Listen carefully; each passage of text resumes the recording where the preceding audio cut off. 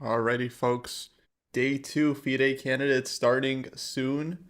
We are live from Cyprus in spirit, watching the games. Day one, fantastic. We see the results there from yesterday. If anyone wasn't here yesterday, we might go through games a little bit. Day two pairings up on the screen as well.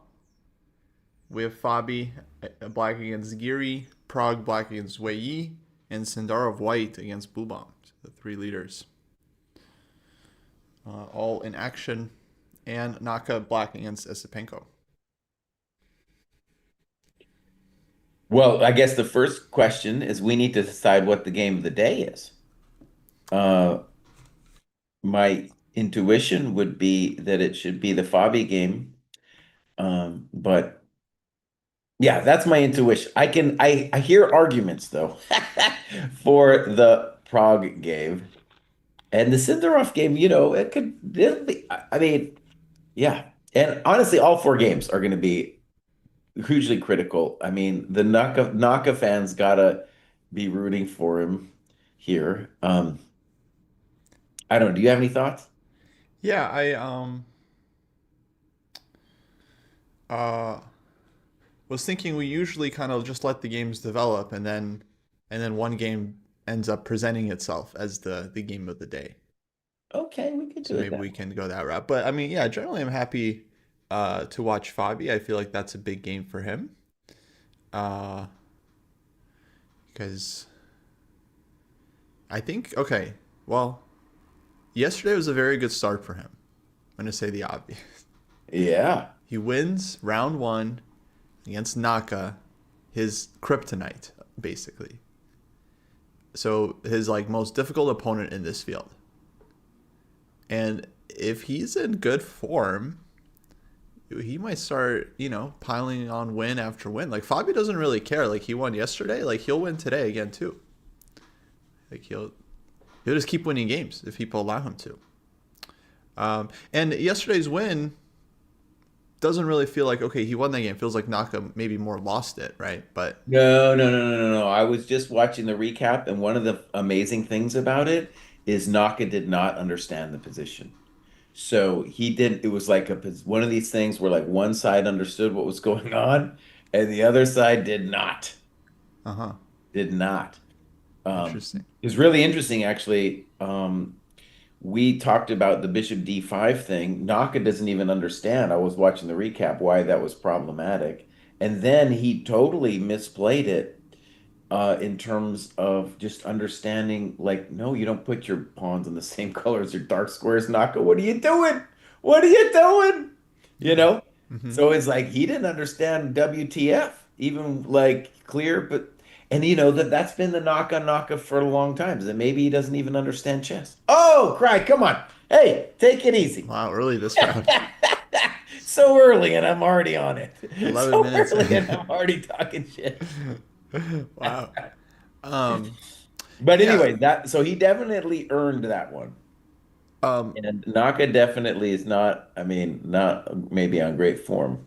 One of the things too, by the way, about it is Naka had seen all that whole B4 thing. He had that all prepped out.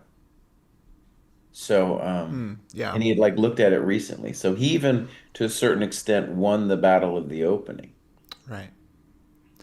Uh, so yeah, I mean, look, you said a lot of stuff there, but that was mostly about Naka getting the position wrong and like misplaying Yeah. it and all this stuff. So yeah, I feel like Fabi like did what he had to do, but it's not like he uh, did something ingenious. I think he more just like kind of played solid, and Naka was the one that maybe made mistakes.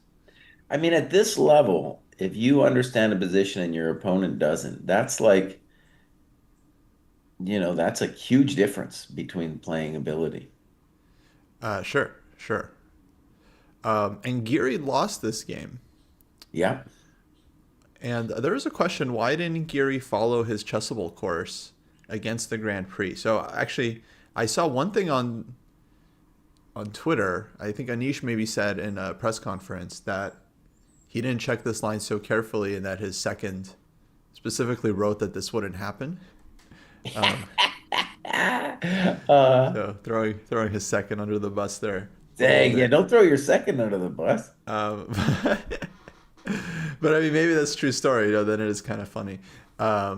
This is the exact line that Prague went for. But yeah, I mean, okay. I mean, I haven't done like lifetime repertoire like Anish and these other guys. Sam is probably a really interesting choice, Shanklin, because he like releases his full repertoire and then we'll play it.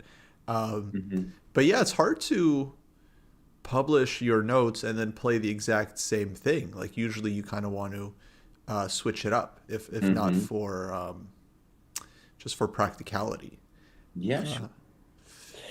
Um, But it was a bold choice, by the way, for Anish to choose the Najdorf against Prague. Normally he plays Najdorf against someone like Niels Grandelius, Jordan Van Fort, like someone he's trying to beat mm. with black, right? Against Prague, he went for full battle with Sicilian. I mean, it was risky. Well, and let me ask you this, but I think a niche is in a really dangerous spot here because I think, especially when you look at the way he's liked to play it with white, he's liked to keep it kind of solid.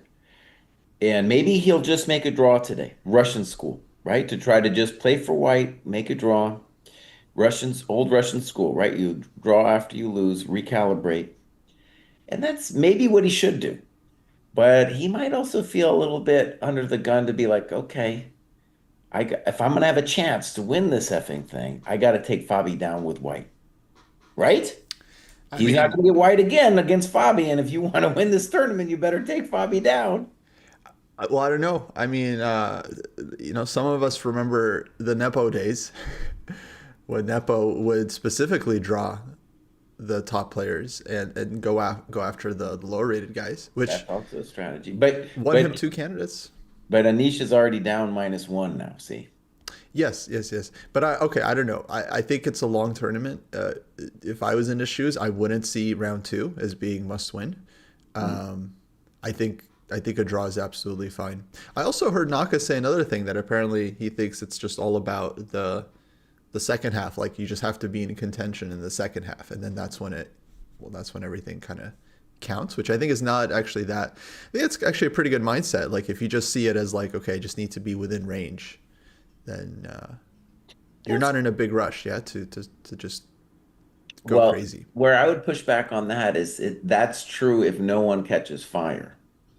But the Mm, problem is that I think Sindarov, Prague, and Fabi all have great chances to catch fire now. that's right. And you see it with the probabilities. Do you see the probabilities of the betting market that I posted? On Discord, yeah, just briefly.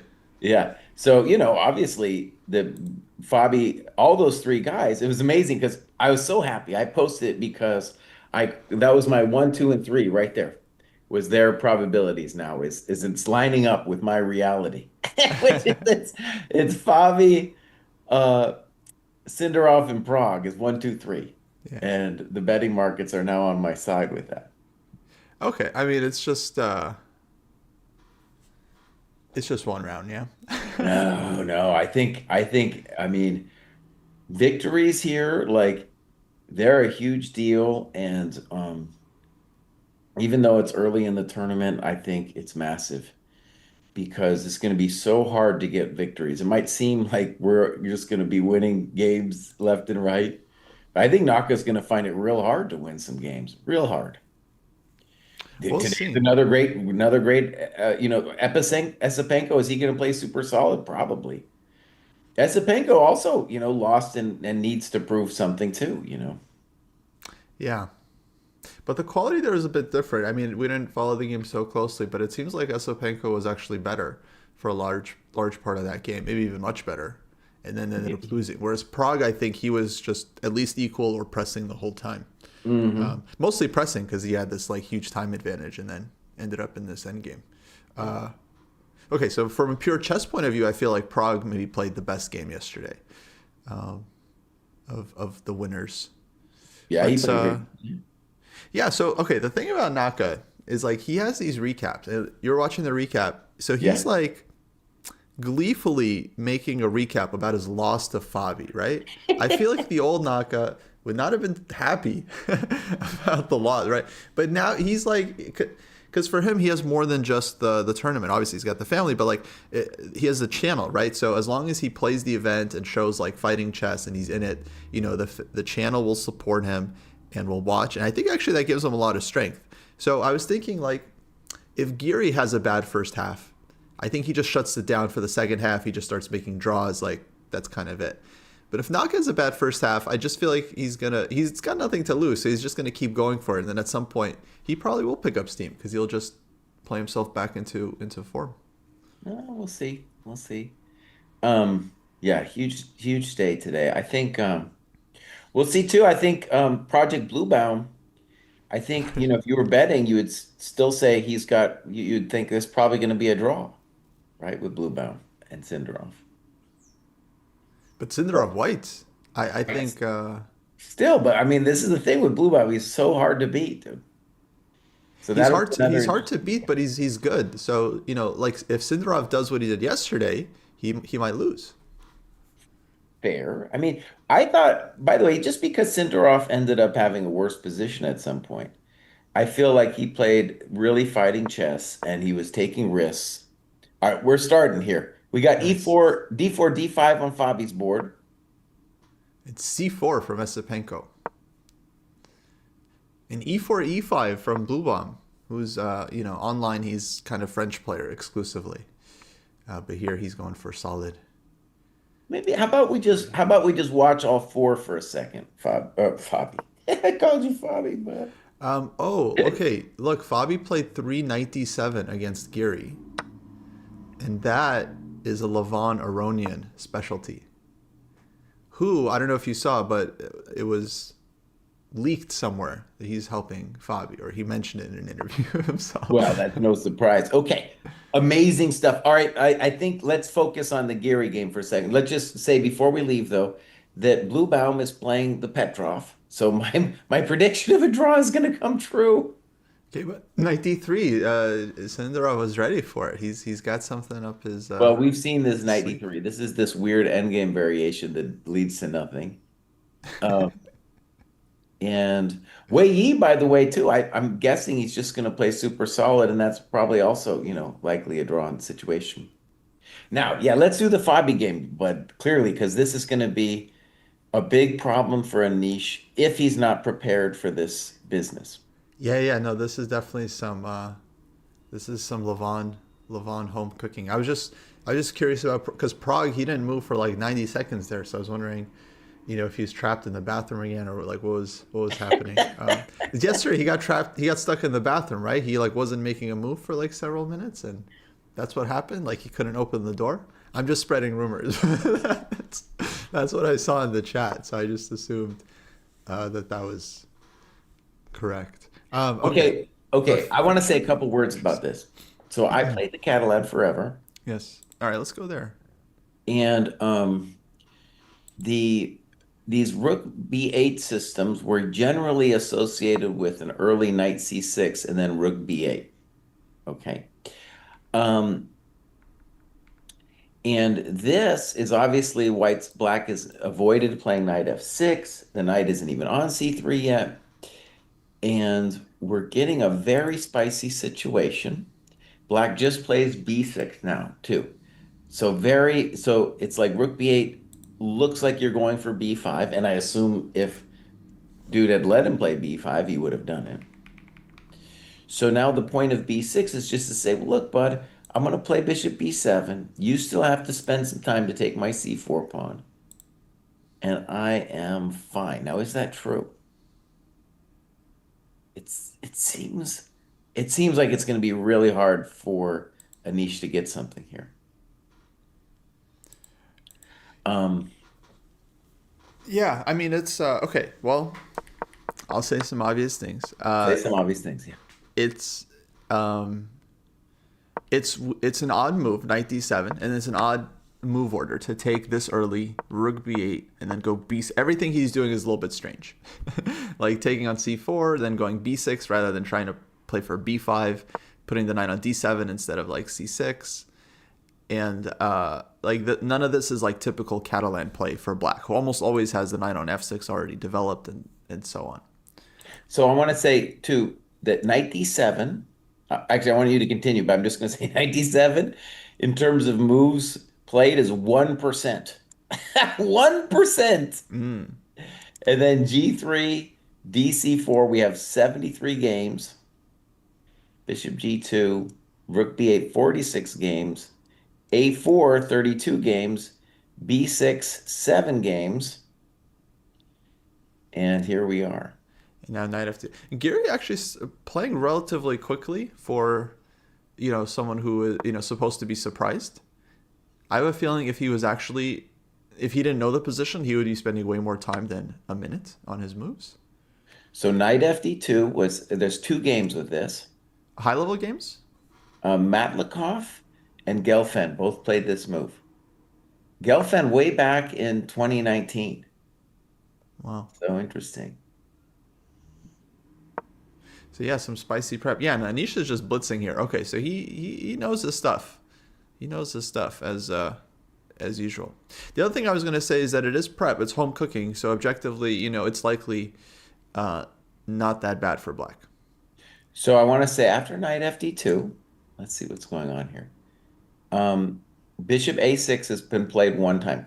The weird Queen F6 was played, which I don't understand at all.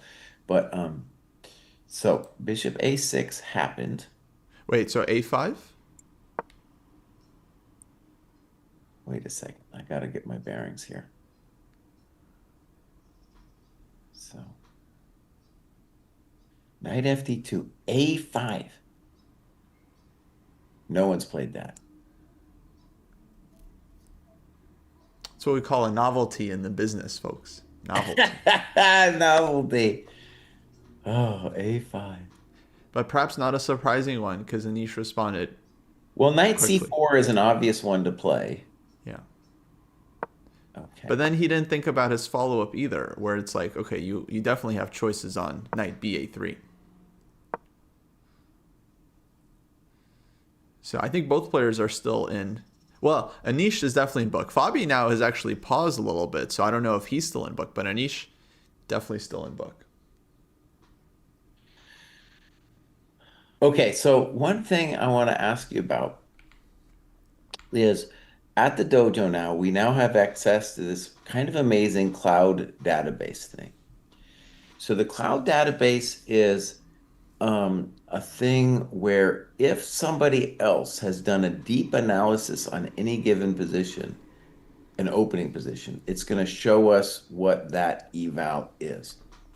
Now, I feel a little funky about looking at it because it does tell me what its supposed computer eval is, and I don't want this to be an engine broadcast. Um, but it's weird and interesting because it's becoming part of the whole prep. So I'm able to see, even though this is a full novelty, I'm able to see all of the moves that other people have looked at here. Mm-hmm. Maybe it was Fabi and Anish even, dude. Yeah, I mean, I don't know how they build out that database for people that maybe know something about it. It's like I think called ChessDB. ChessDB. It's still a thing that I'm trying to wrap my head around. Yeah, and is it a Canadian company or Chinese? I don't know. I have no idea. It's confusing to me, but I can tell you that it has a lot of people using it because I will go to kind of deep positions and somebody's already looked at the move. Right. Um, so it's got a lot of deep analysis. And I just want to stress, like, when you turn on Stockfish on your local computer, it does a pretty good job. We have Stockfish 18 that you can use on Dojo. But when you do the cloud thing previously, that was something that you would have to pay for time on. And now with this Cloud DB thing, it's like, oh, instead of having to pay for it, I get access to very deep analysis without having to, do it. Yeah, I mean, I don't know. I think it's more fun to see the engine go up versus like, okay, they ran it for an hour and then this is what it says. So I guess that's the eval. Maybe Yeah. that's just me. I just don't find it all that fun personally. That makes sense. Well, in terms of like following the game, I'm not talking, I'm just talking, more like personal usage. No, like when I'm analyzing an opening, it's like I just want to run it and see number go up versus, Uh-huh. just seeing like what someone else had. Oh, and I have to do our eval. Hold on, you sent me that yesterday. By the way, yeah, we have some updates to the eval bar. I took everyone's constructive criticism from yesterday Tell us about it. and added some stuff. So now there's little icons on the bar, so it shows where each of us are at. Though it can't, maybe it should be a little one to the left of the other because right now you're like over mine. Well, we have the same eval, so yeah, we're going to be on top of each other. Well, I have point 0.4 and you have point 0.3. Yeah, well, you're a little higher than me. But you see what I'm saying? I think it's great what you did, by the way. But Okay. if it was a little bit to the left You and want to David offset was to that? the right, then you'd be able to see clearly where everybody stood. Okay, I do my best. Let's see. Maybe I can fix that. That's right, Charles. I want my name on top. Okay, but it is really cool. Human eval 0.35. All right, good. Let me just say, so I feel definitely like this is typical Fabi, where he is running a risk by playing this way. I definitely think White's better here. I don't know, I don't like the bishop on a6. The bishop on g2 is very strong. Typical Catalan position where you just got to believe in White. The pawns being committed by Black on b6 and a5 also mean like if Black ever plays c5, it's more weakening than, otherwise. So I don't know. And he's thinking about it now too. Yeah. Okay. Fabi started thinking, so he might be losing the opening battle here. I mean, Anish is famously very very booked up, and he's been playing Catalan for a long time.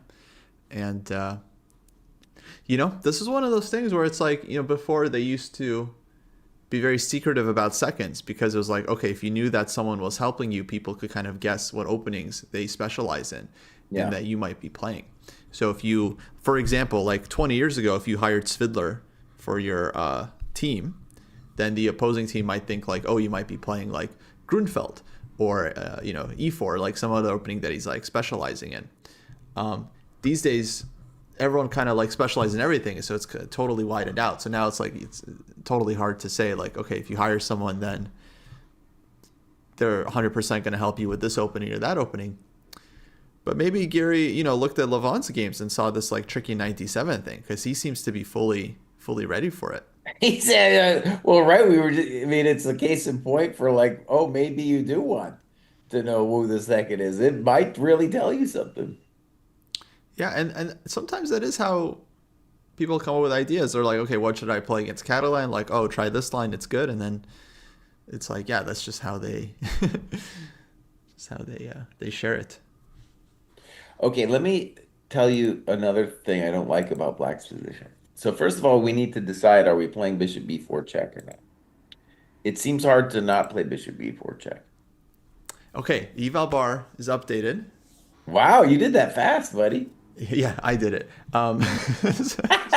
Turned into the vibe coding stream. But okay, that looks better. Yes, you'll have to re-input your eval. But yours is at, I have to refresh and do it or something. Yeah, every time. Yeah, Yeah. Gemini's so annoying. Every time you like make changes, it has to like restart the app. Yeah. All But right, there you cool. go. Now it's Oh better. wow, it's moving all around. That's cool, man. Okay. Yeah. Okay. So we're feeling like it's both slightly better for White. I would definitely want White's position here, just from a practical point of view. And okay, so let me just try to say what my problems for black are. So first, you want to ask yourself if you want to play bishop b4 check. And then later we're going to worry about an eventual knight b5 and how much of a pain in the butt that's going to be. Do you have an answer basically to knight b5? If you don't play bishop b4 check, the white will castle and probably put his bishop on f4, and that's going to be a hell of a drug. It's looking at you. Mm-hmm. If you play bishop b4, bishop d2, and then say knight gf6 and white castles, you have to worry about both bishop takes b4 and bishop f4. If you take on d2, you give me another developing move with queen d2. Okay, let me So start putting this on the board. So check bishop d2.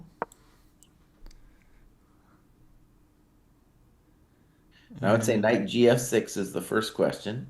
so knight f6. But then the structure is kind of scary. So take knight b5. For example. These are a lot of positions, and even castles short looked very dangerous for black. Because what am I? White can do this bishop b4 anytime they want. Yeah, yeah. I could also just castle here instead of taking too. Now, an argument could be, though, that if you do it, maybe it's not so terrible. So let's say I castle as black, right? So castle, castle. Yeah, And then am I afraid of bishop f4? Maybe I'm not.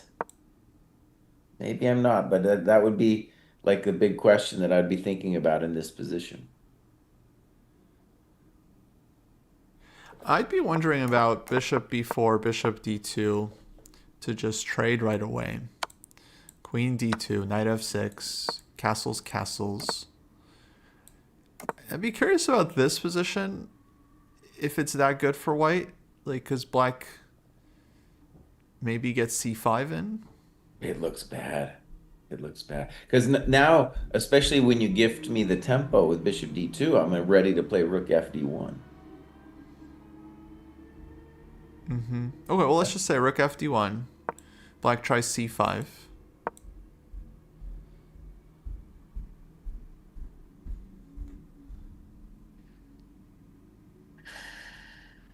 Yeah, lots of questions. All right, I'll just play a natural move just to play it. So knight b5. Knight b5. Take, and what is this? Queen e7, I guess?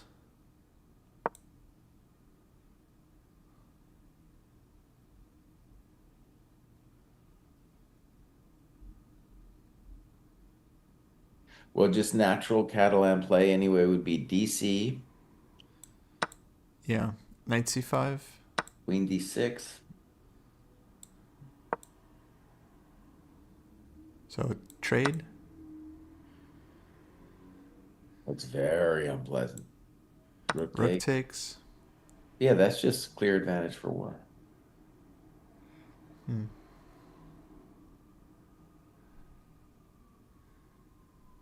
Yeah, it looks good for white. Knight d7, bishop c6. You just start uh, piling on. Actually, knight b5 I wasn't so afraid of. I was more afraid of dc on c5. Knight Also a c5, thought. I queen mean, f4, or something like that. it's a Like, real pain in the ass. yeah. I mean, it's Catalan. I don't like it from the black side in Yeah, I mean, we're general. just making approximate variations, but like white has so many different things. Like obviously rook fd1 wasn't also forced. Yeah. Oh, he's tanking now, dude. Fabi's in Fabi's like, oh shit. Levon. Oh, he's gonna throw Levon under the bus after this. All right, let me try to defend black's honor. Okay, so bishop b4, bishop d2. I'm gonna play knight f6. Yeah, so castle. All right, I'm gonna castle. Then I thought this take knight b5 was pretty annoying. And also you have bishop f4, so I don't know. You Yeah. can make a Yeah. choice. All right, so in this position, I was hoping to live with c5. Scary AF because the d6 square. Also, I'm not really threatening anything with c5 either. I'm just trying to bring my coconuts out.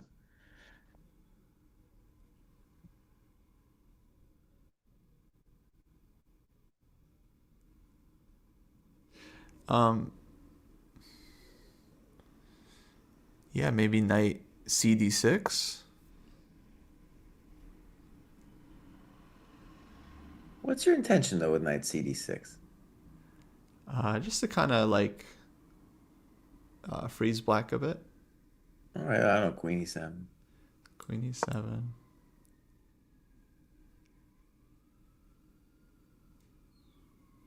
I don't know. I don't know. I like knight CD6 though because you're kind of paralyzed yourself. Maybe it's two. Yeah, maybe it's not needed. Maybe just Queen D2 instead.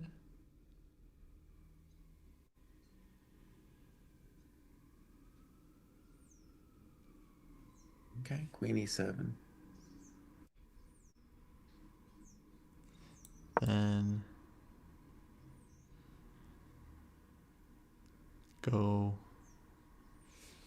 Rook FD1.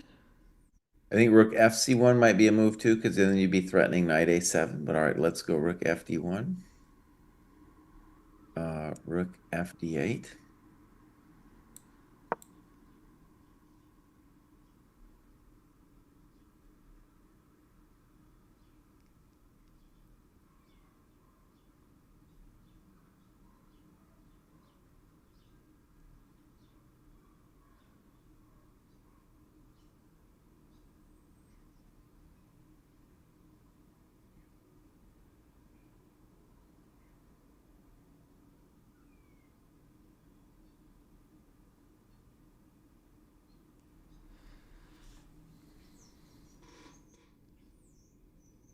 Yeah, interesting position. Maybe I'll go Rook AC1. Right now. Mm-hmm.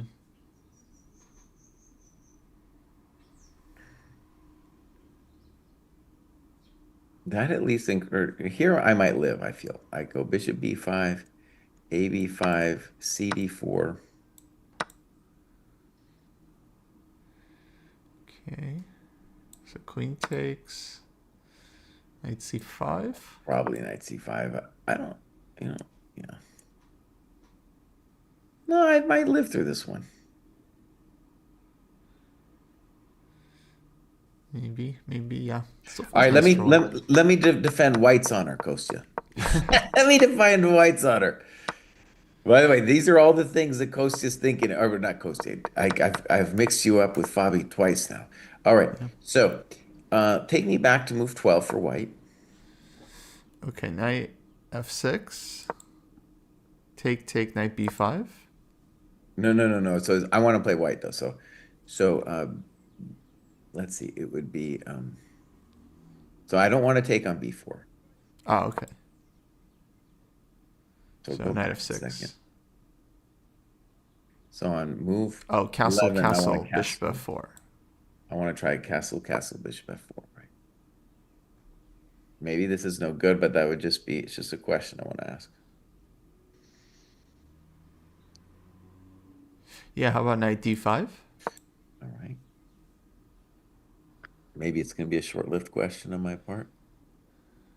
And yeah, he has given check, by the way, guys. So we're on the right track, folks. 17 minutes. Oh, Fabi's in trouble, buddy. Well, he just needed to make sure that it was check.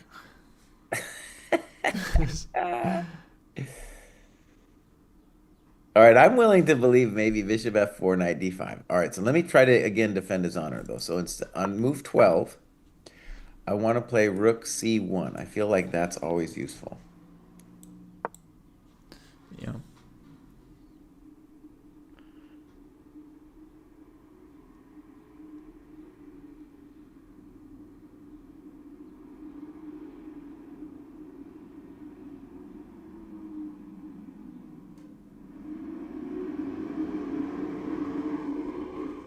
While Coach is thinking, black can always be thinking about knight d5 because Catalan players usually don't want to play e4 to block their bishop. True. Yeah, Knight D5 is always kind of a move.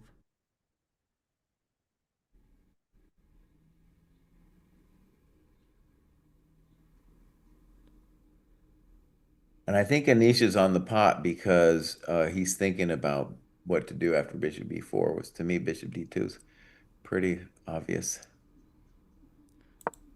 Yeah, live position, we have check. Nothing else really makes sense.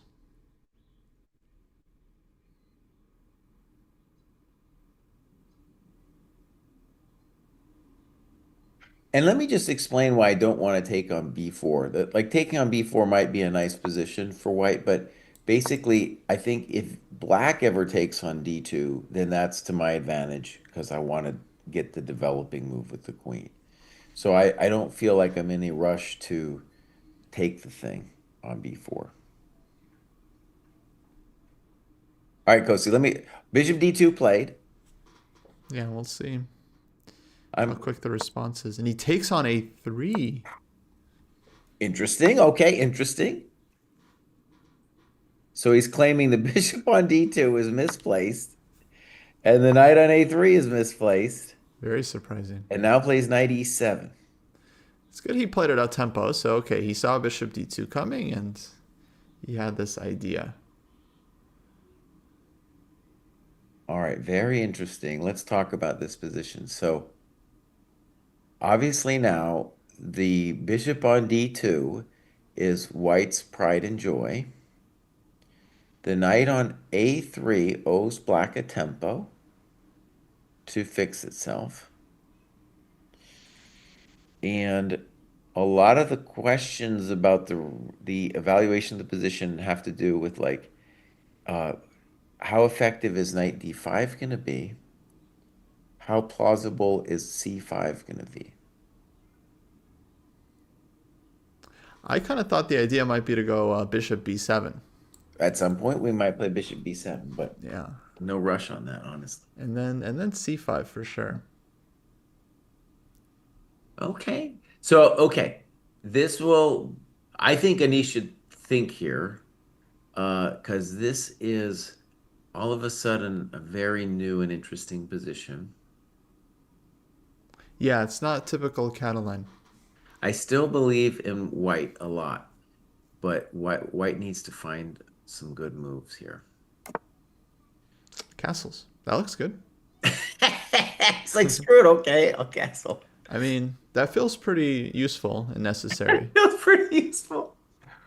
So, Okay. I think from a practical point of view, you could say, all right, I'm just going to castle and then we'll see what to do after that. Fine. right. Let him castle and then Anish will tank. Castle, castle, we're all friends here. And maybe Anish will tank here. That would be a bad thing, but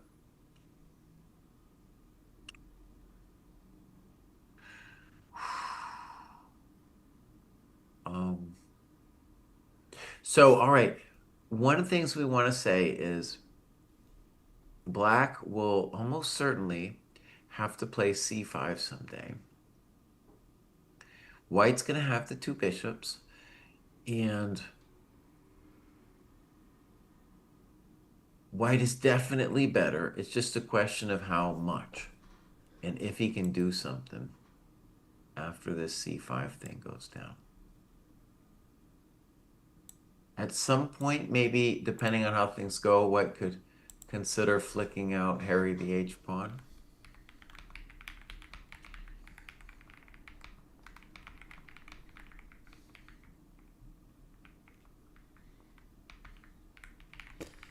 Yeah, I mean, yeah, I gotta like white here with the two bishops.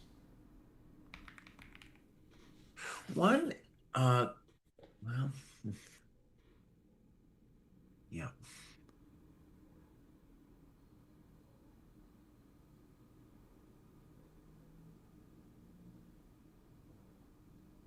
And I mean, white has so many different plans, so many different plans.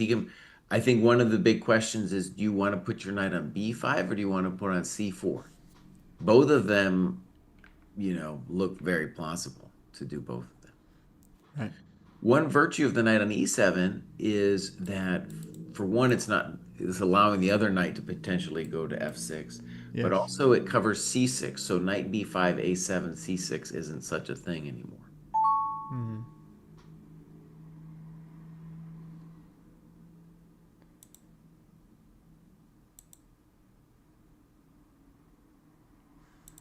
Okay, wait, let's see here. I'm trying something.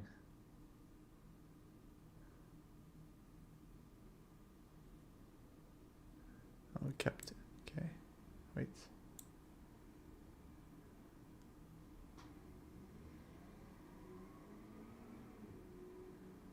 Why is Ben talking says, I think plus point 0.5 should be higher on the bar. So I think what they're talking about is like, Yes, yes, yes. I try to fix, guys. I try to fix.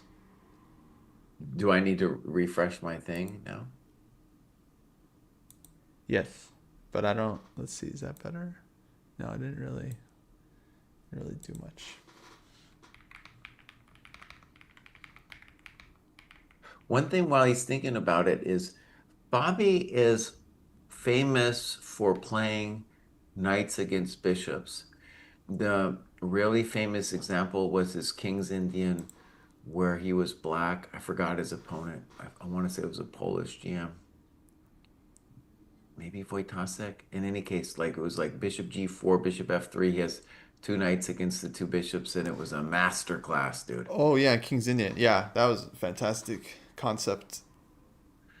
And anyways, when you play Bishop A3, we're dreaming of some kind of position as well of the knights doing dances with the bishops.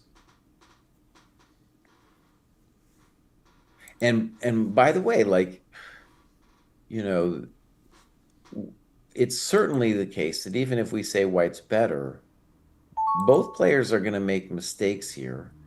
And it's not, it's not like Fabi's, even though Fabi's worse here, it's not like he doesn't have reasonable practical chances to win the game because weird stuff can now happen.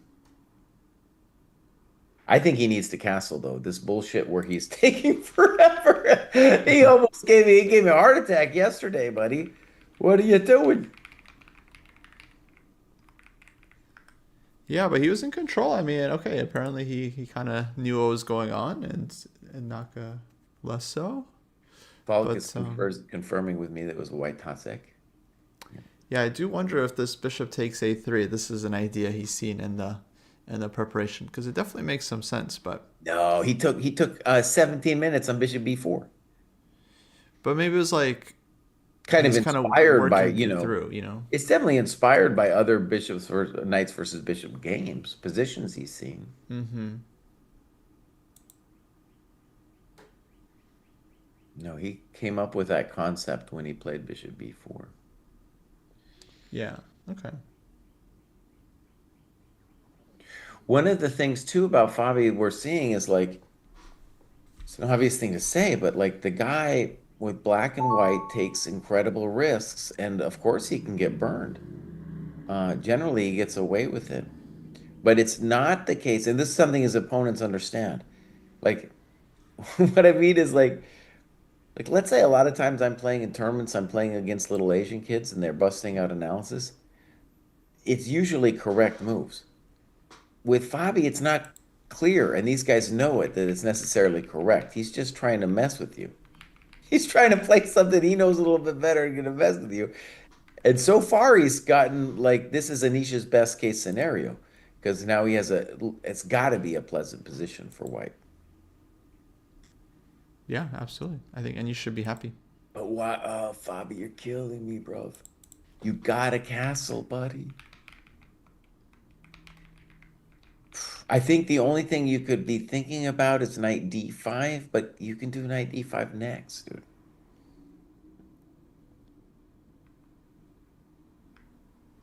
Thinking about c5? You could do c5 next. You must castle, my young friend. This is like yesterday when he took forever on bishop b2. I'm like, buddy, you can't be doing this. Yeah. We'll see if the time burns him today.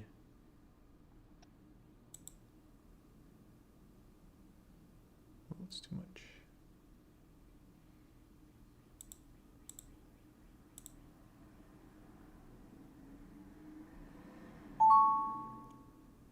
No, I gotta update my thing now. Okay. Castles finally, Fabi. Jesus. Let's see here. How's this Still at looking? +4. I'm actually going to go +5. That's where I'm going to go. Still too much. All right. And one of the things that the dojo did not allow me to do is to incorporate the time into my eval. Sometimes I also want to incorporate like just how difficult the position is to play. Like there was a certain point yesterday I felt Fabi's position was much more difficult to play than Naka's, and I wanted to incorporate it in there. But David and Kosti wouldn't let me do it. Oh shit. Maybe this is what he was actually thinking about. Ooh, B4 B4. played quickly.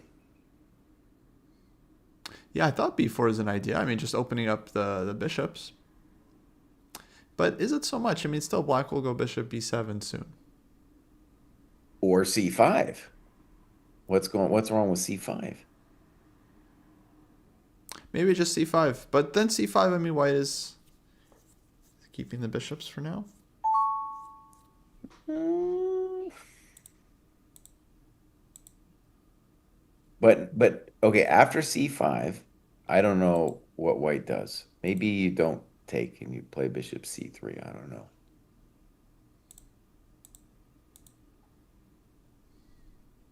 So let's just say one of the things that's interesting is that Anish is playing this very intuitively.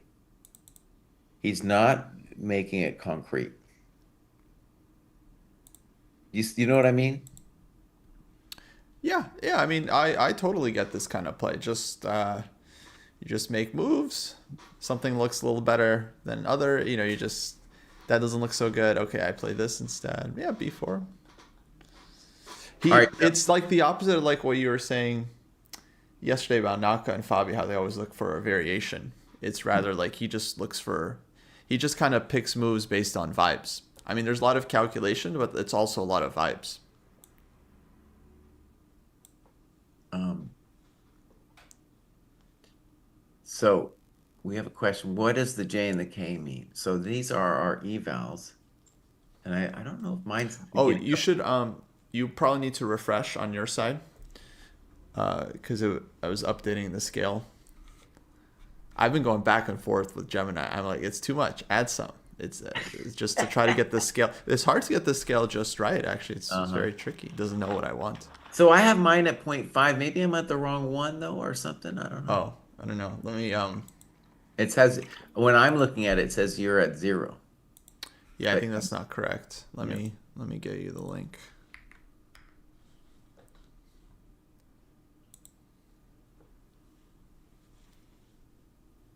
I definitely don't think they're in book Nordovich. I really, really don't think so.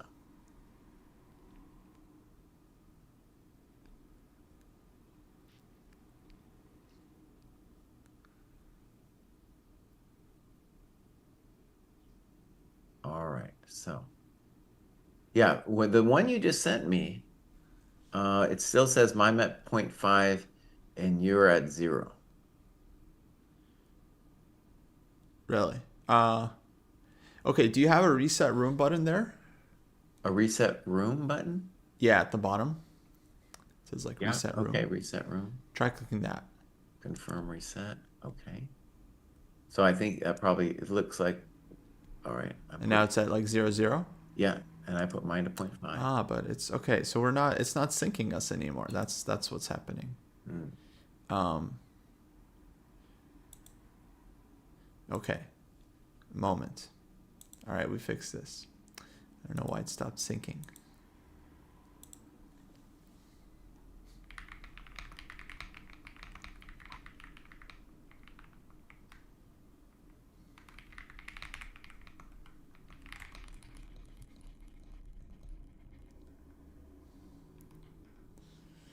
Okay, we fix. Yeah, folks, there's no stockfish in the human eval. It's human eval. Stockfish is engine software program. Let's talk about Lauren's question. So with C5, are you worried after DC-BC about the A pawn? The answer is yes. But the good news is if you play DC-BC, you'll activate my rook, and my rook will also be taking the b5 square. So that position, I feel like white's better, but I can imagine holding it because white hasn't fixed their knight on a3 yet. If c5, I think my biggest concern is bishop c3, not letting my rook free. And, the party goes on from there, though, because I could play knight d5. So I think that's kind of what I'm analyzing. I assume that's what Fabi's analyzing there too.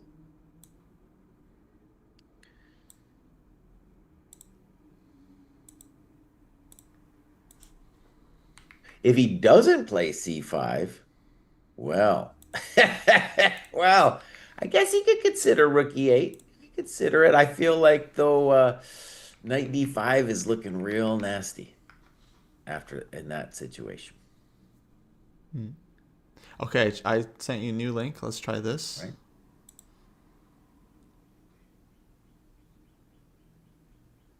All right. And you should see me at point 0.3. I don't know. I see you at 0. I'm still at 0.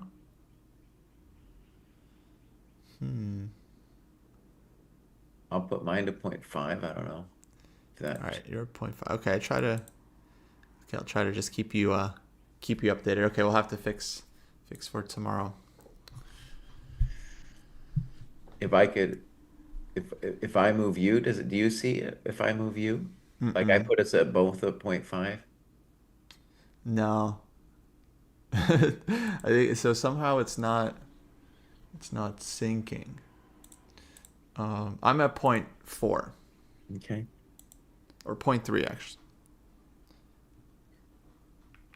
I might dial it down actually too because I don't I just believe intuitively in white's position, but I'm not if I'm white and I'm looking at black playing c5, I'm like, am I really better here, Bout?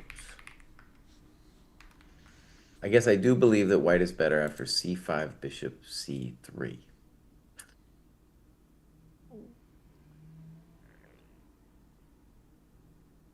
With the point that if knight d5, I would actually hack it and play dc. I don't know, actually. I don't know. It's question marks for me. Yeah, but it kind of feels like it should be okay for black. I mean, you're still thinking c5. I still feel. I guess bishop b7. The question there is maybe just e4. Um, but Well, okay, c5 definitely the main candidate move. Yeah, for sure. the reason I don't like bishop b7 is the bishop on a6 is performing a valuable job right now. In at least I'm making it difficult for your knight to come in and mess with me. So on bishop b7, I'm assuming any move is better for white then. Knight b5 would be the obvious one.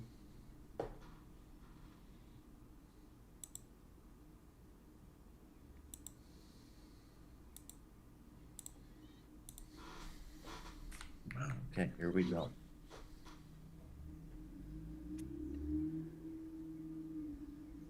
This might be a day of suffering for Fabi.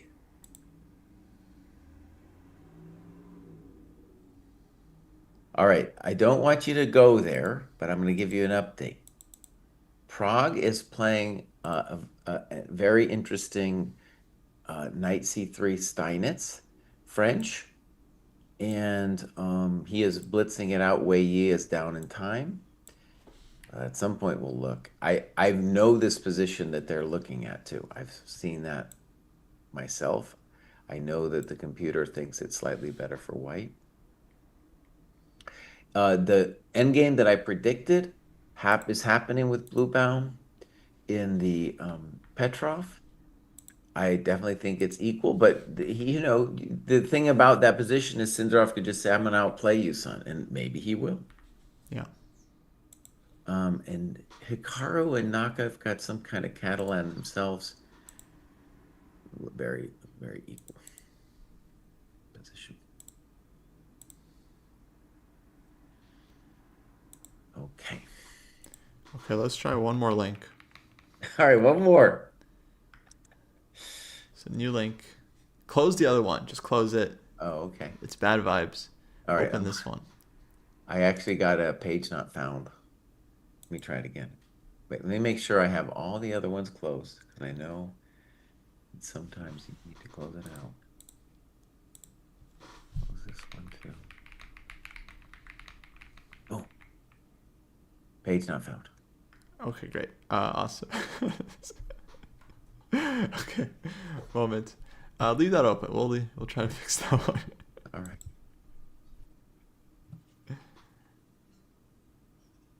Fabi's tanking, bro. Fabi, you can't. Tanking. Well, I get it. You do need to think in this one. Yeah, not easy. Chump Jam really wants to play C5.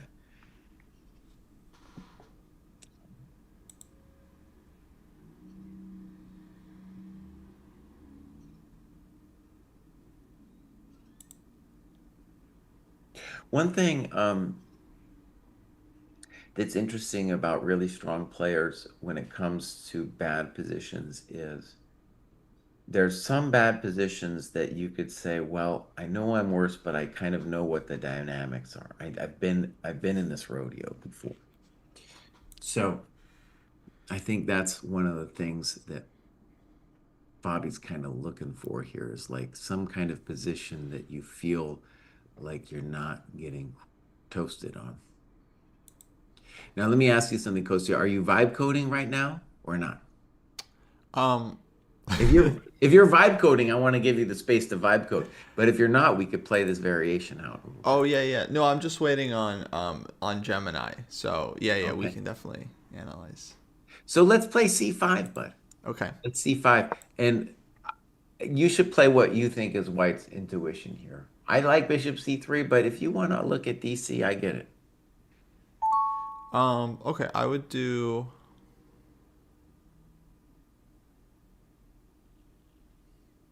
Yeah, I would do DC. Okay, BC. Then Bishop C3. Okay.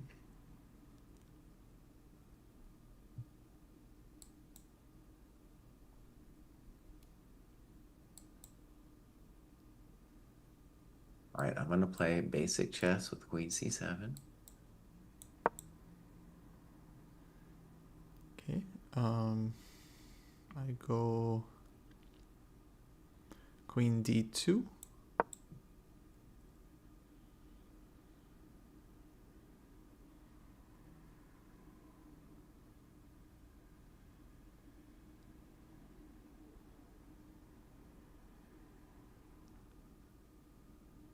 Now, I feel very nervous about this, but I want to try first knight D5.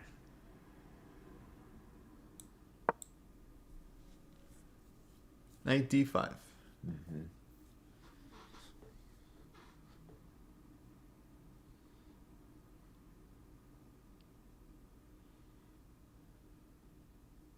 So while he's thinking, the question is like, how does he feel about bishop takes and pawn takes? I'm Yeah, I not feel sure how like I I feel could about take. it. All right, let's take it then, just to see. Bishop takes, pawn takes, queen takes. I wanted to see if I could get away with bishop E2.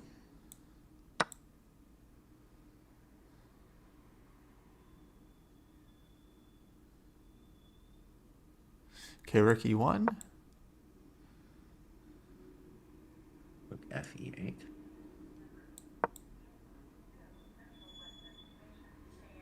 I might live to this one. Knight B5. I'm gonna take that thing. Take. Take. Take on B5 immediately, right? Okay. No, but black is surviving here, right? Probably, yeah. I'll probably play something like knight B6, but I could also consider knight F8. And yeah, actually, knight F8, I have to be a little careful about bishop E5 things. Mm. But I feel like this is a standard position where, I definitely think the bishop's better than the knight, but I don't feel lost here. Yeah, actually, well, I don't know. Knight B6, there's Queen G5, so maybe black still has some concrete problems. Okay. All right, let me see if I can find a concrete solution. Um, let's play. Maybe queen c6 could annoy me at some point too. Mm-hmm.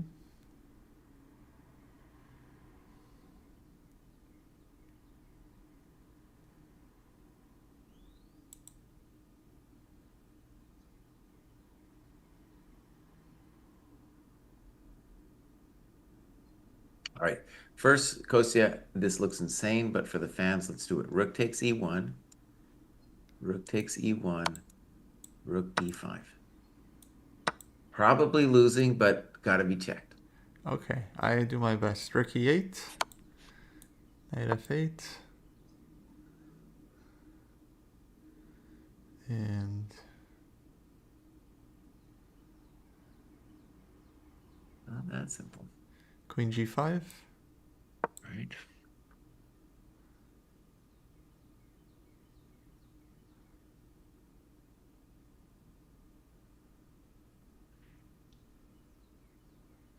f6.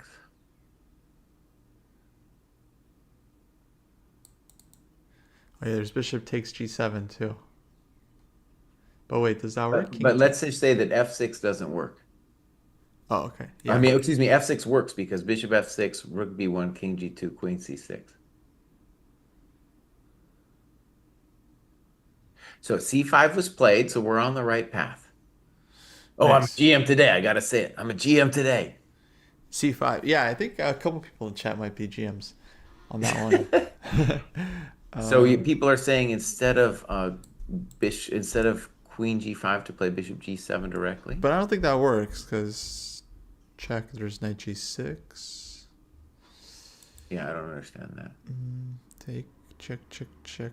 Take. Yeah, we can't take on f6, but still looks pretty scary for black. Like queen d5 check. We have queen And f7. master of Papa, queen a8 does not work because of rook b1, king g2, queen b7 check, and I get the ladies off. I'd go like queen d8 and The knight is not pinned, Nordovich, after king g7. After yeah, king g7, the knight is no longer pinned. that is unpinned. Okay, but let's take it back. There's a long variation. Let's try it again. So c5, and now I think Anish is going to play bishop c3. It's interesting. All right, actually, let's switch it up. So let me defend White's honor, Okay, so you want to and go I'm going bishop to play c3? bishop c3. And now I don't. If I was black, I would be thinking about knight d5, but I'm going to let Kostya do his thing here. Yeah, maybe I would try bishop b7. Okay. So notice that Kostya's intuition is really about this bishop b7 thing. It makes me nervous because I feel like the knight is now going to land on b5 and it's going to be a powerful thing. But we're going to see. Yeah. All right. So Classic. uh, Classic player. now let me just start with e4. It's controversial because I'm blocking my bishop on g2, but I'm also taking out the knight on e7. Making you wonder about, am I maybe going to play d5 too? So wait, you want e4? Yeah, e4, yeah.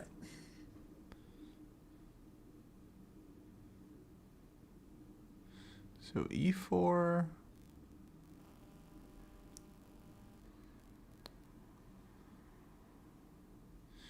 Yeah, don't want to allow d5, I think, if I can help it.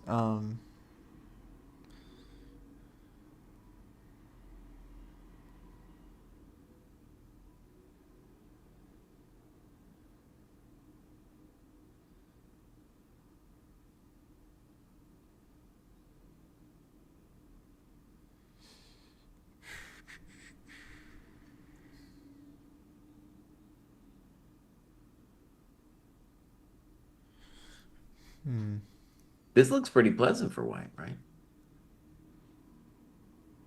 Yes. All right, let me try to do black's honor, Kostya. So Okay, we go back. so bishop c3, let me try that knight d5 move. Right. Knight So I'm d5 trying is to okay. say I'm going to accept the isolated pawn and maybe a slightly worse position, but I'm going to say maybe I can live through it. Now, after knight d5, Kostya has to choose between bishop b2 and taking the thing. So wait, so take, dc. You want to take with knight? Take with the knight. Though interestingly, I could get. Wait a second. I could take with the pawn. Yeah, if you take with pawn, it's kind of similar to the other line, because I would probably have to take on d5. Oh yeah, that's nothing. That's nothing special for white. But rook fe1, how do you do this? Rook fe8. E8 again. Oh yeah, that's not so bad for me. I feel like knight b5. I still feel like black is under pressure here. Maybe knight c4. Knight b5.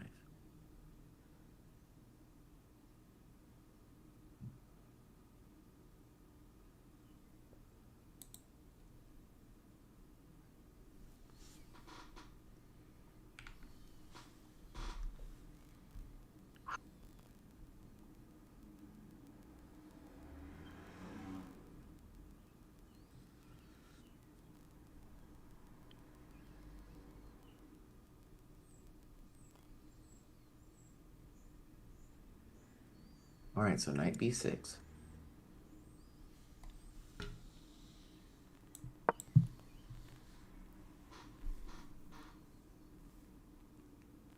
And the other line is a little different. I think queen was on c7, so Mm-hmm.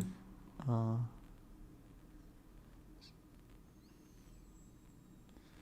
the same. But here, don't have. I feel like there may be some tactics. Not sure.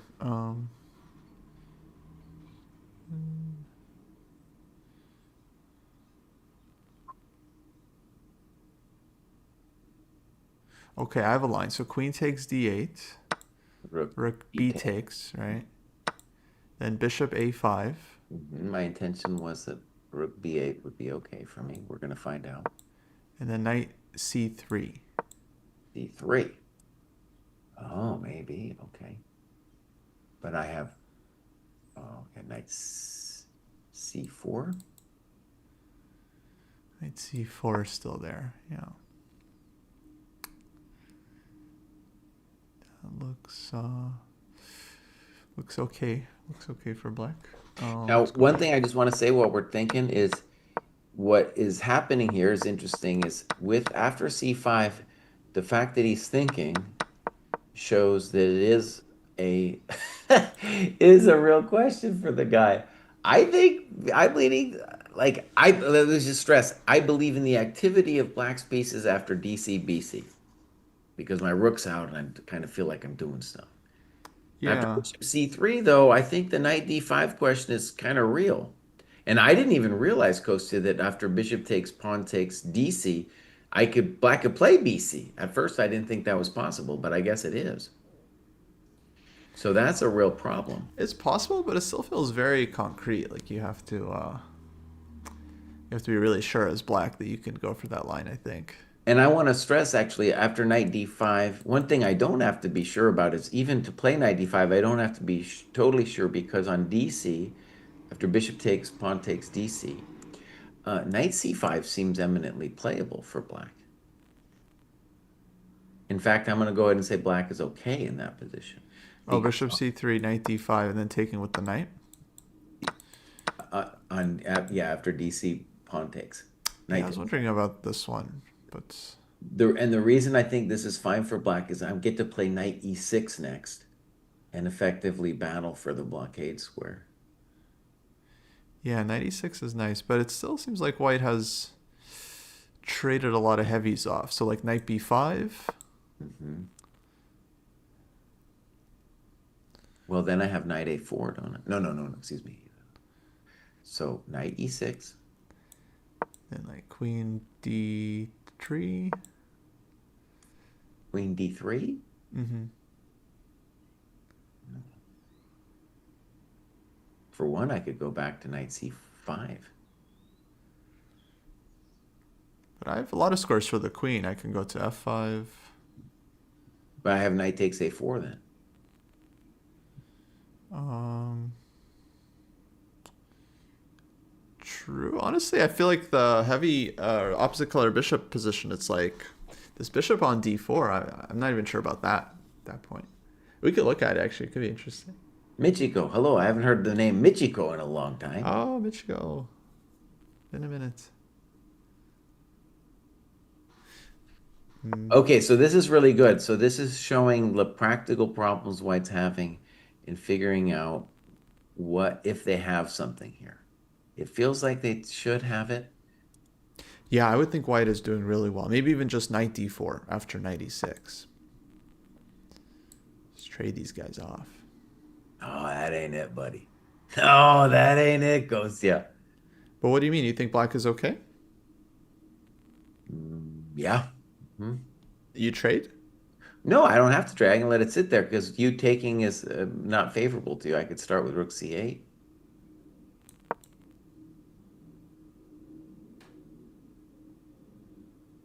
Play Okay. rook Bishop c4. b2. Rook c4, pretty obvious. c4. This is what they call pain in the butt. Um, I don't know. No, I think white's like much. I think white's thrilled here. Queen d2.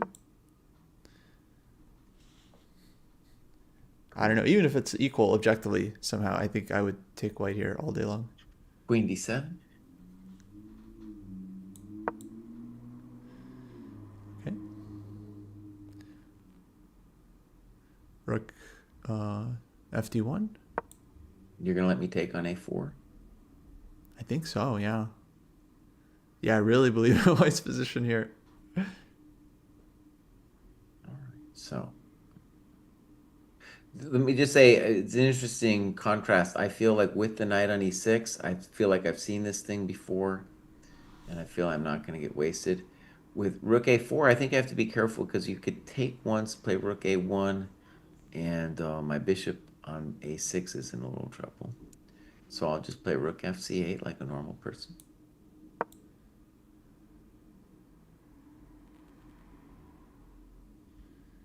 And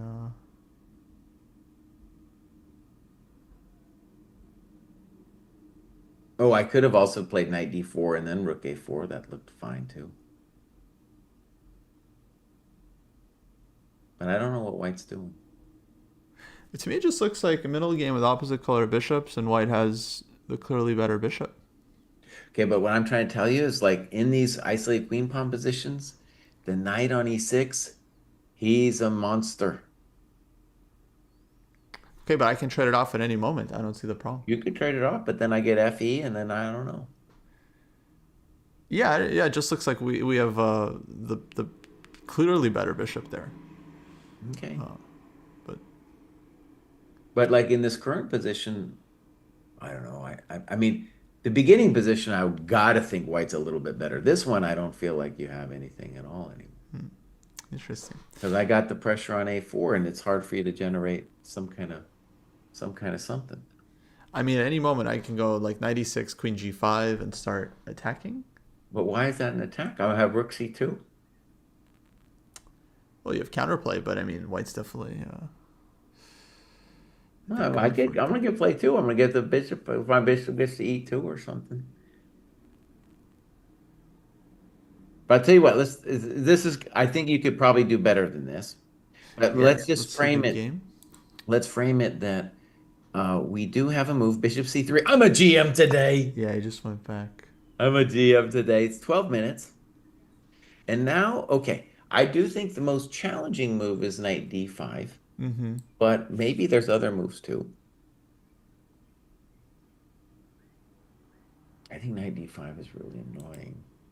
And by the way, Kostya, maybe the play is on knight d5 to just play bishop b2. Just say, you know what? I'm going to back my ass. No, I'm not going to say it like that. I'm going to back it. I'm going to back it up, and I'll be retain my bishop advantage. Right. No, bishop pair is real. I definitely like this for Giri. Oh, okay. Let's maybe this link was try this link again in the Okay. Discord. It might have been fixed. All right. Page not found. Still not found? I'm gonna refresh it. Page not found. Oh, no fix. Oh, Gemini killing me. Yell at the All right. AI. So it's just weird, I have the prejudice for the bishops where I believe white must be better here. However, concretely, I'm not really seeing a problem for black after knight d5.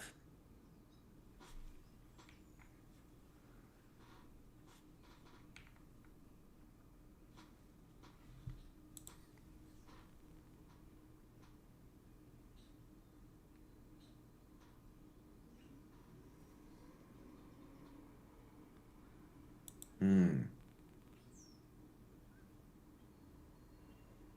Okay, I'll say this. If knight d5, if white just wants to say, I'm a little bit better, then maybe you play bishop d5, e d5, and then the very simplistic knight b5. Don't take on c5. Save that for later.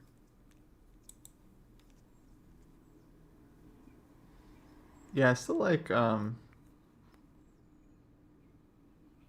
these lines for white. All right, since you like white, why don't you defend white's honor here, bud? Yeah. And I'll try to defend black's So honor. knight d5 I take. Okay. And then ed dc, and then how did you want to take I think BC is the first thing we got to look at. bc? Okay. Queen d5. Because if I can do this, then that's just great. Bishop e2. Rook e1.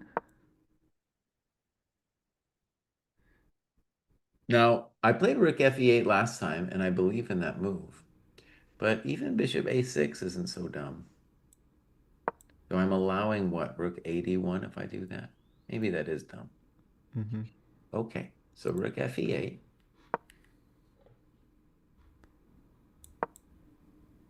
Bishop g4 was also plausible. All right, I'll play rook fe8.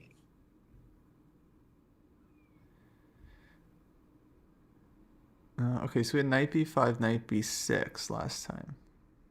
That was very, very concrete.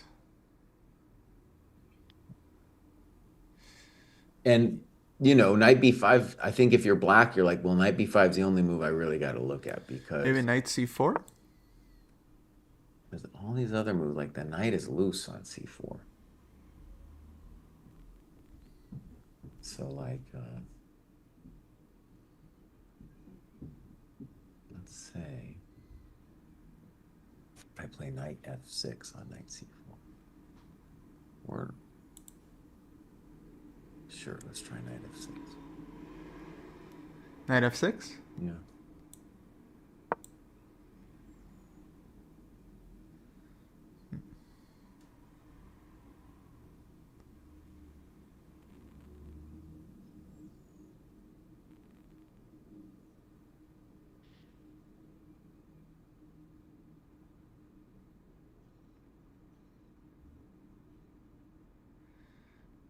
Um,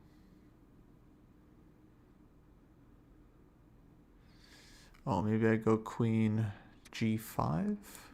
I didn't see what you had after h6.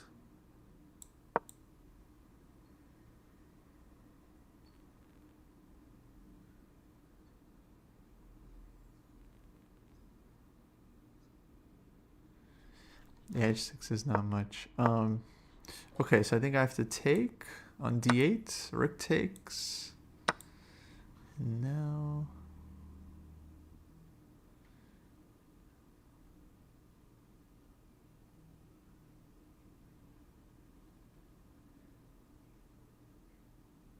Well, now very hard to imagine that white has something.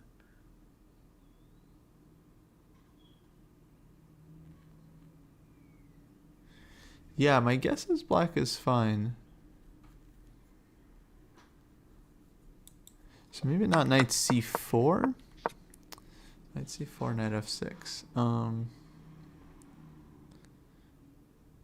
What else can we try? Maybe. Okay, knight b5. You still want knight b6? I guess, yeah, I mean, I think I could do other things, but sure, let's play knight b6. Okay. Then.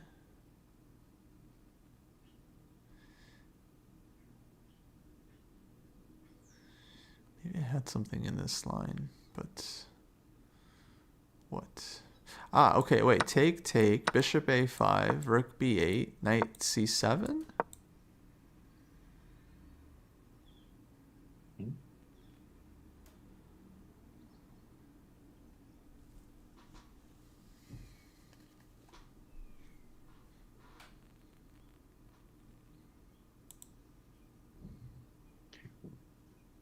Rook e4.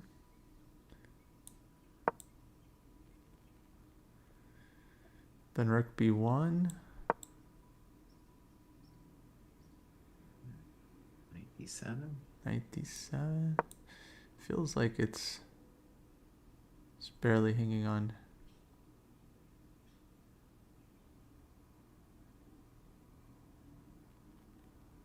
Yeah, black seems fine.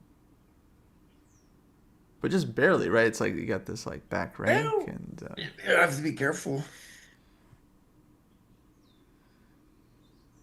But there's no like, I don't, we can have an abstract argument about the A pawn, but you have to have some, there's no positional reason I'm worse. It has to be something tactical. right. Yeah. Well, that's what I'm feeling. That tactically it feels very suspicious. So I'm looking for the knockout, but it's not so easy. All right, how about let me defend white's honor. So bishop c3, knight d5, and let me try bishop b2.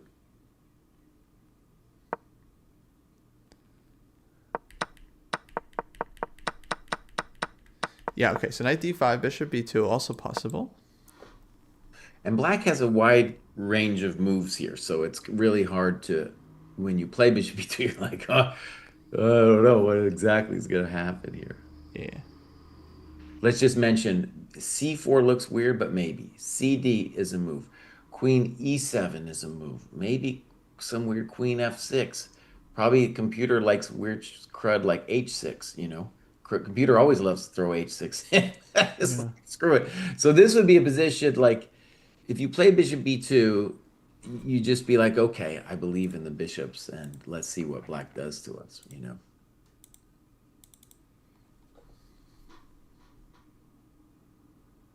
I'm beginning to think, though, that this has to be correct because the bishop d5 stuff really doesn't seem to do it.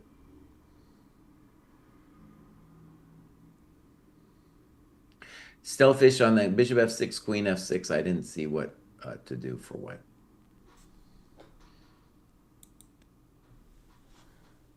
And it's not like white, in all these variations, there's no way white should be worse. We're just looking at, is there some way to put black under hectic pressure? Because it feels to both of us that white should have something to, give black the business. Yeah, absolutely.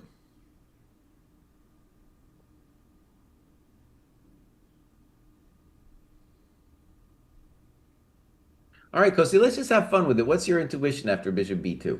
It's just a game, but Yeah, no, I just need a second. he's vibe coding everybody. No, it's not it. Okay. I want you to fix the thing. It's cool that we get this little eval bar going. No, it's just yeah, it's not what I'm doing. What do you think?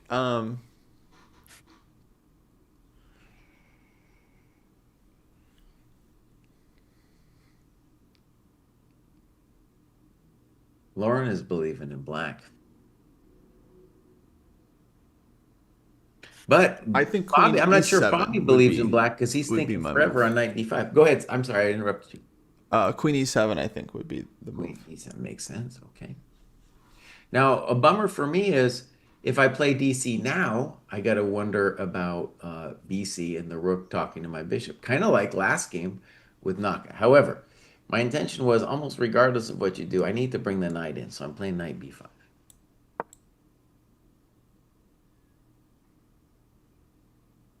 And I'm gonna say mouse, I want you to worry about knight a7. I don't know if it's a real thing, but I want you to worry about it.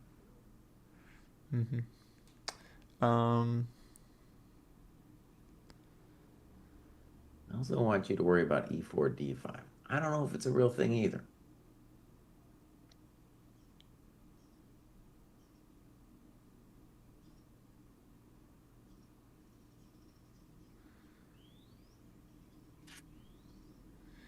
yes, not easy.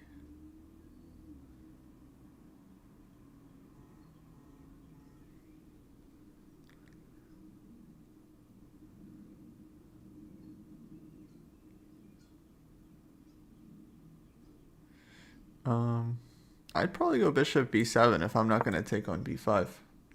You love this move. But what are you going to do? I've been playing e4. Isn't that a nice position for me? We want e4 and d5. I don't know yet. I'm going to see where you go. I could also just, like, if you go Four. knight df6, I could say, well, rook e1, I'm definitely better there. Okay, yeah, knight b4. Knight b4, okay, the combative move. No, I'll play rook e1. I don't know, actually. Hold on. Think about it, Corey. Think about it first. No, it's two bishops. I like the two bishops. All right, let me defend black's honor then. I'll be black. Knight d5, bishop b2. Okay. I'm even gonna flip it so that I can see it from black's view.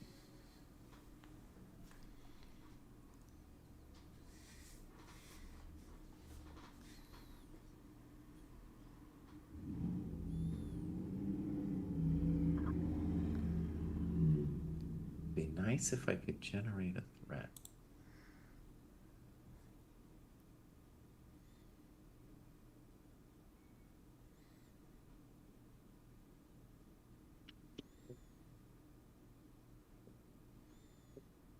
I definitely don't want to play bishop b7. I'm definitely most worried about knight b5.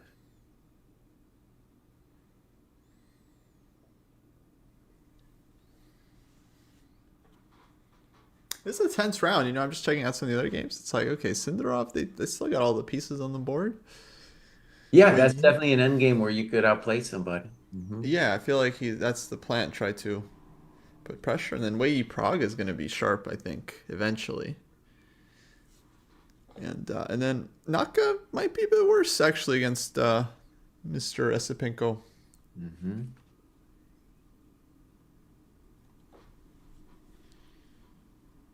Nah, Prague's the French player's delight, buddy.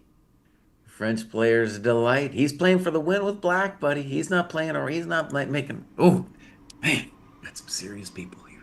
Yeah, he's not playing around. Prague, no play. All right, I gotta go potty, and then I'm abandoning this thing as black. I'm gonna think about it more. But after, I think this is. I believe we've identified best play. It's like bishop c3, knight d5, bishop b2, and then black needs a plan, and I don't know what it is.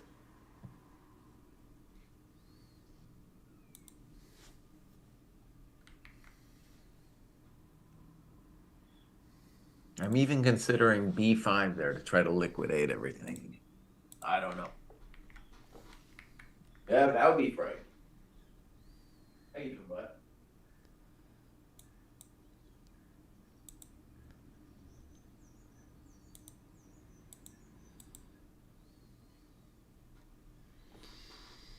All right, folks. Well, let's take a look at some of these other games, huh? So this is Wei Yi Prague. I had French here. Big French for Wei Yi.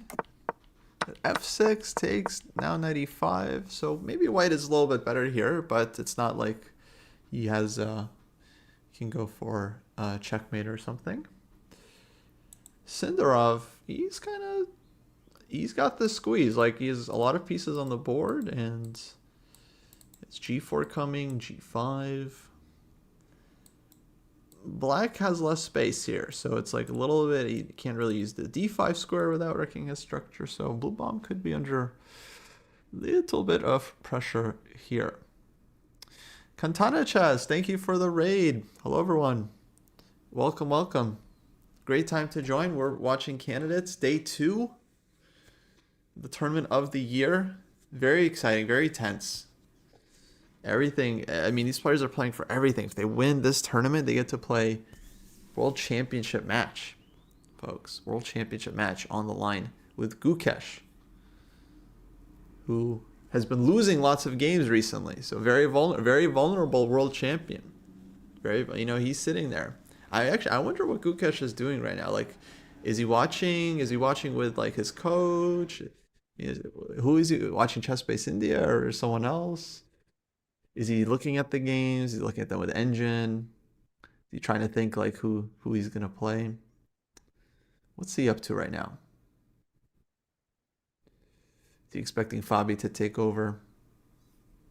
He's probably watching the dojo stream. Yeah, he's complaining about like the eval bar on the stream. He's like, guys, can you please make it a little? Okay, good catch. No problem. No problem.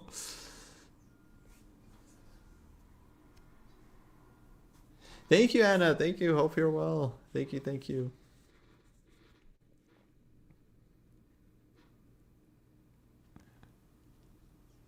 Do we think Gukesh will hold the match? Hold the title? I mean, it's kind of hard to say, right? I mean, it's still just long ways away. The match will be in November. Anyone can win the tournament, and I wouldn't pick them as a big favorite over Gukesh. I think the match is just so different. Anything can happen in a match. That no one's gonna be underdog. Against anyone.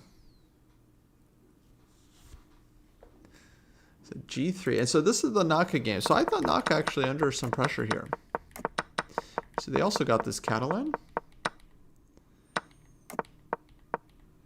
Now D4, knight D4, queen B3. Naka comes down, knight C6, takes E4, and H3.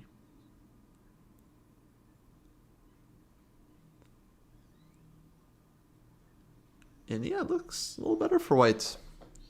You have the nice structure. Black has the c-pawn, still needs to figure out. Bishop as well.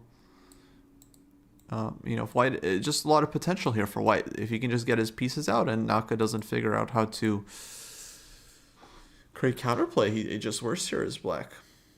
Just worse, difficult position.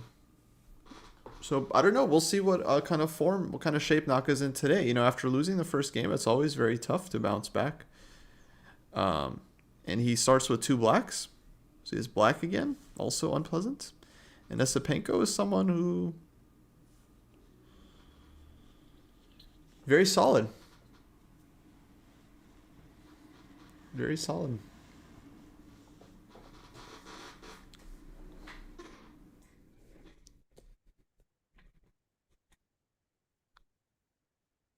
Move made in the main game. Oh, is Jesse in the chat?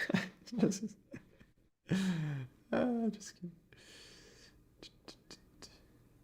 What do we see? Oh, we have knight f5 from Fabi, guys. Knight f5. Knight f5. Actually unexpected, no? We were thinking mainly knight would go to d5.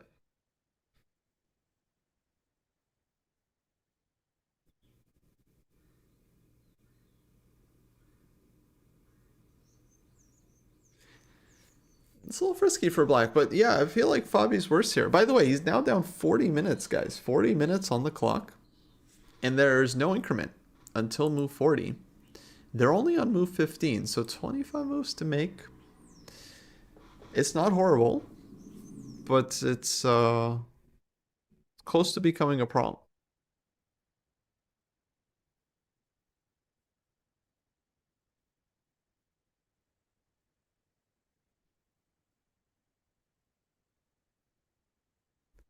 But I think very logical move, just putting pressure on d4. Trying to trade off, forcing white to do something about the d-pawn. And also claiming that d5 is nothing special. Yeah, because d5 kind of gives black the structure a little bit. Mm-hmm. Okay. Yeah, there were some lines where white would be playing e4, but now it very much depends on what happens in the center, how this gets resolved. Because black is starting to take on d4 and just trade off. Okay. Let me defend his honor. I want to play knight b5. Okay, knight b5. Hmm. Okay, I take on b5 and I go knight d4. Snip, snop, queen takes. I would think black's holding this one, no?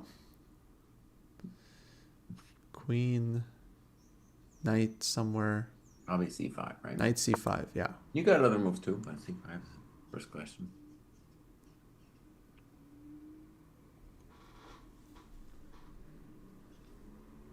So He got inspired by Naka's knight f5.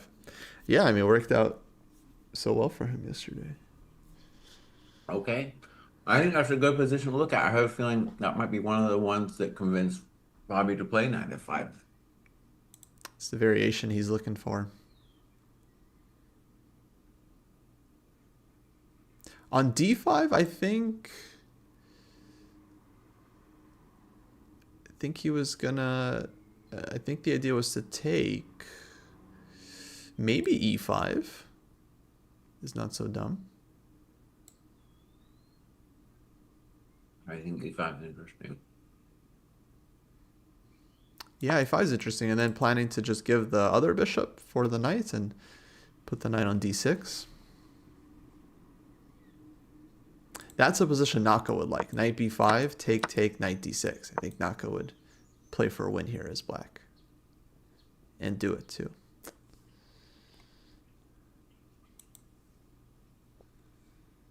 So yeah, d5 maybe e5. Although d5, e takes d5, I feel like is not necessarily so special for white either.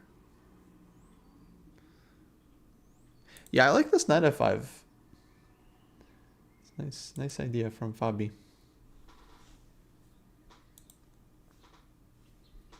Hmm.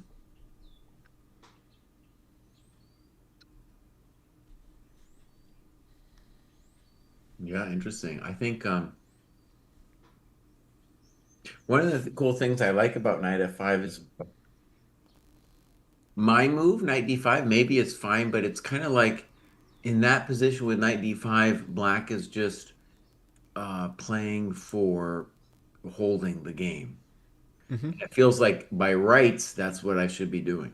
With knight f5, it's interesting because all of a sudden, after say d5, e5, maybe black can, play for something. Sure. Maybe then I play for something. Hard to Yeah, it's definitely evaluate, but enough. maybe I play for something. Yeah, white can. It's easy, yeah, for white to go wrong here. Yeah, if he kind of makes one bad decision.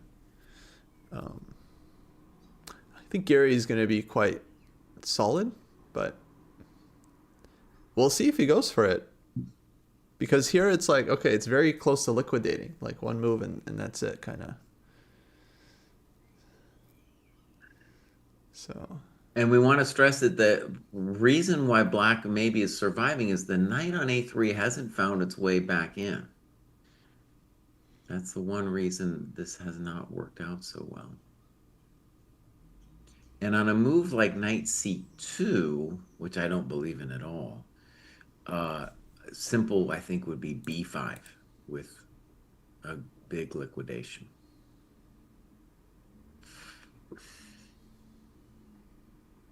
Hmm. That said, maybe knight c2 is you could it's if you're trying to hold attention, knight c2 might be your move of choice.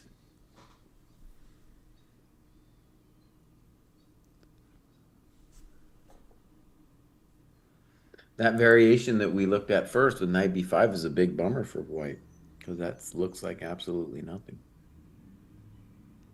yeah. But what else to do?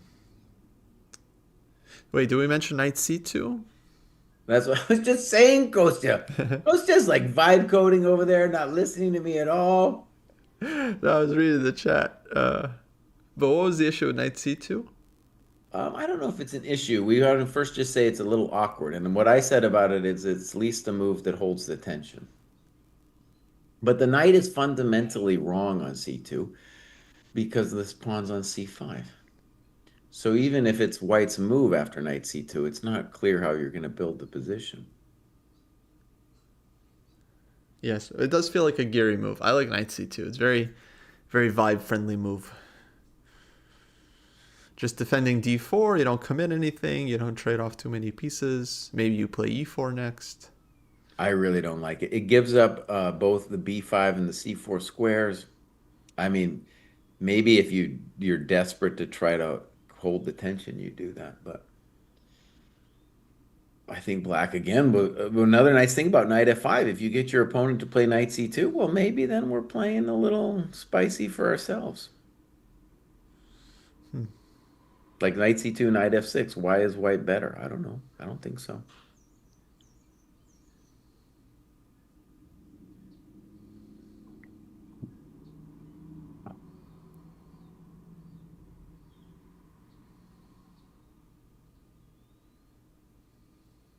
Knight f5. One of the beautiful things about the Wojtaszek game from ages ago was it really was so interesting the way the first intuition of every player's perceptions of a two bishop positions are, right? Just like, oh, suddenly it like looks like white has to be better, and then it's like, oh, wait a second, maybe not so simple. No, the crazy thing about that was that it's not only like not better for white, it almost feels like it was easier for black to play that position. Because Right. there are other games in that line since then, and it like black scores I think quite well there. Um, Hmm. in fact, like that line or that game, that was a King's Indian where Fabi played this like early Bishop G4, but now Bishop G4 has become very trendy. Maybe stemming from that game around that time.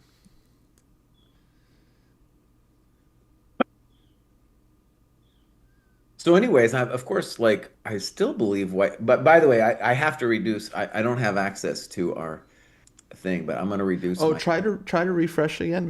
All Maybe right. it fixed. All right, I'm gonna close it and I'll try to open it. But anyways, Kosi, I'm gonna reduce my eval here. So To I'm gonna what? reduce my eval to point 0.1, a sad point 0.1. Wow. I give it point 0.2 still. Maybe even 0.25. Oh, rounded me up. Okay, point 0.3. It probably is. I mean, white really, if you want to even show me point 0.1, you got to find something now. It's really hard.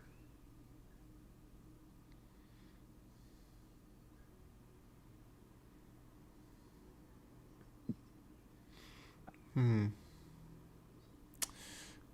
Okay. Wait, maybe no.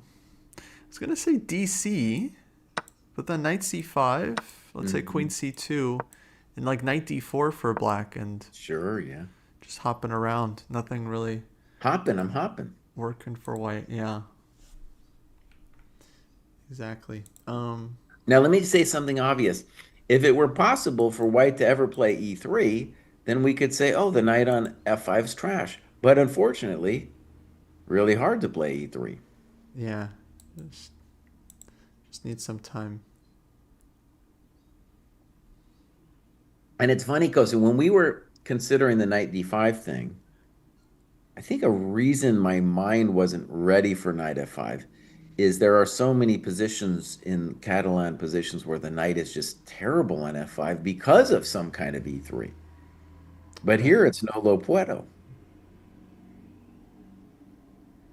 Maybe I try d5. Hmm. D5's combative, though it's unclear who's better after E5. Yeah. E5 and then rook e1. E1. I was thinking we would do your move, knight D6. And then let's say e4. Maybe white can fight for something here. Okay, but what is your knight? How how does the knight on A3 do something? If you want to convince me, you got to tell me what that knight's gonna do. Well, I just go rook b1 and knight b5 next. Okay. Or I bring the knight to e3. Now it's kind of close position. I feel like we're a lot more flexible with white.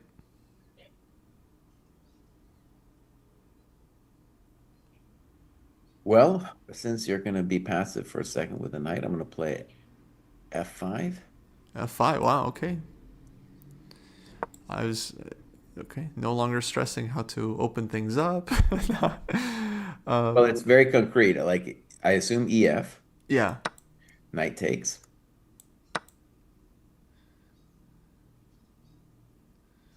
Bishop E5.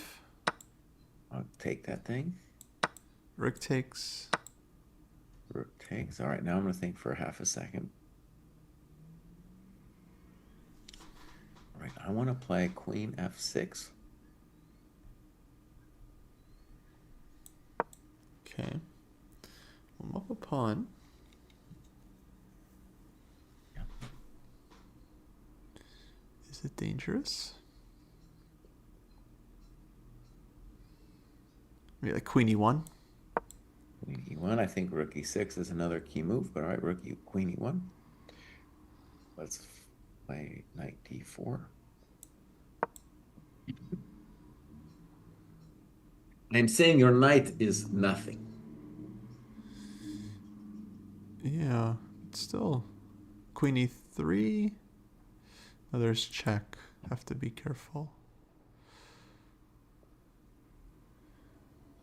Can I go F4?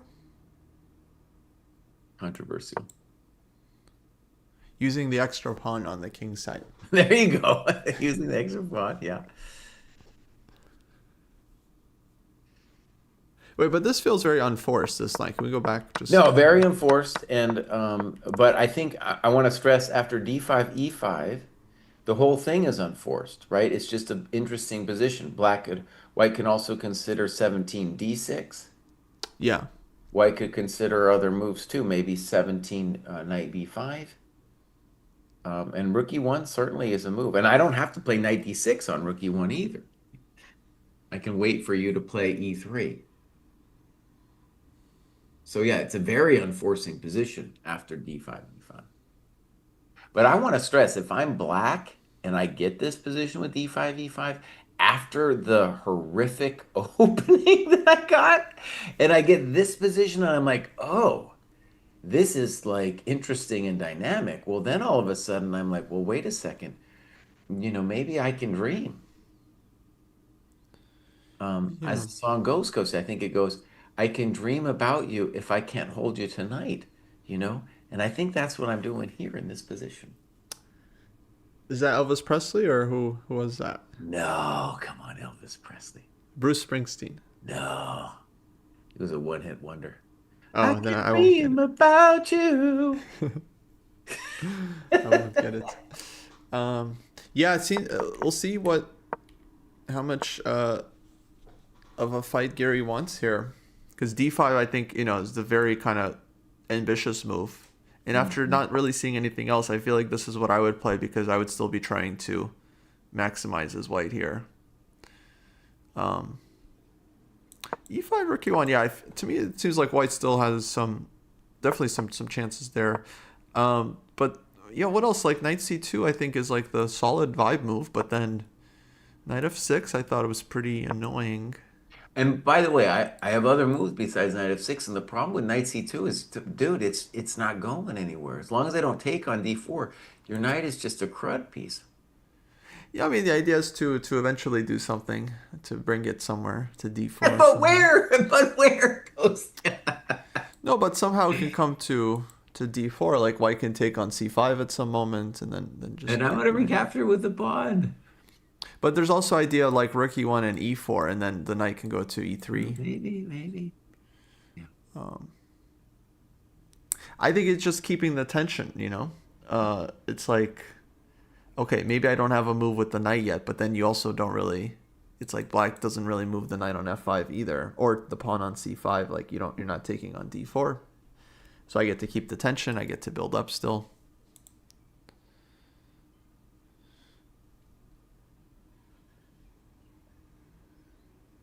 One reason I think it's point one is I'm not seeing anything better for white than the very first thing we looked at, which was that knight b5 thing, which is I feel completely holdable for black, but the computer I think might say that white's a touch better.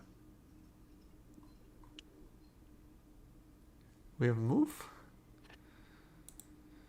Knight B5. I called it. I'm a GM today. I just said it, Kostya. I just said it. Now kiss the ring, baby. Kiss the ring. I don't think he's trying to be better though with this move. Well, like I said, I thought that was I looked at it and I was like, this is it looks to me like best play. But I think I don't know if it was best. I think D5 to me looked critical, but I think he's just trying to be safe. No, I think D5 maybe is better for black. Who knows? Knight B5, it looks like. Could be, could be. I also just feel like, given in the nature of the position, that knight has got to get fixed, and so you got to be thinking about knight B5. Yeah, yeah, yeah. Okay, Kosti, let's put the position on the board that we think is going to happen. So we think bishop takes B5. By the way, maybe black could do something else, but this is just what we are looking at Wait, before. actually, I gotta take a break here. So let me leave you on the live position. Okay. You want to stay with this game, so yeah. Well, if I had the ability to move us around, I would actually, but go ahead. How Oh, long you but been? I could put you on another game. It's just I have to keep you on the live position at least. Oh man, I need control, Kostin. I need a little control. Well, I need to stand up. It's been 2 hours. All right, go for it, buddy. Go stand up. Leave me here, and I'll walk through this one, and I'll maybe just make some notes on the other games. Okay, I come back. Someone figure out a way for Jesse to control my computer while I'm gone. All right, so this is what we were looking at before with knight b5. So I want to stress maybe black doesn't have to play bishop takes b5, but the basic question was bishop takes knight, pawn takes b5, knight takes d4, bishop takes, pawn takes, queen takes, knight c5, and there it seems very holdable for black, just like very holdable for black. And part of the bummer is that there's no targets for white to hit. And given that the pawn is on e6, means the light square bishop isn't going to get any diagonals to the king. And really, as white, you would want some kind of weakness to look at on the king side if you were going to believe at all that you had something. So my sense is that knight b5 is an acknowledgement that white got nothing. And I still think it was his best move. That's why I was saying knight b5. And I don't think it's like a sad thing, you're playing for a draw or anything. I just think it was his best move in the position. And Fabi's a real jerk, dude. He'll think on this. You know, other players would just snip it off, but he's like, you know what? I'm gonna look. I'm gonna look to see if I can do even better. And honestly, maybe one thing he's looking at is bishop takes b5, ab, and then queen f6 with a little basic question. Now, honestly, I don't like it too much because I don't like it at all, honestly. But I think that's the kind of thing he might be looking at.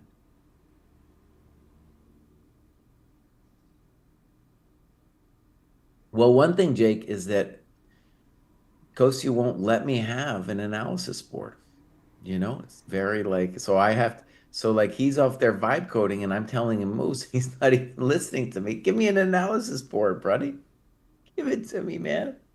We're going to have to, I'm going to make a plea when he gets back. We've talked about this in years past. All right, I'm going to give a little update with what I see on these other games.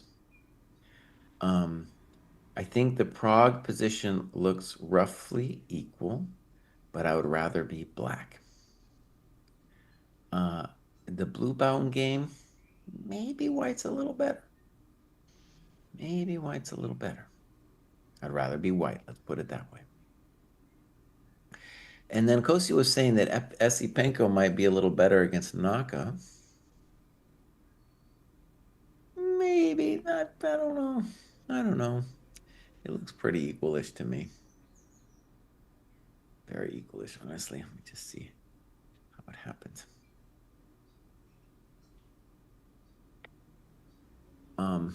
This is the second game Naka gets this Catalan business. And he had this variation in the last candidates. So Esipenko would have been pretty prepared, I guess, for this stuff. Yeah. So Esipenko wins the battle of the opening, but yeah,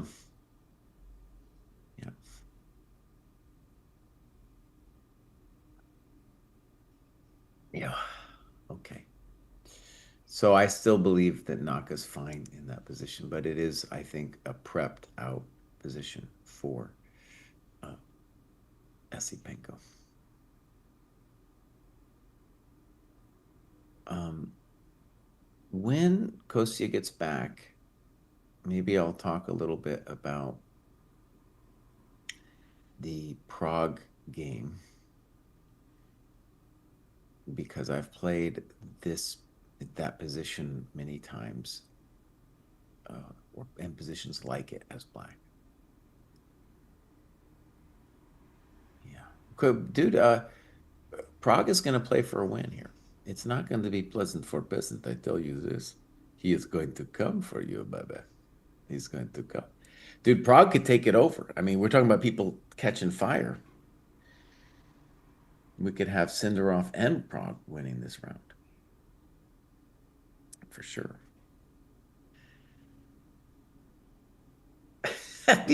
Ron Burgundy and Jake want to see Naka go down, man. It's sad. I mean, really? Really? You got to give it to the Naka dirty like that?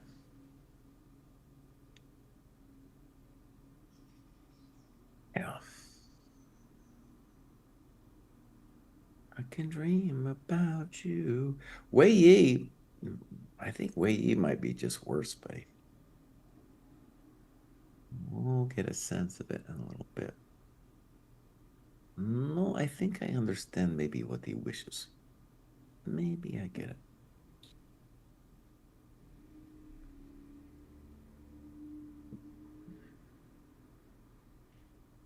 Myself some delicious tea over here.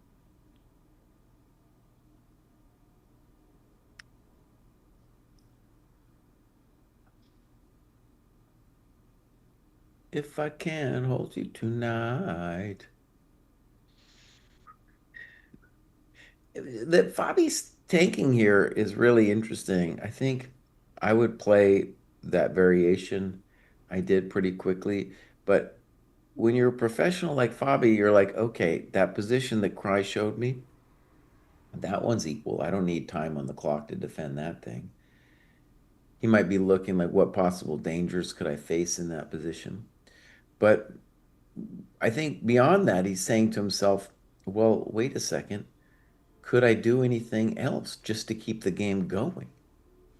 Like a weird queen f6, which I really don't like, but it's a thought. But weird queen f6, if I can hold you tonight.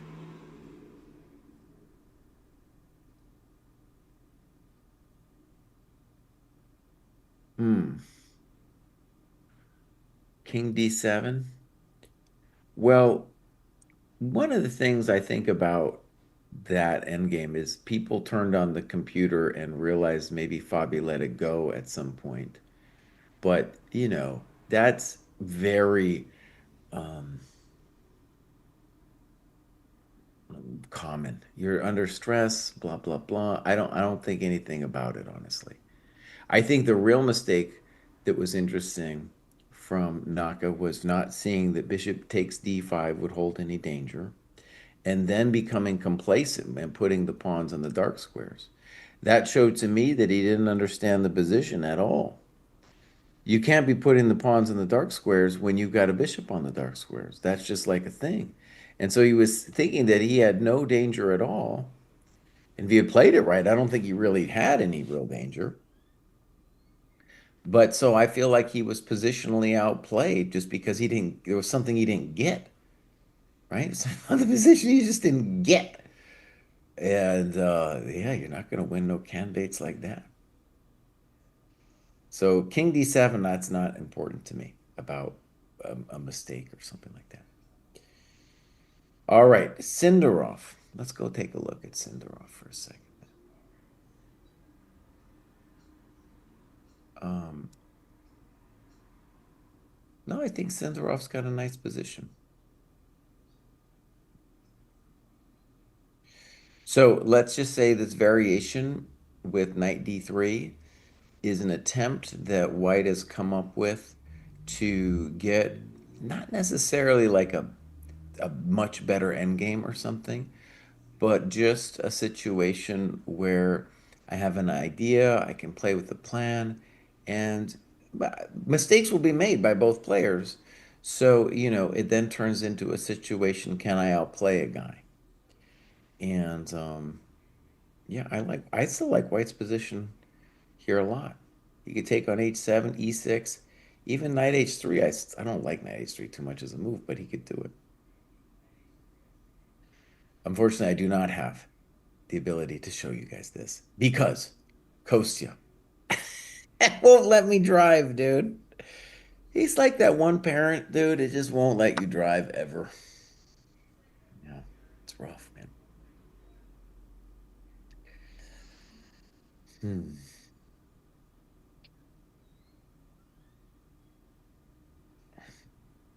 I can dream about you.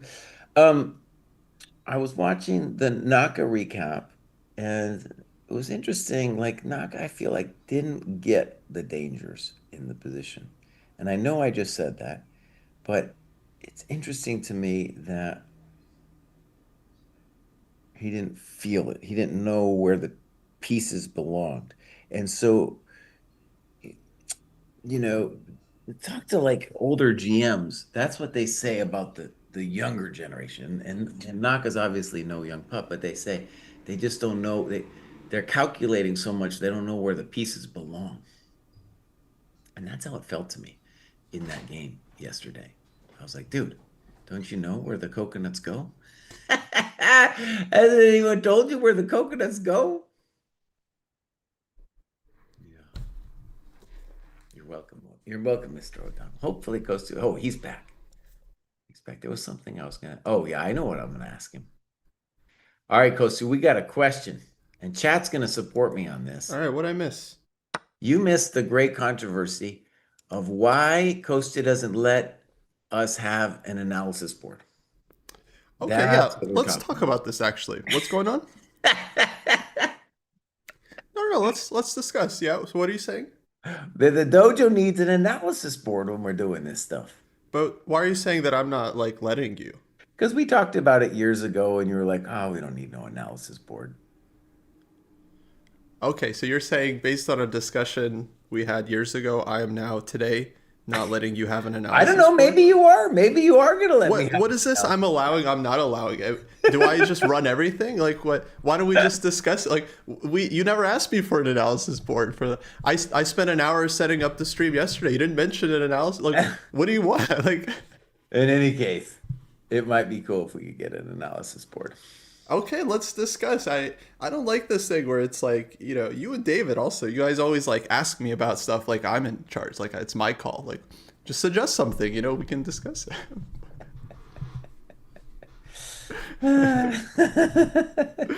Yeah, Jake's saying you took the keys away from my car, bud, because you were worried about me driving.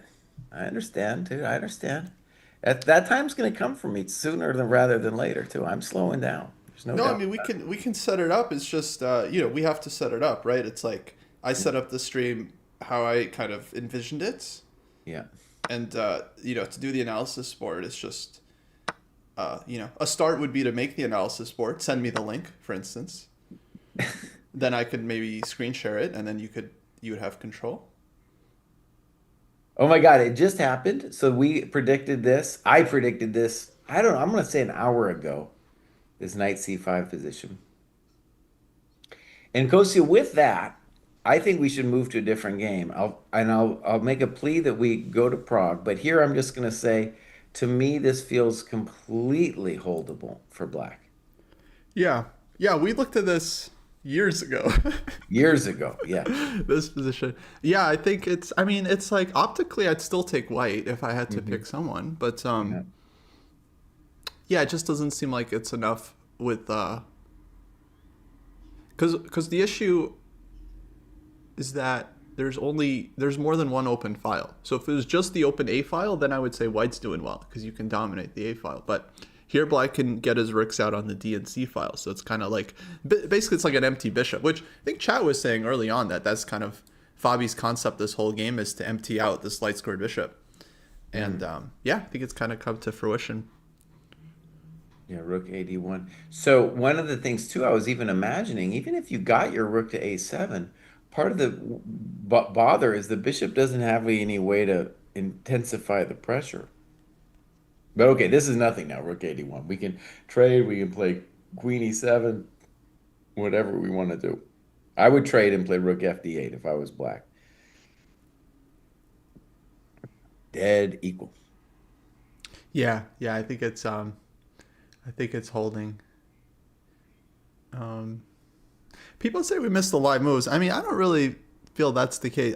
Most of the time, we're analyzing a line, and then they play the first move of our analysis. It's not like we're missing a lot. Who's saying we're missing a lot of moves? Chat says we're always missing moves, Who? and Who? missing. I mean, like the line, like we're analyzing, and then they make a move, and then we miss that they Oh, moved. no, no, no. But We had this I don't forever. think. First of all, that's what chat's for. Okay, to tell the commentators when a move has been made. True. True. Okay, Kosi, let's go to a different game. Yeah. Why don't we start with the Prague game? Um, and so maybe start us off on move 7, Kostya. Okay. So Gary Fabi, we're calling that one a draw, On that one a draw, yeah. and we'll come back to it if something dramatic happens. This was a classic French. Mm-hmm. And this move, Bishop E7, I've played this. I've played every move in this position. I played CD, Bishop E7, A6, and Bishop E7 is a really interesting creature. And notice that he plays A6 next. So A6 he could have played first as well. One key thing about A6 here is that if white castles, the computer says that he is lost after C4. Lost. Right? Yeah. So Yeah, famously bad position. so that's a problem with us. We can kind of sit around with A6 and wait. So white plays bishop D3 and he tanks in that position. Okay. And then we get castles short, and then F6. So I played the same thing so many times back in the late 90s, and I did it without A6. And it's a very interesting position where it's very difficult for white to prove something. If he's going to prove something, he needs to occupy the E5 square. But white plays EF, thinks forever on EF, knight F6, and now king H1. And a very nice move from Prague, I think, B6. B6 holds the tension and prevents white from playing DC. Okay, so in this position after B6, it should be clear to Wei Yi is like, oh, I am not easily getting the D4 square. And when I pop my knight onto E5, the kid is just playing queen C7, strong move, and saying, no, you can't really stay there forever. And what are you doing, Mr. White, with the knight on C3? Very hard to move the knight on C3. Rook AE1, bishop D6, nice move. Knight takes, queen takes. And now white needs a plan. It's very hard to find a plan. Plays bishop E2. So maybe bishop F3, but now very simple and nice play. Rook A7, bishop F3, rook AF7. That's where we are at. And I like white. I mean, I like black a lot. I really like black a lot. And one of the key ideas that I really want to stress for black in these positions is someday I want to play knight E4. And when you recapture my bishop, my so-called bad bishop on C8, we'll start looking with B7. And it's going to be very hard for you to avoid playing G3 yourself. And once you play G3, the value of knight E4 is going to go up because when you take, the whole diagonal's open. So So, you think black is even better here? well, I would put it this way. I'd rather be black. Hmm. And also, I want to mention at any point, black can transition to the queen side with C4 and B5 too. So he's got a lot of ideas. Um, and if I'm going to imagine an idea for white, it's like, it's really hard, dude. It's very hard to come up with an idea for white in this position. Interesting. Yeah, I mean, I get what you're saying. I really don't like this bishop on c8 though for black. Like I'm not sure if I would. I don't know if I would take white's position, but maybe I don't think white is like that much worse. Um, I probably maybe start with g3 as like a candidate. Okay. I think bishop G1 is the other big move. Let's start G3. Mhm.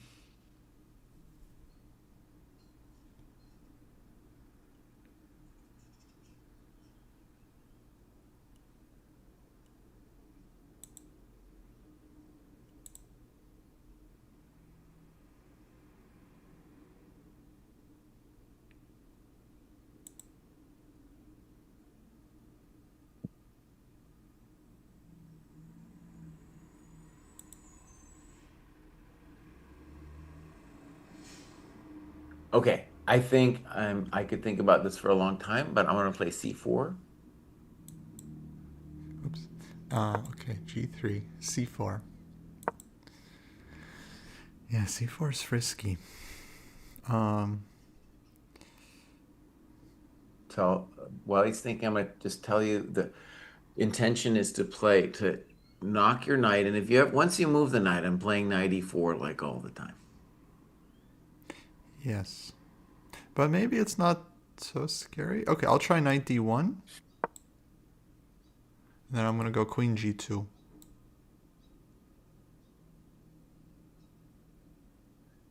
Well, we'll expand B5. Okay, b5. Let's say queen g2. Okay, good. I'll expand B4. Okay, then I want knight f2. All right. So one of the interesting questions is white ever threatening to play G4? I don't know. Maybe he's threatening knight G4. Let's just play A5. Just to keep up with the theme. Okay, I go c3. A4.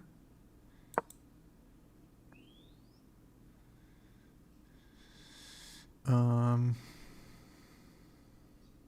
Holy moly, white did something amazing, Kostya. He went for the gold with F5. whoa, Now, I just want to stress, I did not whoa. believe this move was possible, but if it's possible, that's a hell of a drug. So, okay, we got to Actually, it's reassess. kind of simple. Yeah, if black takes, it's just dc, and then stuff's happening on d5. I'm gonna guess there's nothing simple about this position, but okay. I mean, just Okay, simple idea behind it. first question, what about 94? I think EF was the first question, but yeah, 94 um, is also there. Well, what I want to say is like this is still Wei Yi we're talking about, you know, and some of us still remember Wei Yi Bruzone, you know. That's not a game you easily forget. Some of us remember. Yeah. Pepperidge Farm remembers Wei Yi Bruzone, and I mean the guy is an attacking genius. So the French is like very, I would say, risky opening to play against someone like that who can. I mean, he's very tactically gifted. I feel. No, of course, all these guys are very dangerous.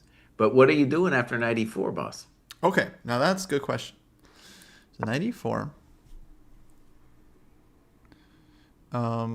Bishop e4 and fe maybe. Oh, sorry. It's blunder.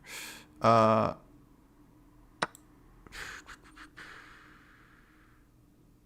He clearly has something in mind, but I don't know what it is yet.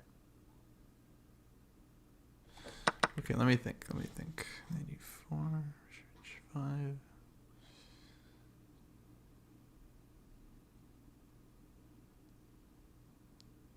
Okay, maybe I'll just throw this out there, Kostya. Maybe white can play 94 DE, FE, bishop E6, and bishop E2, and say I'm okay. Okay, so it's 94, FE.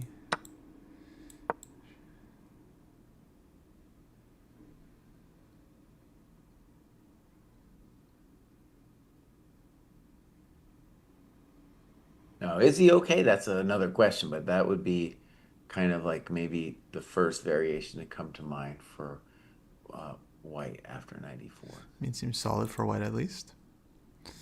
94. Yeah, I definitely feel like 94 is critical though.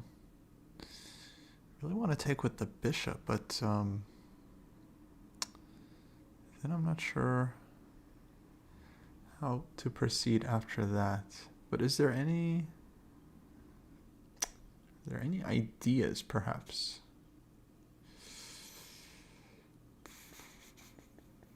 Okay, let's try bishop e4, de. And what if we take on c5?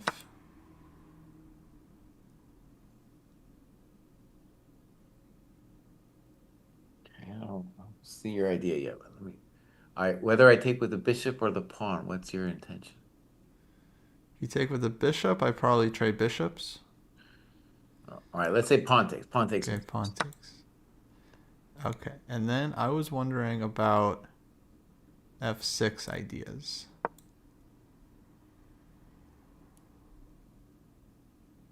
Which I don't really believe in. No. No. But okay, I think I see what you're saying. You're saying rook f6, and then if rook takes, you're going to play maybe bishop g5. Try to go for something, but I feel like black can just take with the pawn right away. But I can also take with a rook because you can't take on e4 because of the back rank problemito. Yeah, I wasn't I don't think yeah, I was trying to take on e4, but rather just to get some play going. Like on the dark squares, try to keep the bishop in, but I don't really see the potential.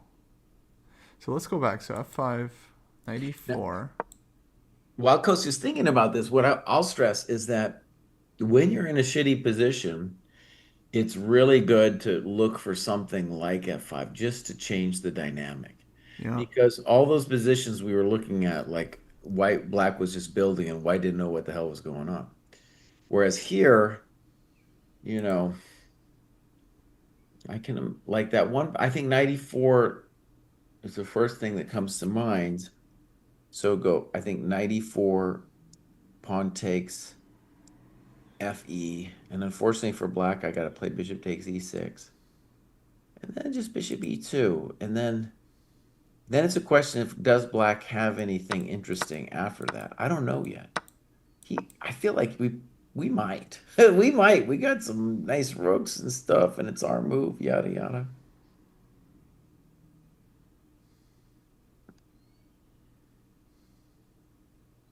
Hmm. Yeah. All right, Kosi, let me try to defend black's honor in that final position we're looking at. Let's say c takes d4. Okay. Yeah, I was thinking CD. So take, G2, CD, bishop, D, queen D. Okay, bishop takes. Makes sense, yeah. You could have also thrown in rook f7. We could, if we decide that's important, you could do that. Yeah.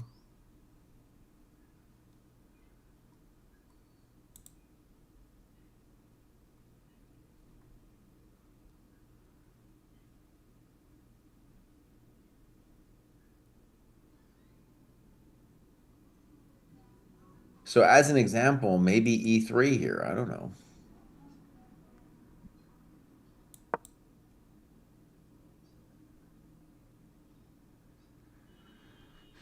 Queen takes.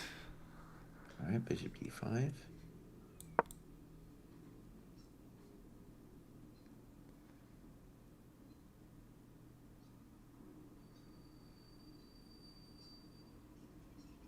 That's a little rough.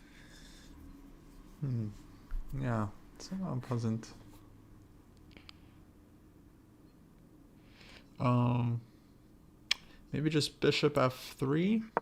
Okay, on bishop f3, I have bishop takes, Yeah, rook takes. and then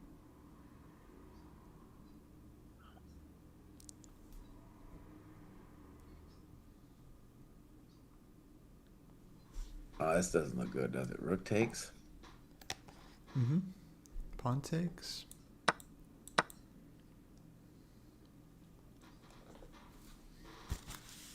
Huh, maybe you're limited to this thing. The good news for you is queen c2. You have queen e6. Yeah. Mhm. Yeah, maybe you live through that thing. Maybe just barely holding. Okay. So my guess is that is like the thing that's going on here is now I don't is there some magical other move besides 94? It's hard to imagine.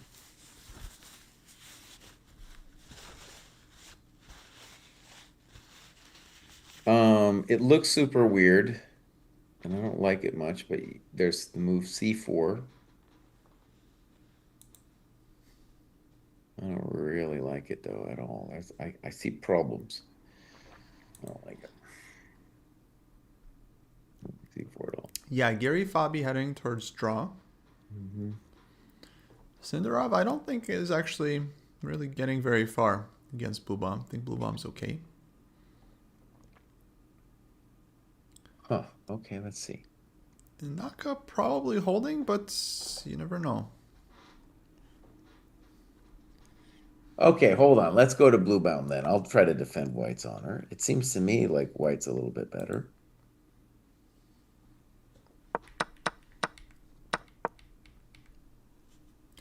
He does have the bishop pair, but yeah, I feel like black is solid here. Okay, so let's say I go bishop h3. Mm-hmm.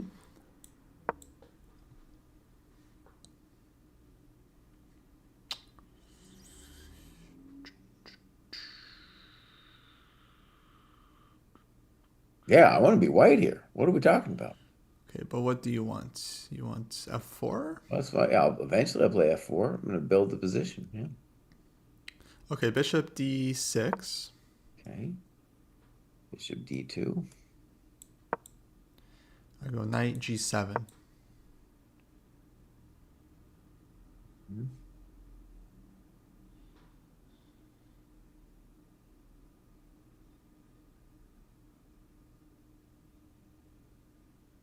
Rook e1.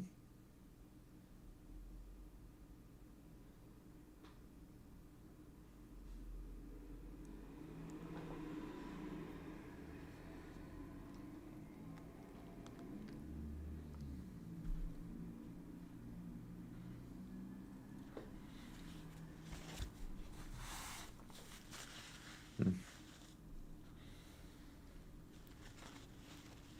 I have a plan for you here on rook e1. I think maybe you could take on e1 and then play h4. Mm-hmm. Okay, so maybe I'll take rook e1 back. Oh, I didn't even hear that you played it. You were about vibe coding, bud. No, it was quiet, dude. You're very quiet. That's why. All right, G6, bishop H3. I think someone's mentioning H4 immediately as well, and it does certainly make sense. H4, yeah. Maybe that's part of the operation here with the move G6, is that if bishop H3, H4 could be the drama for me. Okay, I'm going to change my mind, Kosia. Instead of bishop H3, because H4 does look kind of annoying, I'm going to play bishop D3, like a Mm-hmm. normal person. Okay, let's say same thing. Bishop d6. All right. Bishop D2. Knight g7.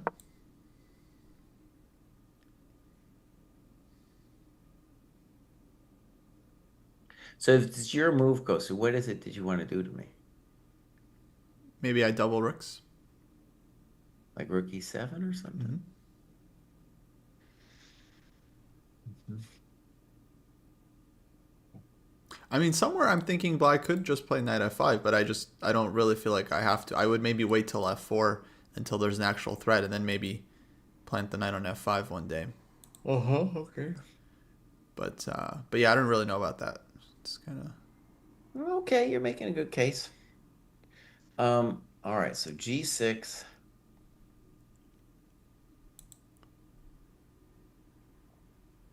Uh, yeah, maybe it's a real bummer here for our man. Yeah, okay. I think I'm kind of sold that it's maybe I thought white was gonna hold have a little bit of push. Well, I'm not seeing any push a little push. bit of push against Matthias Bluebomb. Get out of here. Well, Now that he's picked up the Petrov, he's not going to lose another game ever. Yeah, bishop c2. is that what happened, Bishop C2? Yeah. Okay. So on C2, I don't know if there's any special difference between D3 and C2. And I think Ghost's plan was fine, but I think Black could do other things here too. Hmm. Do you see a motivation behind Bishop C2? Like, what's the motivation to put it there? Well, it's kind of the most tucked away it can be without blocking the rooks. So it makes sense that it's just like less hanging than it would be on d3 in some random lines. Okay. Maybe he wants to put it on b3. It's like maybe he wants to start pushing on the queen side with b4, a4. Good. I think that makes that actually makes some good sense. Okay. Bishop b3. The I mean, it bummer feels like it could still be a very long game here. the bummer is like the second I get the knight to like you play Bishop B3 or whatever, your knight F5 thing happens.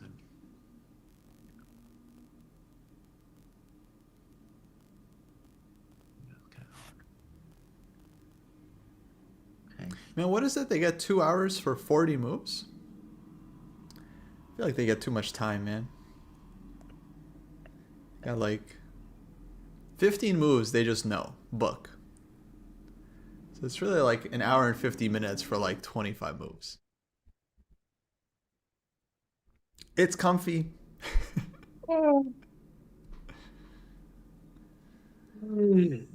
It's comfy, you know? If you cut the time control in half, start seeing a lot more separation.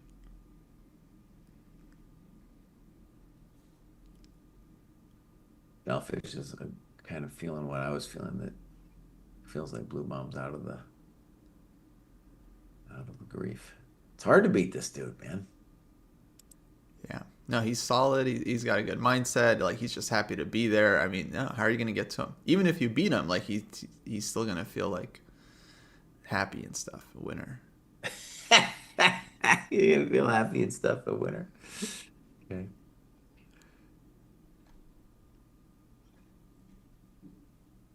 Actually, he's got a lot of fans. People really like Blue Bomb. Which I get. Everyone loves a good underdog. But I feel like the candidates should be about like the candidates. You know, the real candidates. Well, let's take a look at the Naka game, bud. Yeah. So one thing I was saying while you were away was that I definitely felt Esipenko won the battle of the prep. And we saw this variation, I believe, in the last candidates with Naka. Oh, really? Maybe even with Naka as white. I remember this thing. Anyways, so it goes up to H3, which is a kind of a weird move. And that was seems like probably mostly prep. Anyways, Bishop A6 happens, Rook D1, Queen B6. No, I feel like black is fundamentally okay. But Mm-hmm. no, we can make you can understand the argument for white, right? Like to play the knight to D2, we get the better pawn structure, yada yada. Yeah, very pleasant. I would, yeah, happily take white here, I think, in every game. Well, let's make a move or two here. So what do you want to do as white? I'll try to defend Naka's honor. Yeah, I go knight a3. Okay. All right, let's play rook fd8. Okay, I go b3. Slow, but okay. I'll play c5. Rook c1.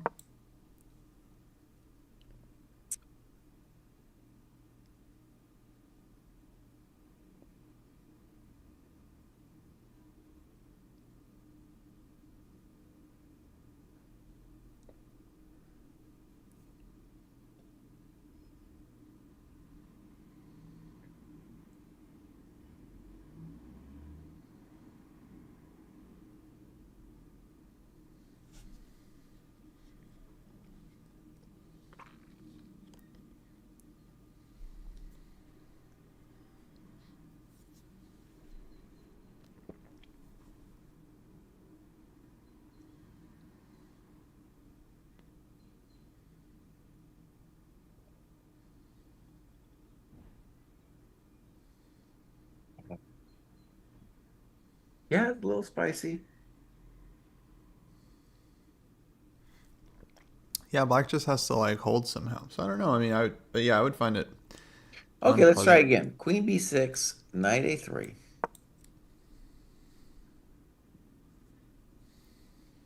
One problem with me playing c5 is it makes e5 a lot stronger.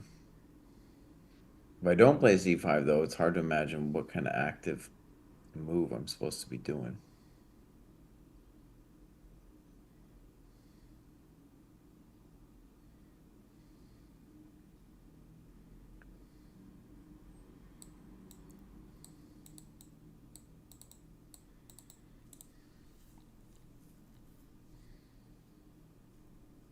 Yeah, I trusted Naka, but now I don't trust him. He might be worse. He might just be worse here. Dude, if Naka lost this game, people in chat were kind of cheering for it, Kostya. They were cheering for poor Naka. Poor Cheering. Naka going down. Guys, come on. You have to respect your elders. He's the oldest player in the tournament, okay? He's a legend of the past. Great players of the past.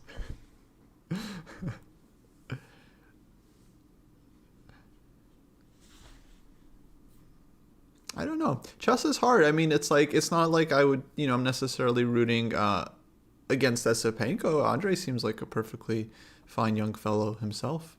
A fine young fellow. It's hard. Who are you supposed to root for? Uh, okay, Gary Fabia, that's easy. Cinderella Blue Bomb. I mean, I don't know. I still, although I actually kind of like this candidates, it's just a very plucky candidates. A plucky one. It's like you got some journeymen in there and like Blue Bomb Wei Yi, these are journeymen. Maybe Esipenko in a couple of years. All right, Kostya, I'm going to try to defend his honor again here. So knight a3, rook a b8. Sure. I go b3. I'm going to try c5. Rook ac1.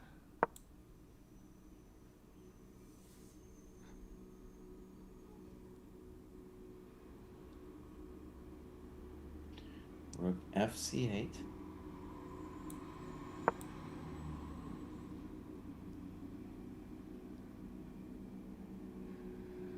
Then let's say knight c4.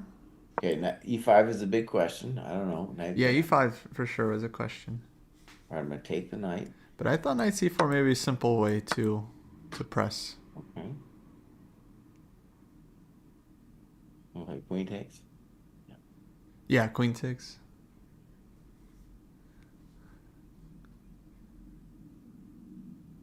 No, queen a5. a5. Now e5. How would I e5? A knight d5. Hmm. Now I might have escaped. But I think that's good for white. I just take on d5. Pawn takes. Yeah, take with rook. Queen takes a2. Rook d7. Queen b3. Oh, queen b3. Okay, I missed this one. Right. For what it's I worth, still think I'm better though. Queen b3, well, rook well, c5. let's go back to move 20 because you played knight c4, and I might be willing to give up after e5. Oh, fair. Yeah. e5 might have been better. So e5, I really don't want to play knight e8, so I'm going to play knight d5. Bishop takes, pawn takes, rook takes. But on that position, I have queen e6. Maybe I'm alive. Yeah, I like the other variation a lot more than this. Okay. Here, I feel like black might even be better. Like the bishop comes to b7, could be very scary. Okay, by the way, we have moves. Knight d2 was played instead of knight a3. Knight d2. And knight d2, the argument is that we just have more flexibility. We might want to play knight b3. Yeah, I think he wants knight b3. Hikaru instantly plays c5. Um, Wait, so why didn't he go rook f d8? Knight b3 would be the problem? I think so, yeah. This is c5. But the knight is definitely, there's drawbacks to d2. I mean, now if like rook ac1, I can think about rook fd8, claiming that I got some nasty pin. So and yeah, it's still better for white, but yeah, this is a Yeah, I think he's still in time to go b3, knight c4, if he wants to. okay. Yeah, I'll try to defend black's honor. What do you want to do? So b3.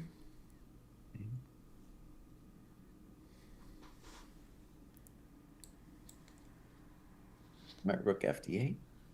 Knight c4. Oh wait. Let me do a take back there.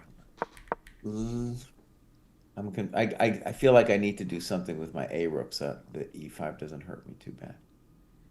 Mm-hmm. No, screw it. Let's just see what happens. Rook fd8. Okay, knight c4. Bishop takes. Queen takes.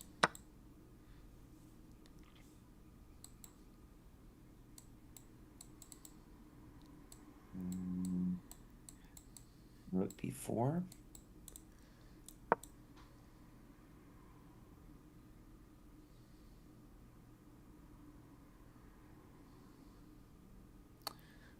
Take on d8 and rook c1. No. You have the wrong position, bud. So Wait, you said queen b4 or? no. I said rook d4, but I don't believe it. That's the problem. I don't know if I Oh. believe my own Oh, move. after trading, rook d4. Yeah, I don't know if I believe Oh, it. gotcha. So let's just show the variation. Rook takes, pawn takes, e5, Yeah. knight d5. Yeah, maybe it's just pawn up for white. I don't know. Well, I think rook d1 is a key move. I can't go knight c3 because with bishop a8, I'm threatening a back rank. Rook d1 is there too, you know. I think if you took on d5, I might have practical chances. But okay, let's try to find something better. c5, b3.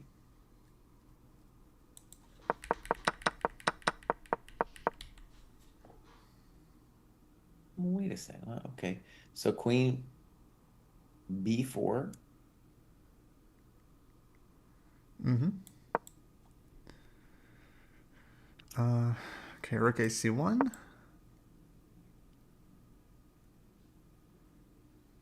Let's try rook a d8.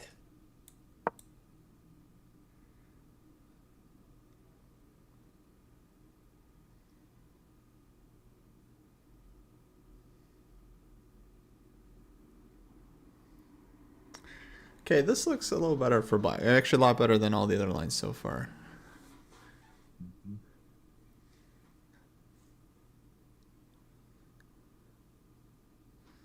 Let's see.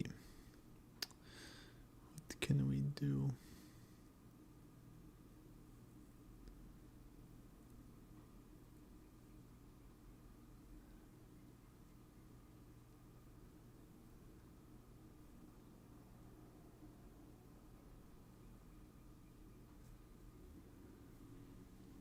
Well, Coach is thinking, we'll say Prague is still tanking on the 94 decision. Bluebound looks like it's equal. Fabi totally equal still. And then we're looking at Mr. Yeah, Knight. Prague been tanking there.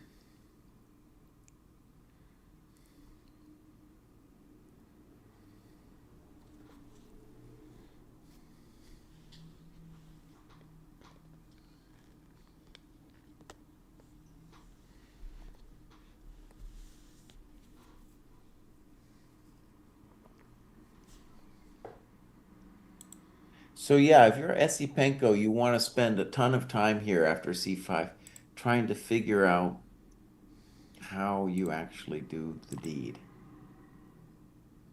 Um, we haven't mentioned knight B3, but that's definitely an option for him. Coach says you just wanted to do like a structural approach.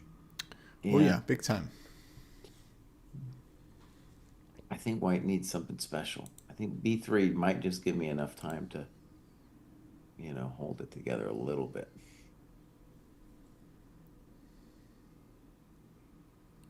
You want to try again, Kostya, for the fans.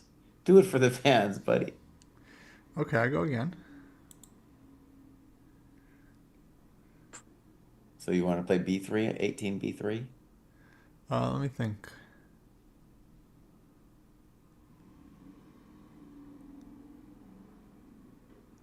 Maybe Rook C1 this time? So rook AC1, right? All right, I am not sure, but I want to try rook AD8.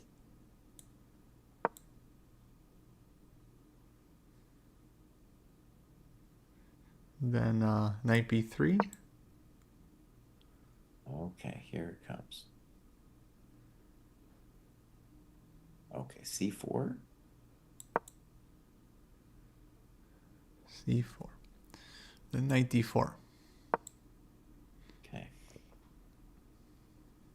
So when we look at this position, I think we say, why are you're not threatening anything directly, right? You're just claiming you have a nice position, right? Yeah. Yeah, I just think white's better. Okay. Double. Rook D7. Okay. I also go Rook D2.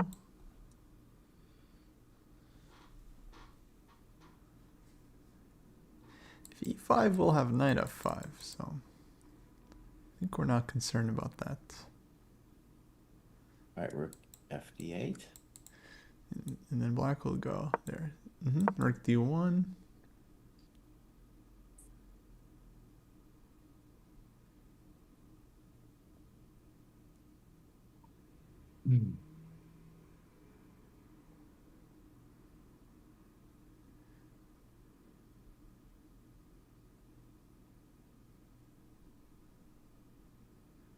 Let's just say I play H6, coach. I just want to make a simple move, see what you want. Okay. Maybe G6 too if I'm feeling ambitious, but I'm not that ambitious. I think maybe You need some kind of magical consolidating move here. need some idea. Yes. Maybe knight E2.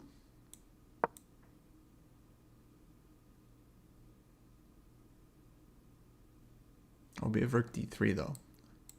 Right. I don't think you want rook D3. Yeah, I don't know rook D3.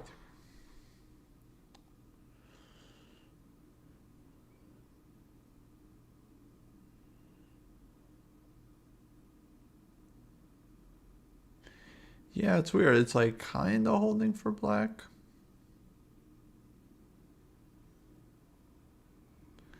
But black nevertheless is feeling worse.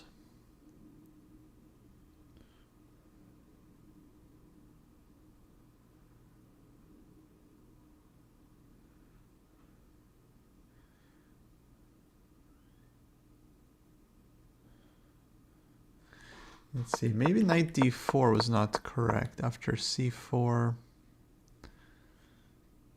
but I feel like I But if kind you of don't had do that, I to. got the famous rook d3. Yes. So c5.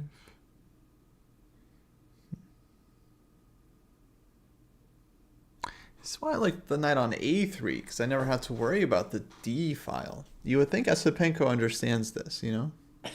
Why he play knight d2? Well, he was that b3 option. He could have also conceivably underestimated c5.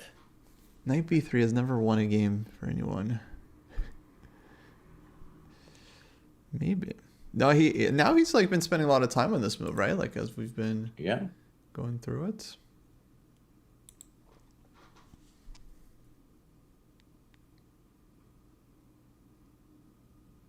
Oh, maybe knight a1 actually was an. Actually, I didn't think about that.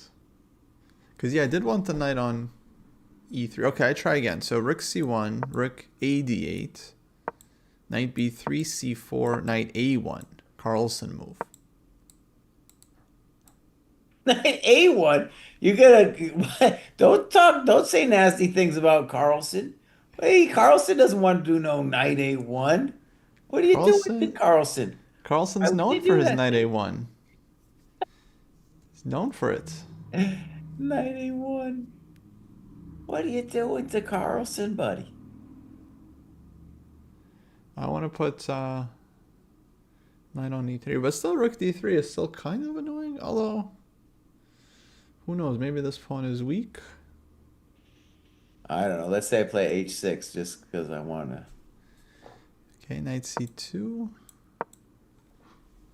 All right, so you're claiming that rook D3 is just always bad or something.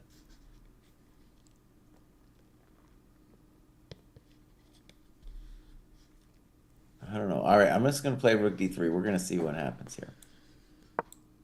Okay. Uh, take, and knight b4, I guess. Okay.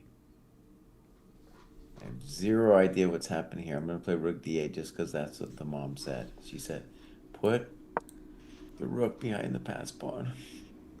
d8, rook d1. Maybe.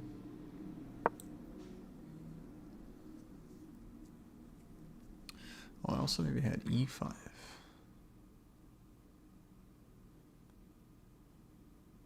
Maybe e5 instead? Maybe. All right, let's reboot here. So before it gets too out of hand, Yeah, it's very C5, sharp. rook AC1, rook. By the way, rook AD8, just one move of many. I don't know if that's the right one. Knight B3, C4, Knight A1. This is the depths of despair that Kostya has been driven to. No, I think it must be what he's thinking about. I see no other option, actually. Oh man. Yeah. Um. All right. I'm. Some saying to me something.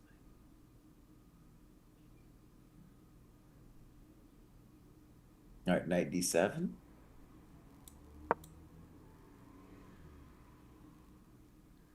Then, okay, knight c2. Fix. Knight C5.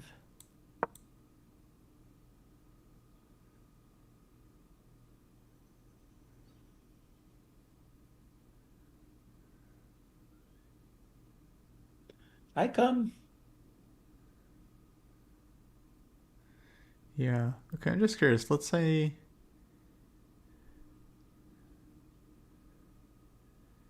knight a3.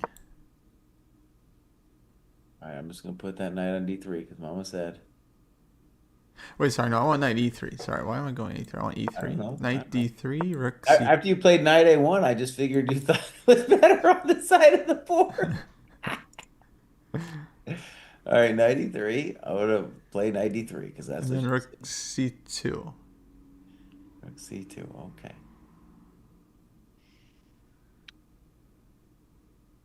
I feel like I got several candidate moves, but knight B4 at least makes me feel. Nice and cozy inside.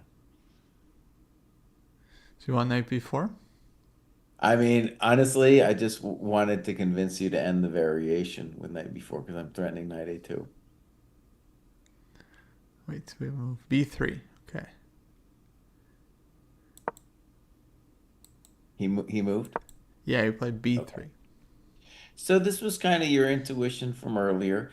We did look at this variation. Um, and Yeah, this was maybe my first try. What I didn't like here was this queen b4, rook c1, rook a d8. I couldn't really find an idea there. right, I think I played rook a d8 first, but yeah, it's a similar thing. And let's just state what we should state the bummer with rook a d8 is like now the knight is a little bit of on d2 is a little bit of a victim. And if you play knight c4, I'm just going to hack it and say I'm going to live through that. No, but oh, without queen b4. I think maybe it's interchangeable, but it makes more sense to me to play rook a d8 first. I'm not in a hurry to play queen b4. I don't think. But I think you did want, because on rook d8, then I do get knight c4. I'll just take it. Okay, queen takes. Or I can play queen b4, but let's just say queen takes, sure. Rook d4. Mm-hmm. Take e5. No, 97. You want knight d7? Yeah. That should be fine.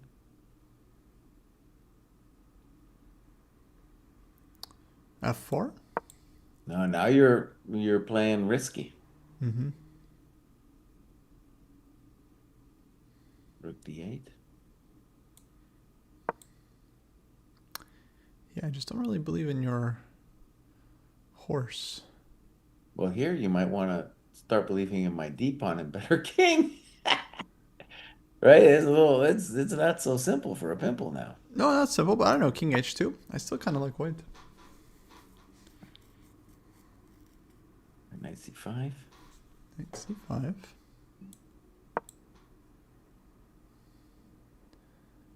Rook d1.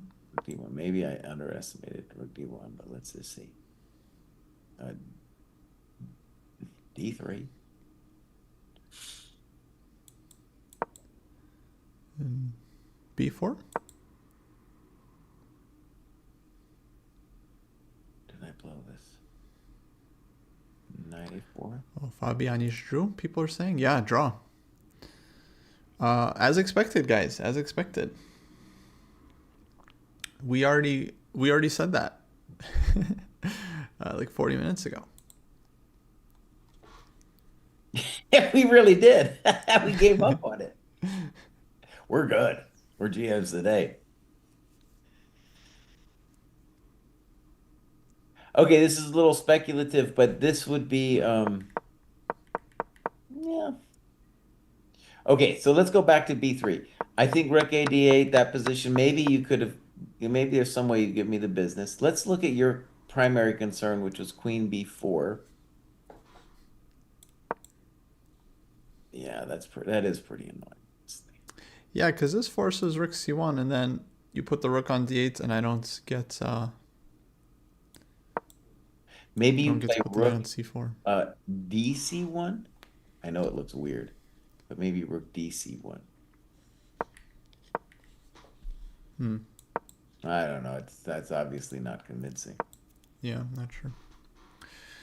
So Fabi drew with that BS system against Catalan. Does Catalan not work nowadays? Well, it's not like Catalan you just win the opening just because you play it. I mean, that, and why would be winning every game if it was just working? But yeah, there are many systems against Catalan these days that are playable. It's the engines, guys. It's the engine prep. You get some idea, some new. Both of Fabi's games actually were interesting. Like both games kind of got these somewhat fresh looking positions where both players had to figure it out. But, yeah, I think it was good prep. Though he was under some pressure. Let's go check out Prague real quick. So F5, he tanked forever and did not play knight e4, but rather played c4. Well, And this scares the bejesus out of me. bishop g5. And I don't know what dude is thinking, but this scares me. Feels like black is under some pressure now. Bro, why didn't you play knight e4? What are you doing? What are you doing? Now it's too late to play knight e4. I can take. In ef, there's bishop f6 with big problems. Oh, that's it. Yeah, you can say that again. Wait, what have you done, Prague? Bishop b4, is that it? That's kind of weird, but maybe that's his intention. Oh, there's potential mind numbers here going on. It's chaotic. Okay, wait, It's heating besides up. bishop b4, is there another move I can do?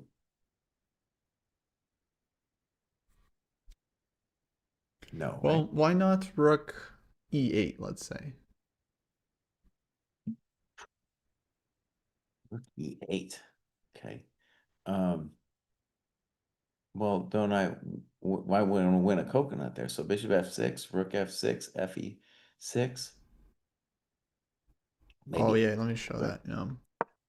It's a nice line.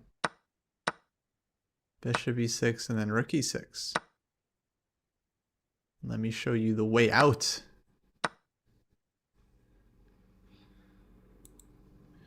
It's not so nice.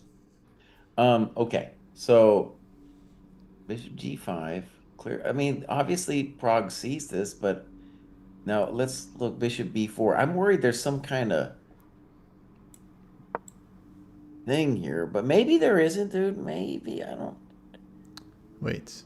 Bishop f6 All right, rook f6. and just knight d5, no? Or no? That would suck. Well, it's not quite over, so I go ed. Okay, but if you go et, then I'm happy I didn't lose, so I go queen b4. But yeah, I don't know how much that is. Bishop You f5? still, I guess, you still might be able to claim to be better as white, but I guess this is the kind of thing that, like, that 94 seemed way simpler than this business here. Oh my God. But Yeah, I really didn't see any issues for black after knight e4. Like, it was just a question of whether white's equalizing or not, but maybe he was playing for more because he spent a lot of time there, right? Like, he oh spent yeah. 36 minutes on c4. Yeah. Wow. Didn't Prague spend like an hour on some move? Okay, so Bishop B4 was played. I'm a GM today. Wow. Dang, he's not afraid of this, huh? I mean, yeah, you got to be an extreme calculator to do this. The old time GMs would not appreciate this. They'd be like, bro, what are you doing? You're killing me.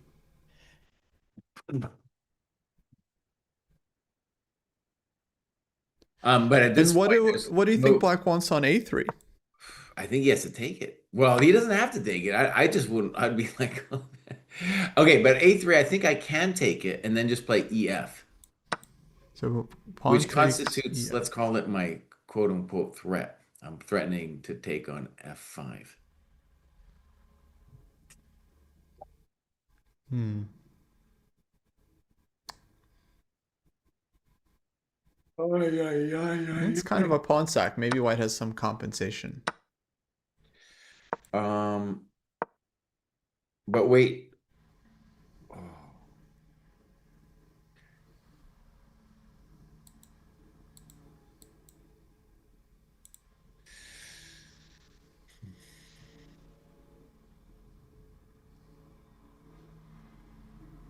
What's crazy about this decision is I feel it's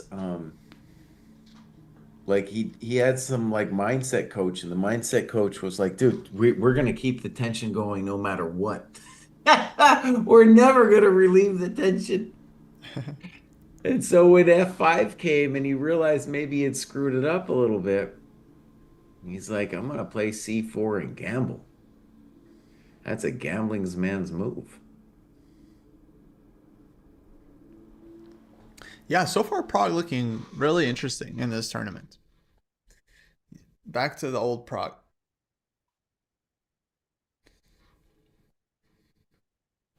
And now, what is it, 26 minutes for Wei Yi? Move 19.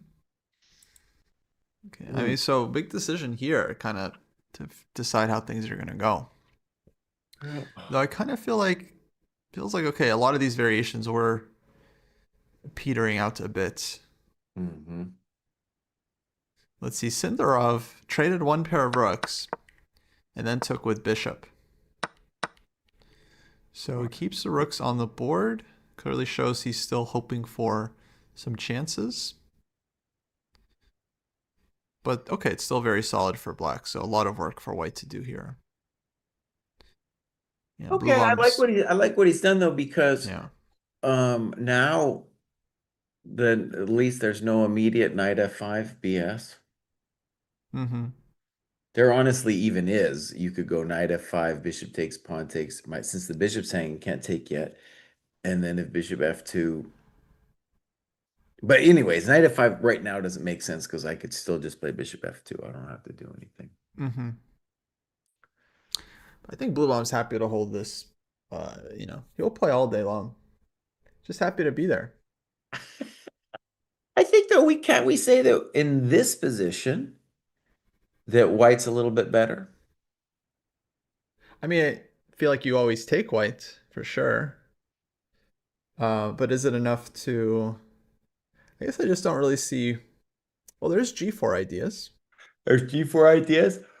Our old friend bishop b3 to c4 at some point. Yeah, I think some pressure actually for white. And mistakes will be made. He's got a nice time advantage. This, in a lot of ways, you could say this is what he was hoping for when he chose this opening variation. Yeah, this is what he wanted. Just a slow squeeze. No, Sindarov might well still push this for some time. I mean, that's what he should be doing. Oh, I want to say I'm a GM today. We had B3, Rook A8. I called that. We were talking about Queen B4 first, weren't we? But Rook Yes. A8 and then Knight C4. Um, yeah, I felt like black was fine here. Well, not fine, Craig. Take it easy. Take it easy. Not fine. Doing okay. Hmm. Right, we had this line earlier with take rook d4, Yeah. which I thought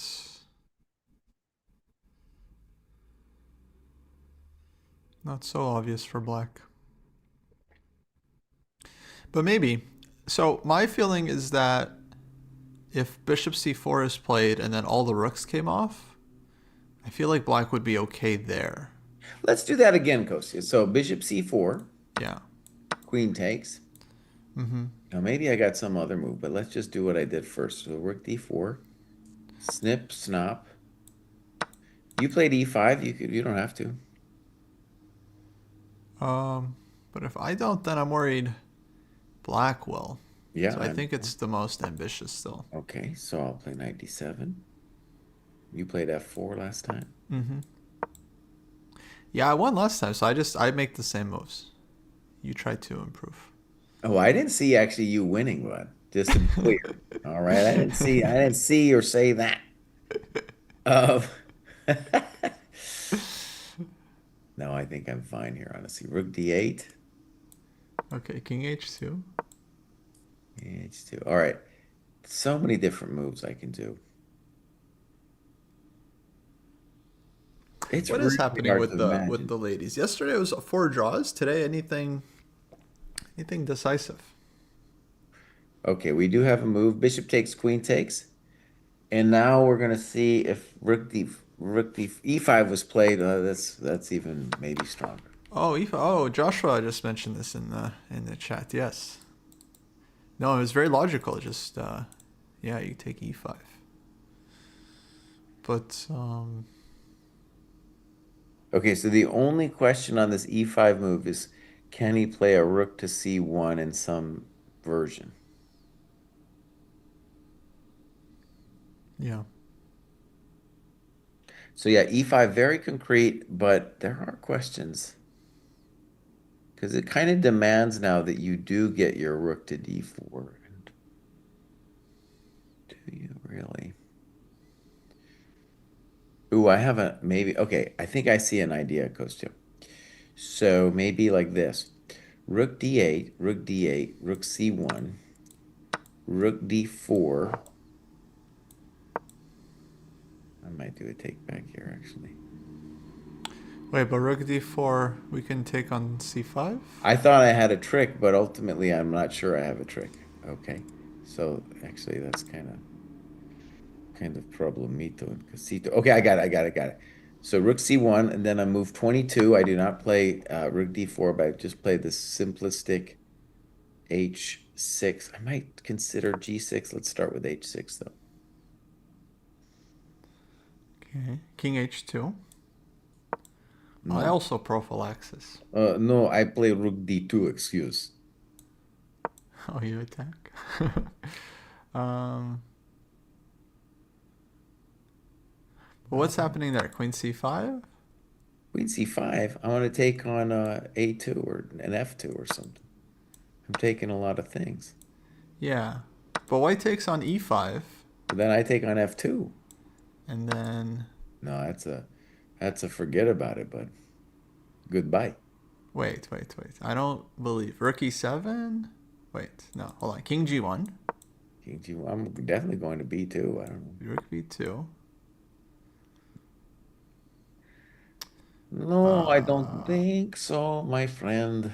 Rook e7.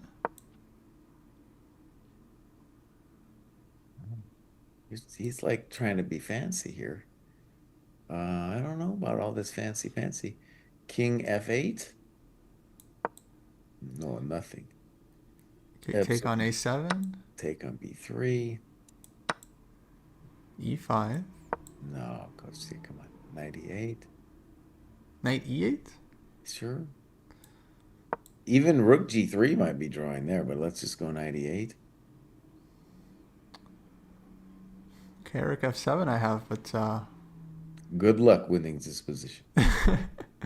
I could uh, also play, I could have played rook b1 first too if I really needed to. but I mean the rook f7 endgame, like that's Okay, but I could play rook b1, Coach C, even yes, if I think that you doesn't. should have. Yes, Okay. yes. Okay, rook b1, king, and then knight back, and but then there's still bishop d5. Uh-oh. Oh, you were right about that. You were right about that. Okay. Let's go back. E5. So the first question is, are we right that the main concern is rook takes, rook takes, rook c1? It's definitely a concern for sure. So if rook d4 is allowed, it's a little bit awkward. I mean, maybe rook. No, you can't do rook dc1 because you're never really threatening the pawn. All right, let me make the correct pawn move after rook c1. Let me try g6.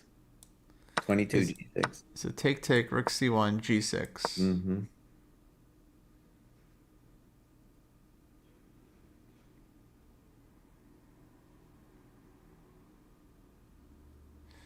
Let's do rook c2 now.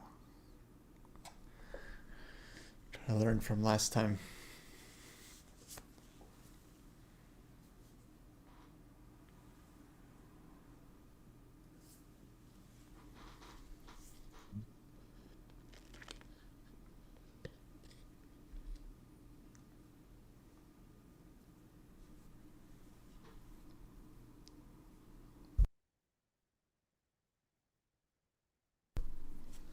Rook d1. King h2, I presume. Mm-hmm. Queen a5.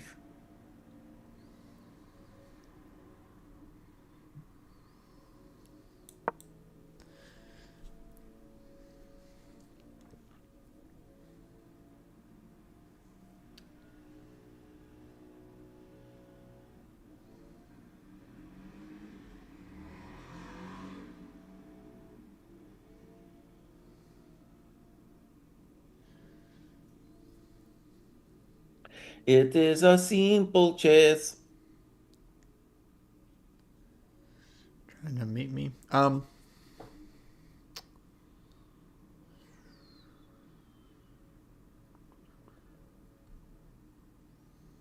Well, black's okay, huh? Here I don't see. I wonder. No, it doesn't look like we have any good ideas. Um, Wait, maybe bishop f3? Yeah, I'm just gonna play the natural move just to see what you want. Rook A1. A1.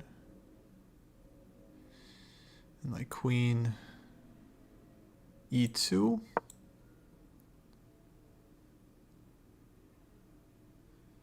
Try for queen D2. I have rook E1 though. Rook E1, queen D2. I can Trades. snip snop knight E4. Yeah.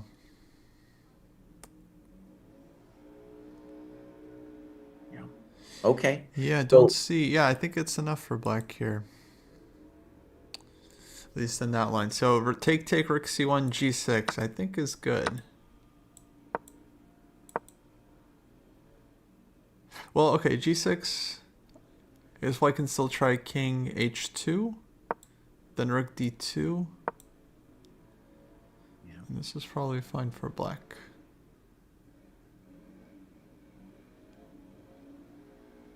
Yep. Now rook C2. This is kind of the thing I was asking about, rook C2. Like if the rooks come off. There I feel like white just doesn't have enough attackers on the C pawn, so it's really hard to actually do anything there with white. Well, yeah, and your bishop's pretty funky. I mean, bishop can come out, but Not so easy. yeah, E5 is a nice move.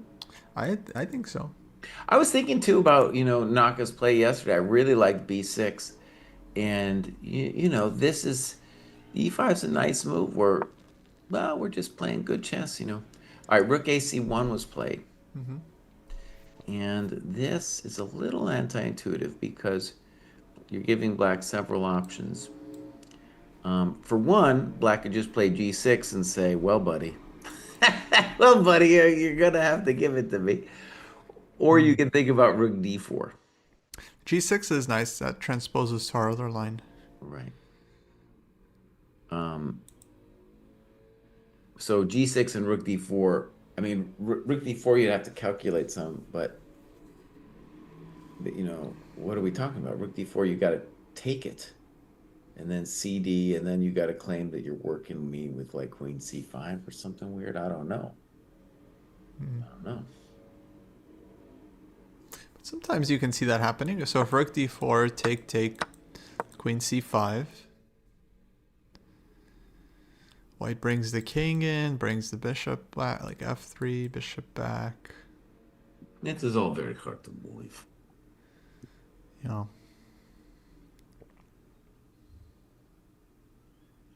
Probably Rook D8. Oh, I just want to see something because Blue Bomb just made. Oh wait, he. Wow. Okay, there were some choices here. White got G4 in, and then he reacted with F5, which is very unique, actually, kind of thing. You don't see that too often.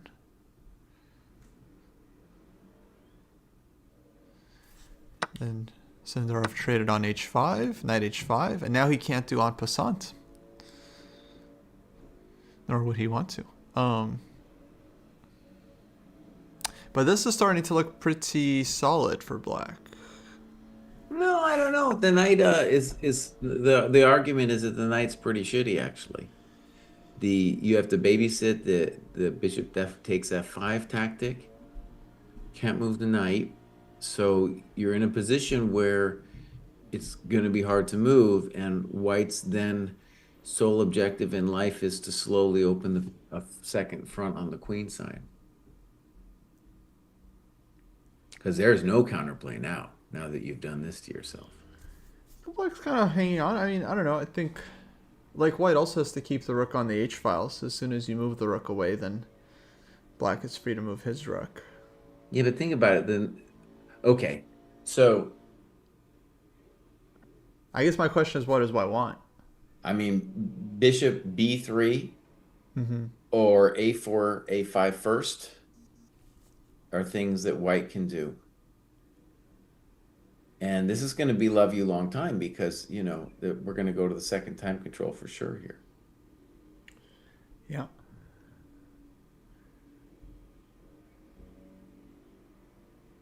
Oh, yeah, no, this isn't pleasant for a peasant.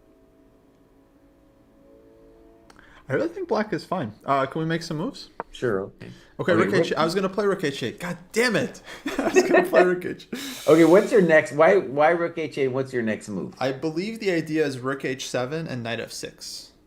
Interesting, okay. Though I might take it there, I guess.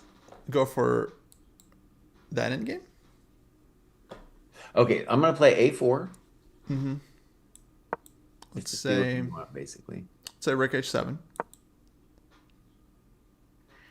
And now I first need to check something. Can I play bishop f5 check? Oh, that GF is g6. just rook g7. Yeah. Oh, you take again. I do have this bishop f5. Okay, maybe I go king e6 So instead of instead of rook h7. Yeah. Bishop f5 is nice. now I don't know quite how to do it, but let's see.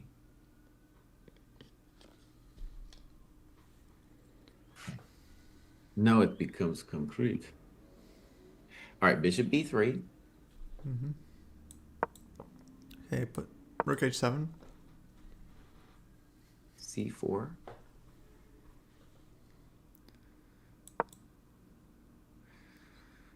Knight f6.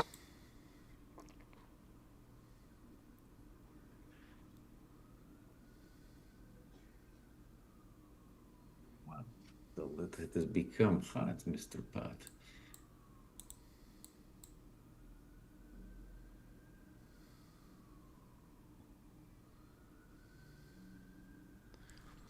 Oh, Zujinier's up 2 pawns. I do have a question for chat and maybe Jesse. Who are you guys rooting for in the women's section? I'm not paying attention to. Fine. I just give you a chance. I don't want to assume. I mean, I think it's interesting because for me, the women's field right now, okay, you have Ju and Jun, right, on top. She seems like clear number one. So that's kind of nice. We don't have that in the open. Clear number one. And then there's lots of good female candidates. There's these juniors like Divya and Vaishali. But Zujinier, is like best player for the women last year. Maybe outside of Ju, maybe including Ju, not sure. So it seems like she, it's her time.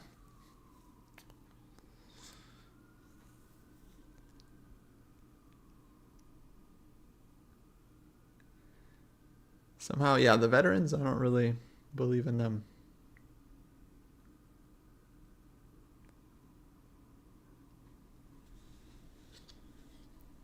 So yeah, take us back to the game position. I think you're onto what the idea is. One thing that's interesting is bishop f5 is playable even here, but it doesn't lead to anything because after bishop f5, gf, g6, king e6, g7, rook g8, rook takes. I got nothing, and I'm left with a bad bishop. We should also really point out that the bishop on d2, yes, it protects f4, but it's really kind of a cruddy piece. Yeah. Yeah, normally, I mean, I'm a bishop's guy, but yeah, here it's like I don't feel it. I feel like black's solid. And if bishop b3, then you don't have to play king e6. So that's kind of unfair.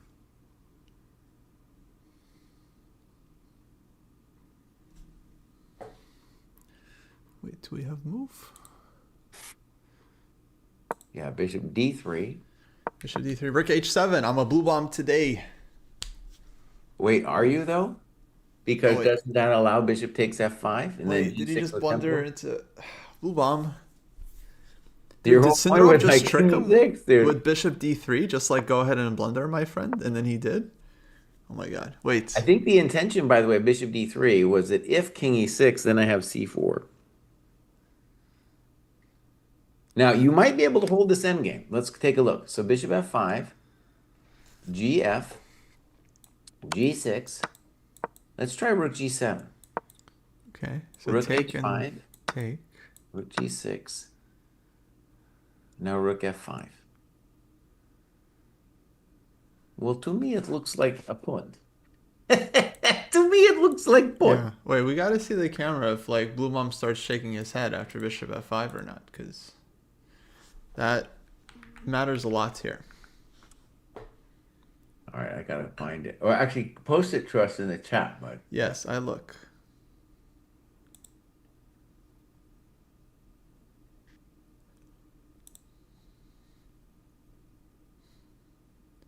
Well, the human eval, we were this was for Fabi's game, and we've been kind of running around. Yeah, we haven't settled on a new main game. Because all three of the other games, they're all semi-tense and interesting and could explode from here. Okay, I Now, just posted. he Oh, and does he play took on bishop f5. f5. Yeah. And okay, he recaptured quickly. He kind of looks like a a cross between a robot and Frankenstein, you know? Kind of. Wow. Who, Blue Bomb? Yeah. That's harsh. Is it I think he frame mogs the whole field. All right, we are getting this position. Now maybe rook h5, king e6. We're gonna see what. Oh, King E6 blitzed out. Oh, okay. Okay, now he had this ready. And the bummer is our bishop on d2 is a turd. It's a real turd. Ah, okay. He's fine. That's a nice detail. Sorry, All let me right. put that on the board. So he saw this. He saw. He saw. Dang. Dang. Okay, I'm starting to believe the great blue bomb sweep. 14 draws. I think he can do it. Yep.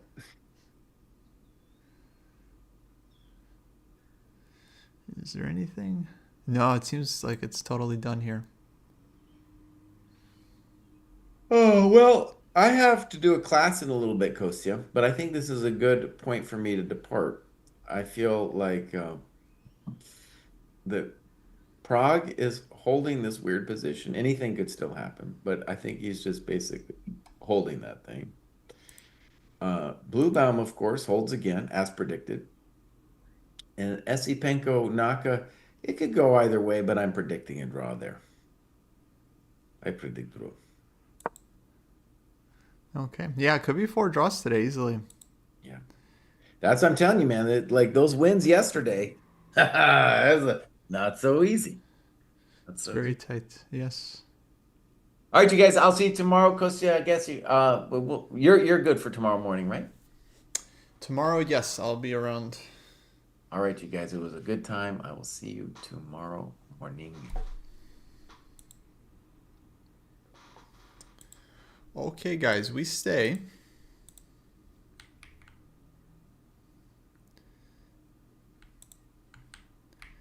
Give me a moment here. Set up my scene.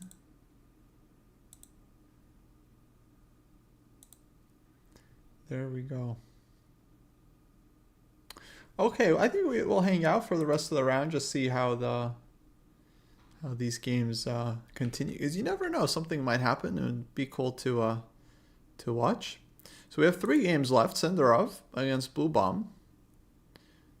This is looking like dead draw because black is just going to pick up this pawn. Wei Prague. So what happened here? We had bishop b4, queen e2. Takes on c3, takes on e6. Throws this one in. Threatening this with check. And then you went here. White recaptured. Take. Queen d2. And now this is the live position with Wei and Prague. So, does anyone thinking anyone's gonna win here?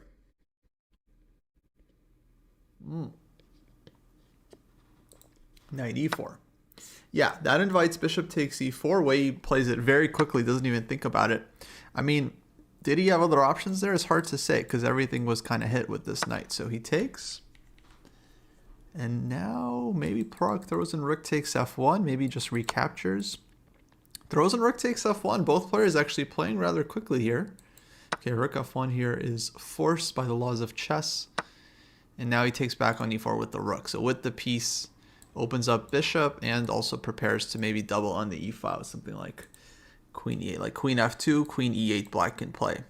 Important move to kind of defend everything. Otherwise there would be problems. If rook e8, then check and check. So, but queen f2, queen e8, and I think black is okay. Black seems to be okay here for the time being. Next can go h6 and start getting everything out. Yeah, probably would rather be white here, right? If we had to take a side. I think we're maybe a tiny bit better, but overall seems pretty drawish. The real question is, like, how will they make a draw? Will Wei offer a draw at some point? I don't think Prague is offering draws to anyone, right, from any position, but maybe Wei offers a draw. He might be mature enough to realize that it's probably pretty equal. But yeah, this one looks very, very drawish. And let's see. So that kind of leaves this Esipenko-Naka game. And we had a move here. e5, rook c1. Oh, no move. No moves after rook c1. So Naka here still thinking. Yeah, no draw offers before move 40. So only on move 40 are they allowed to offer draws.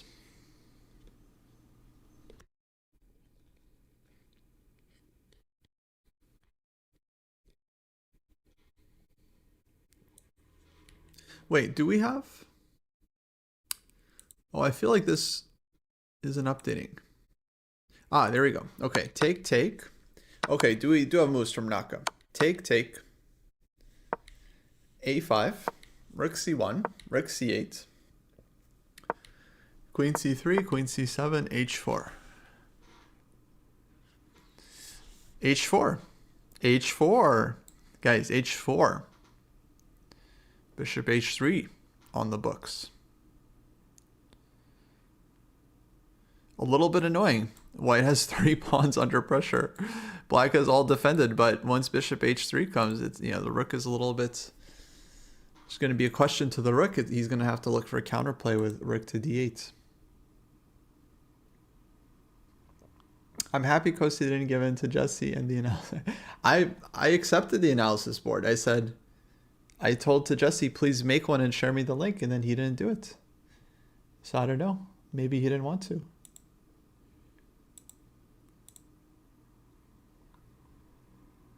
But I was happy to add one.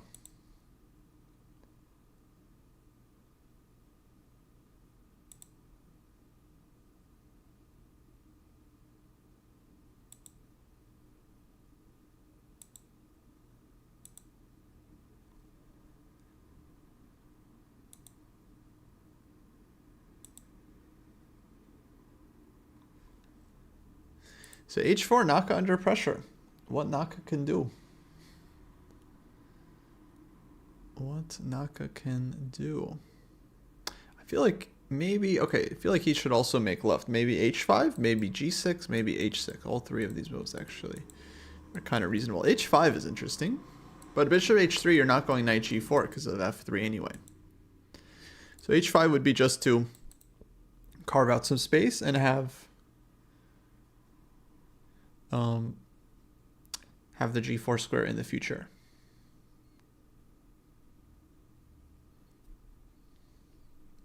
Bishop h3 hangs e4, but we do have some, we just move the queen, right? And then knight is hit. And not sure black has a solution there. Is Jujiner going to win as black? I don't know. Actually, it's not so easy for me to get the women's games up, but let me see if I can find them. So we have 2 draws so far in the women's section. Bibisara against Goryashkina drew. Muzachuk Tan Zhongyi drew. Divya against Vaishali is looking kind of equal. And then we have Lagno against Zhu Jiner, which is very, wow, very sharp. And they're down to 3 minutes each. Okay, maybe we jump to this game, actually. So h6 Naka played. Okay, so this one, still very solid. Bishop h3, rook d8, I think. Let me just analyze this one for a second. So bishop h3, rook d8, I think black would have to play. So otherwise you're kind of losing material. And white could take, because on the famous rook d1 check, we just move the king. Maybe king g2.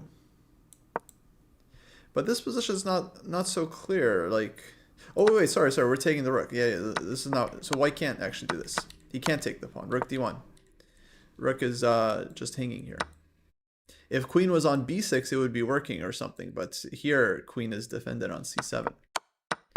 So earlier, queen was on b6. So in a lot of these lines, queen c5, you could just move the king. So now that's not working. Naka's so tricky. So rook d8 and then this pawn hangs. So you would have to take a timeout with queen c4, king g2, etc. etc. Human eval, yes, we need to add it to the one person layout if we have room somehow. Actually, it's kind of hard. We don't have lots of room with the board. Okay, let's see.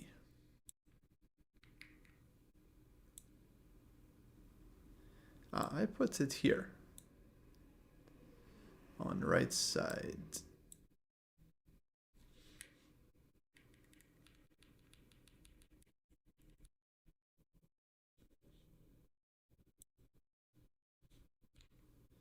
And then we sadly have to toggle Jesse off. And then I'm going to choose a different color. I'm going to choose blue. Okay, so for this position, yeah, I mean, 0.1 feels about right. Maybe 0.2 I would give it.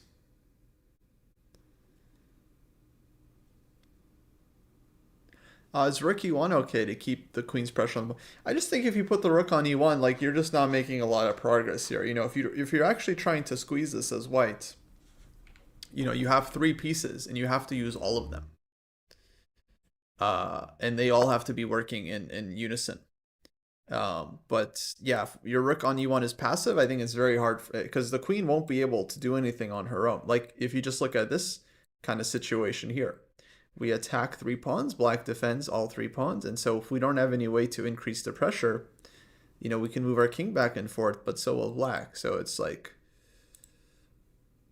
yeah, white needs a little more here to actually break through. Thank you, Ron Burgundy. Thank you. Always a pleasure. Big fan.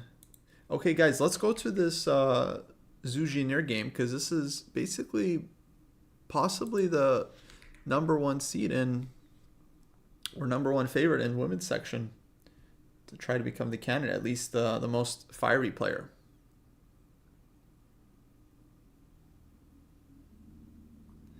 So this is the game Katerina Lagno, Zhu Jiner. Let's just see how we got here. Is French, knight d2, Tarrasch variation with c5, knight f3. This has generally been the main way black deals with knight d2 these days.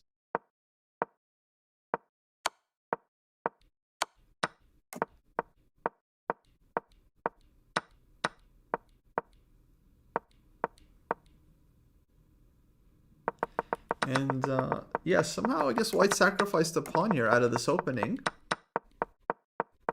Definitely got some compensation. And then black won second pawn, knight takes f3. And queen c4.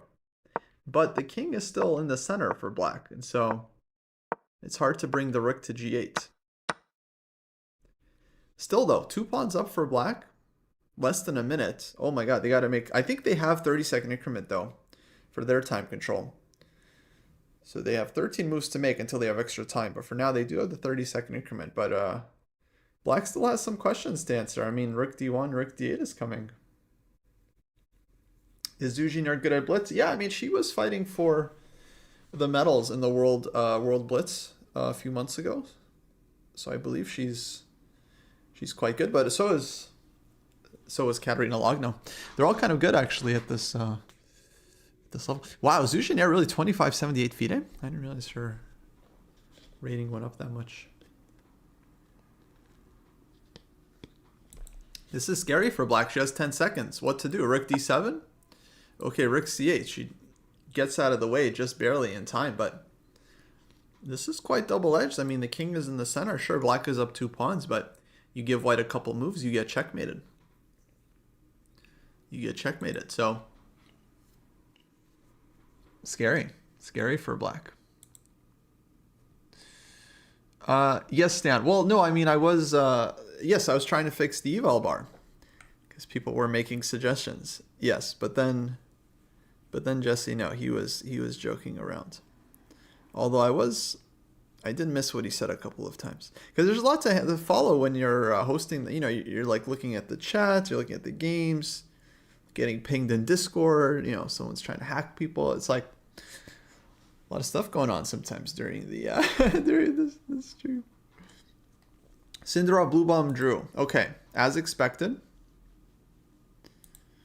But this game's crazy. They got to make 13 moves still. Now Katerina Logno. I got to watch the video for this one. I got to open up the FIDE site. Hopefully they should have video of this board. Because it must be intense right now. These two.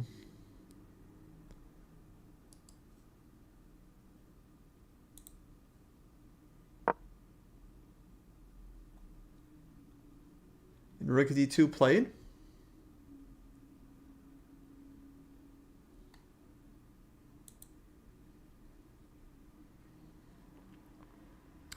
And yeah, this doesn't look easy for black at all. I'm not even sure who I would take. And she's got under 20 seconds now.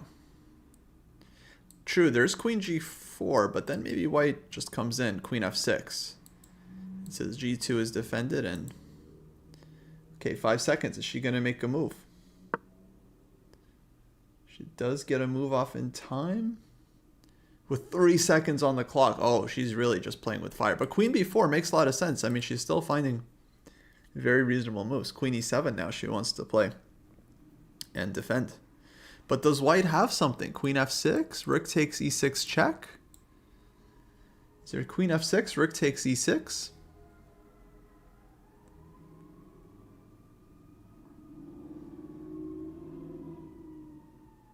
Queen f6, right? Rook g8, rook takes e6. Looks like big problems for black. Take, take. Both rooks hanging. Logno, very... Notice how these players, even though they have like a minute, they're still like, they try to use every second. Oh, she just takes right away. Ah, okay, she calculated something here. Wow, queen g6 check coming. And then queen g7. Oh, Logno might be winning this.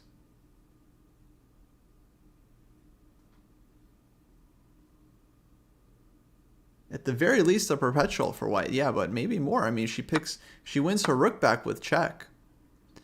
And the attack continues. The problem for white, though, is the knight on c3 doesn't get into the game. Like, it's just can't get knight d5 in. Can't get knight d5 in. Okay, so king f8. Wait, but this looks like a draw. This looks like a draw. I mean, you can take here maybe, but then it's like it's not a guarantee you have perpetual. It looks likely you will, but it's not a total guarantee. It's a little bit risky. I think she's just gonna repeat. Given how the game went, it feels like black was doing well earlier. Repetition seems excuse me. Seems all right.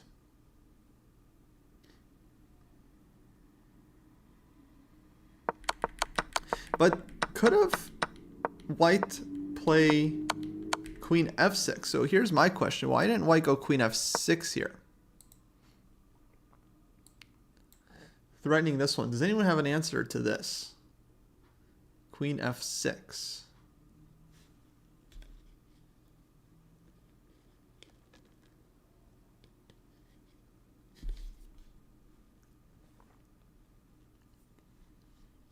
Because I'm trying to go rook e6. Excuse me.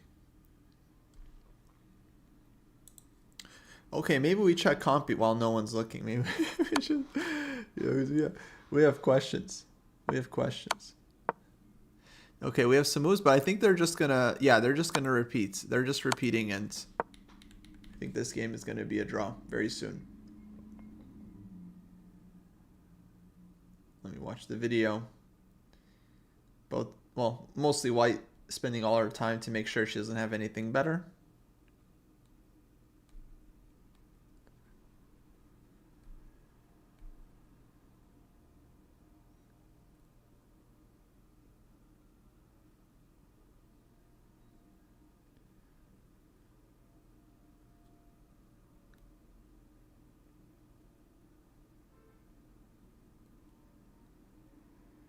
And I'm expecting a draw.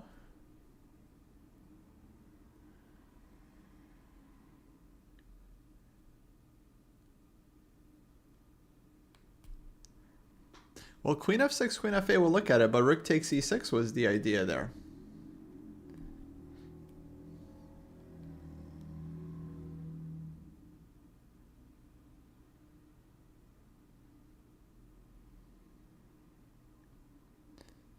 Long no spelling all of her time. Spending all of her time here.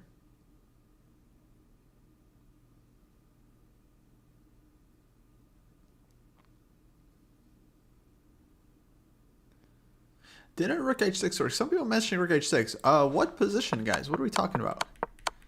Rook h6 where? I don't understand.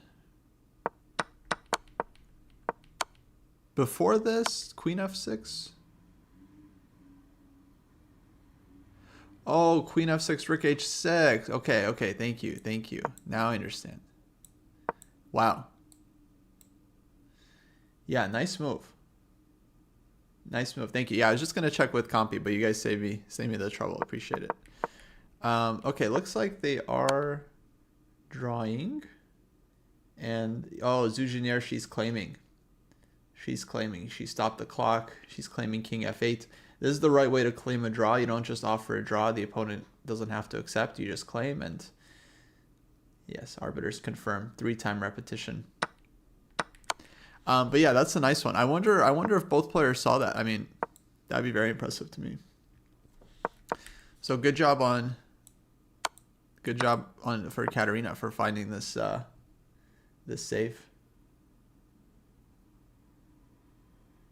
So a bit of a miss from Zhu, huh? She looks disappointed. She looks disappointed. Probably she was winning. Rook h6 is a crazy move because you take, there's queen h4. It took me a second to even understand the idea. I was also like, what are we talking about? Rook h6? No, rook h6 is nasty. Yeah, nasty.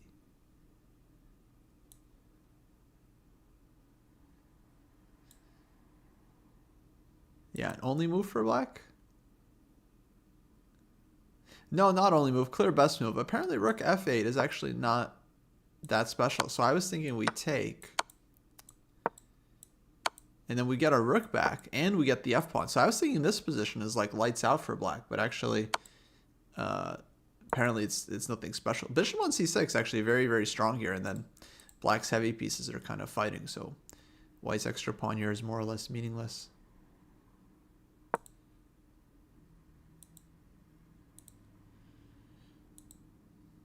So 3 draws. So that just leaves the Indian Derby with Divya and Vaishali.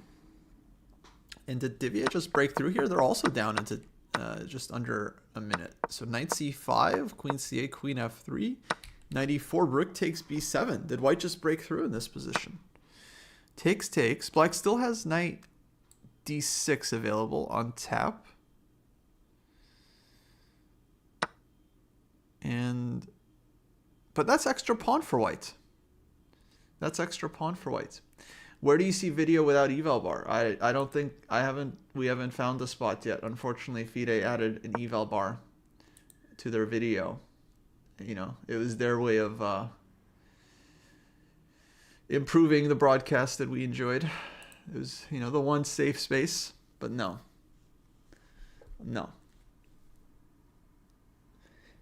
They want to show the 2D board. I get it. Show the 2D board, but just take the eval bar out of there. Come on, guys. What are you doing? What are you doing?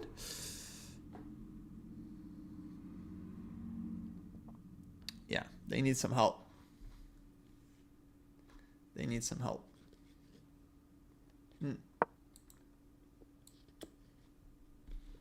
But this looks huge for Divya, so Divya might pick up the first win for the women. I mean, extra pawn and position looks nasty for black.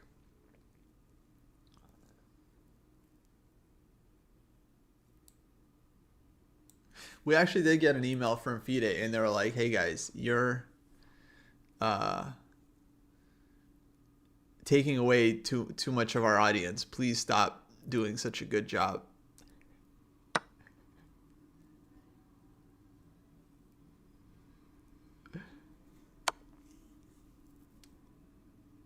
Oh, wait, some tactics? Hold on. Rook takes c5. Check. And now rook c7? No, rook b8. Okay, rook b8 ends the game.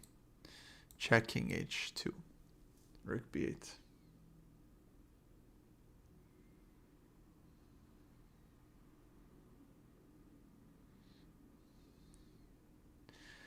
You can cut it off by cropping the window. No, you can't. No, you can't. We're talking about the FIDE video with the board being right on top of the players. There's no way to crop it without losing most of the video.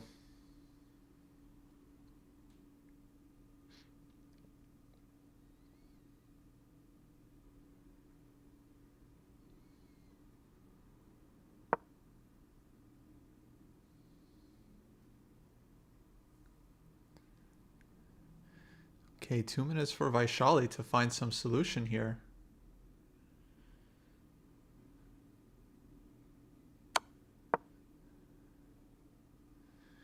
She gives check, king h2. Oh, she have queen h3, knight f3 to bail out? Otherwise, like, losing. Okay, Vaishali sees this for sure.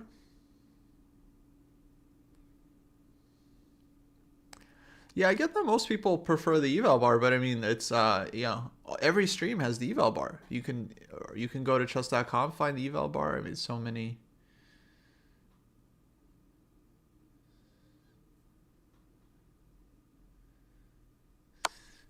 places.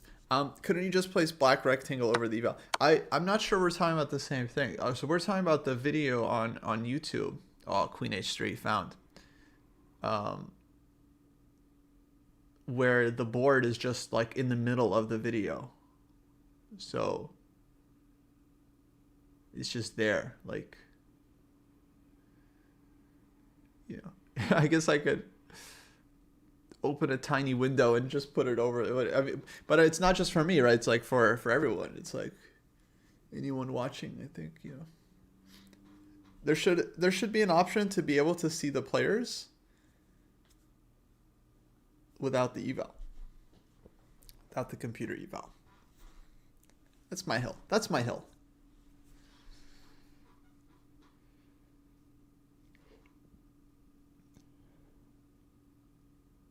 Yeah, that's clutch. Someone was asking about the Naka game from yesterday. Actually, I think I was on break, but like the king e7, king c7 moment, and that's such a classic moment where it's like clearly Fabi calculates a win with f6. Naka doesn't see anything other than king e7, which ends up losing. While we were looking at the game, we were only looking at king e7 because we were looking without the engine. And then everyone's looking with the engine. It's like, oh, blunder, you know, king c7 is like, he had a draw. It's like, so it's like, guys, like, use your brains for like 2 seconds. Like, just Just look at a position without an engine for like 5 seconds, and you'll see that it's actually not that easy to just come up with all the moves yourself. So that was a great example where it's like the engine. It's not like it like ruins the experience, but it just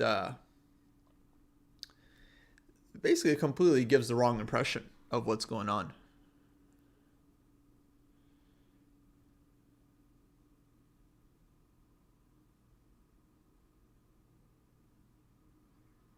Yeah, I mean that position to any human, it doesn't even look like a choice between King C7 or King E7. That's just a position where it's like, yeah, you just play King E7.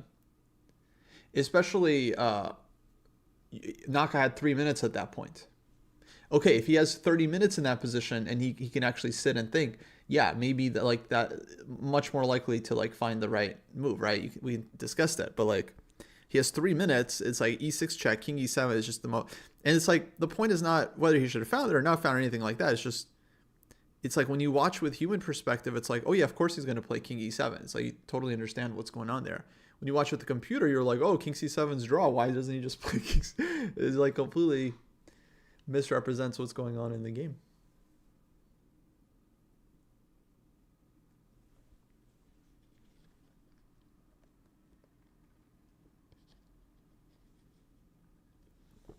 Yeah, chess is like the only sport where it's like the fans have more information and they're not, in many cases, not smart enough to understand why that extra information is so helpful. It's like when people watch poker, it's like, okay, it's like you can see everyone's cards, so you understand like you have an advantage over the players. But somehow the same doesn't translate to chess. Like when people watch chess, they don't realize like they have a lot more information than the players do. Oh, Hikaru game. Okay, let's go back to Hikaru. So this one actually, just to close this, so this is the last game for the women. All the other games have been a draw, and this one I think looks like Black should be having much better chances to save this now after knight takes e5. Okay, let's go to Hikaru because he was under some pressure here. I was thinking, could be something. So rook c2 play, g6, queen e3, queen d8, rook d2, queen b6. Okay, not much has happened except this h6 pawn is hanging all of a sudden. So wait, here queen e3, and then he went queen d8. Okay, threatening queen d1 check. So you're not in time to take. You lose your castle. Then rook d2, queen b6 played. And now why can't... Well, maybe you can take on h6, but black is banking on c4 with counterplay. Okay, let's go to Hikaru Cam. Hikaru Cam is more insightful than eval bar in terms of the evaluation of the position. Okay, let's see Hikaru. He seems okay. Yeah, so probably he's fine. Wow, love the YouTube chat on the stream to the Hikaru game. Definitely some wholesome stuff there. And Esipenko's tall, huh? If you look at the video right now, Esipenko appears to be a much bigger, much larger person than Hikaru. Like, tall.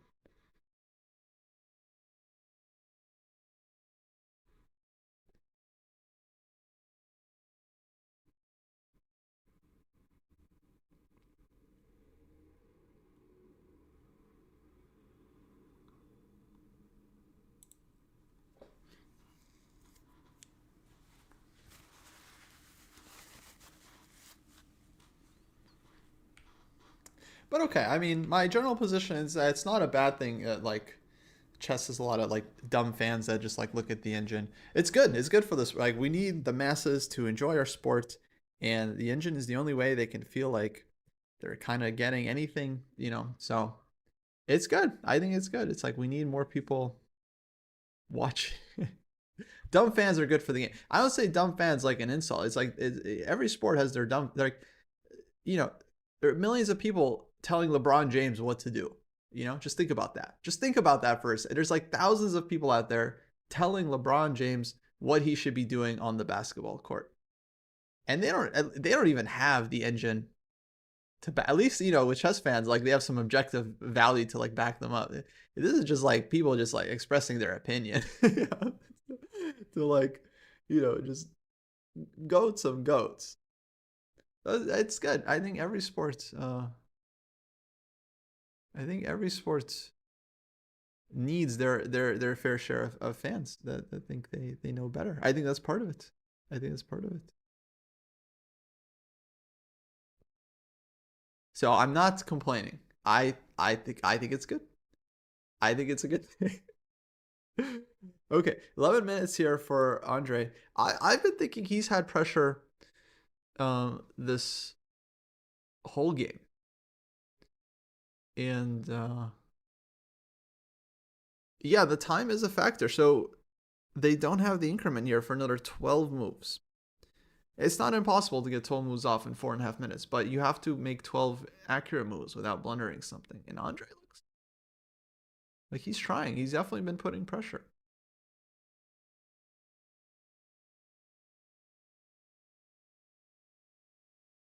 I would say the game is unbalanced. I mean, it's definitely White who's been pressing here. You know, White has the advantage.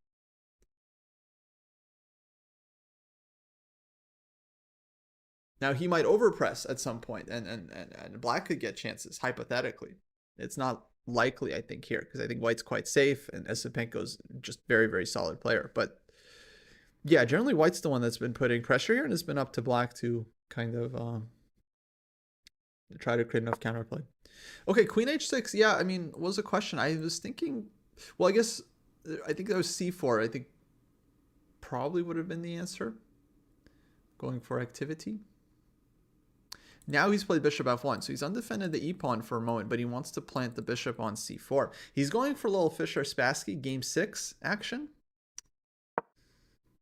Deep cut reference there, but he wants to like plant the bishop here, play a4, and then bishop just dominates the knight. He can just start swinging everything around. Queen starts moving around, rook starts moving around, some rook d7 somewhere, knight takes d7, queen takes f7, breaking through. Yeah, I like this bishop f1. But king g7, so Naka is on top of it. Plays quickly. Now, yeah, it's just slow squeeze. Like bishop c4, I think makes sense. Maybe f3 somewhere if needed. So bishop c4, Naka might go queen b7 just to force White to make some concession. I think objectively, like, feels like Black should be holding, but yeah, for the moment, White is putting pressure.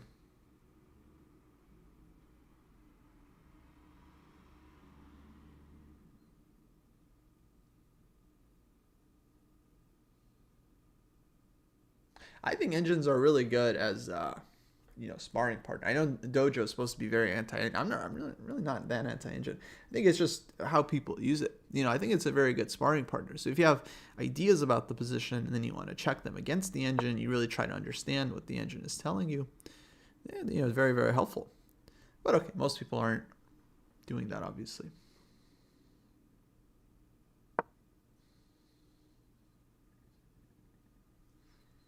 Okay, a4 now, rook c6. So Naka, he's starting to blitz out. So that's good. He's listened to your complaints about his time usage, guys, and he's speeding it up.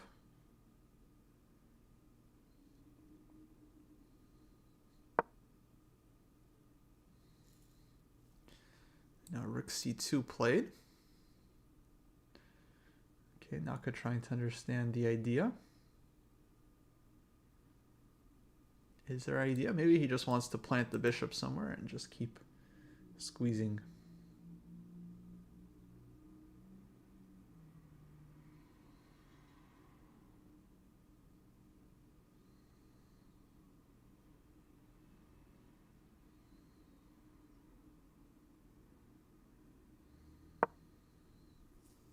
c4 played. Oh, big decision from Naka. Hold on. He calculated something.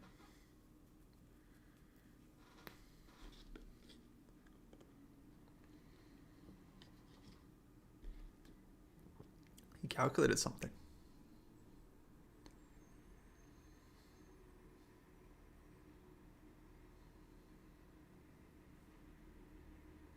What would I do if the would get 56 draw? I mean, that would be amazing. I would stand up and clap if they somehow manage this. It would be the greatest tournament of all time. It would immediately become the greatest tournament of all time.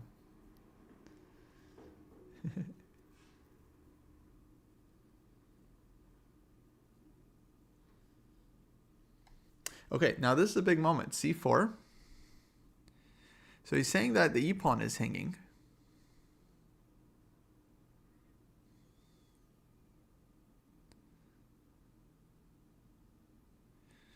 But takes. Yeah, infinite potato has a nice line. Bishop c4.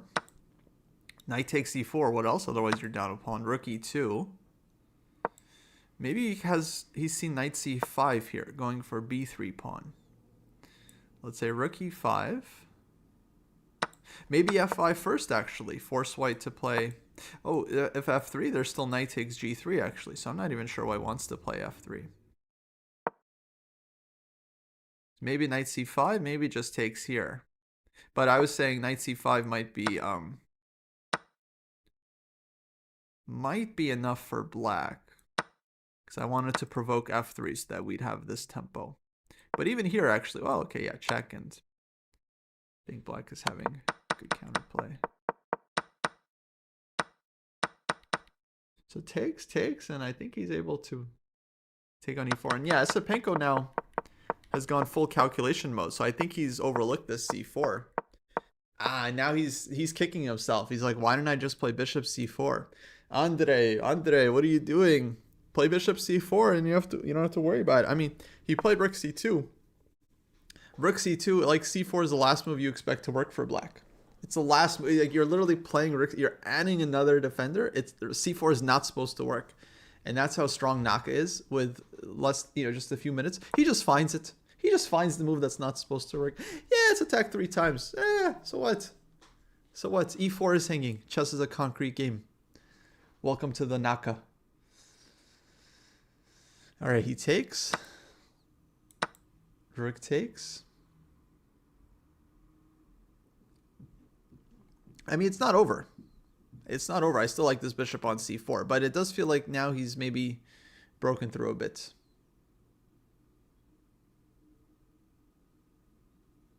Oh, like the Steinitz, huh? Like the d5, yeah.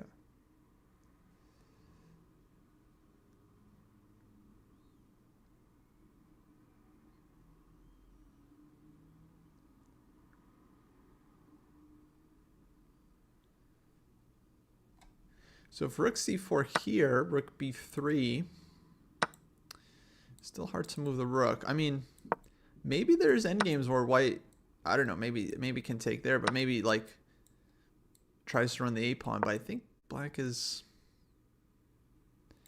getting counterplay. But yeah, these simple endgames they can be very, very hard to figure out sometimes. Just a lot of nuances. Sometimes e pawn can become very strong. So take. Now is Esipenko still thinking here? I mean, can he take with the pawn? Then knight e4 probably. And so yeah, takes with bishop and knight takes e4.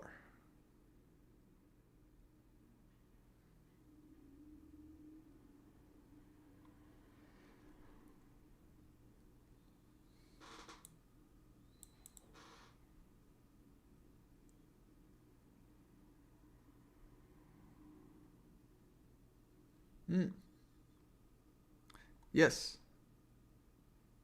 That makes sense about what Fabi said about the interview. H4, he liked h4, h5.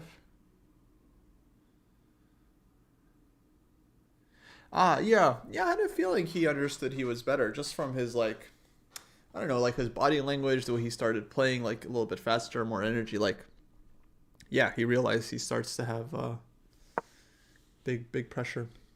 Okay, rook e2, f5 play.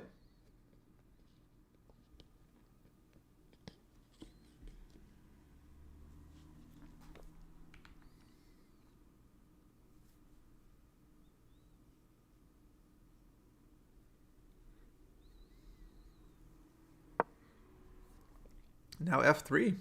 Okay, Andre down to 3 minutes actually. So he kind of spent all his time. He goes for forced line. And Naka goes back knight d6. Okay, I thought knight g3 is an option. Knight c5. He goes knight d6, a third move. So rook e5, knight c4. And is black holding this one? Is Naka sure about this? Rook takes e5, rook b4.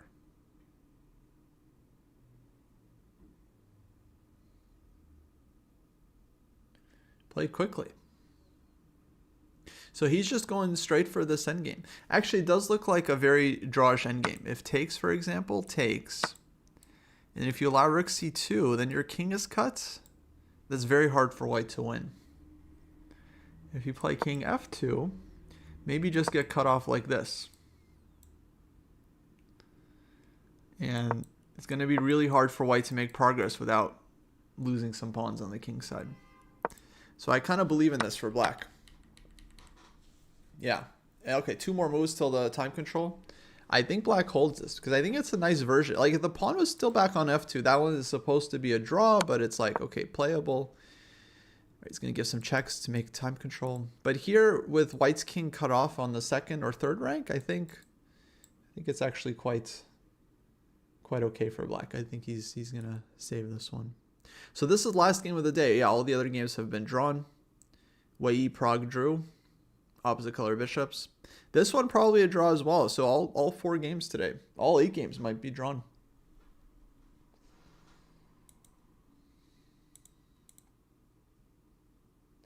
Let's see. I'm just curious. Divya, Vaishali. Yeah, it's looking drawish.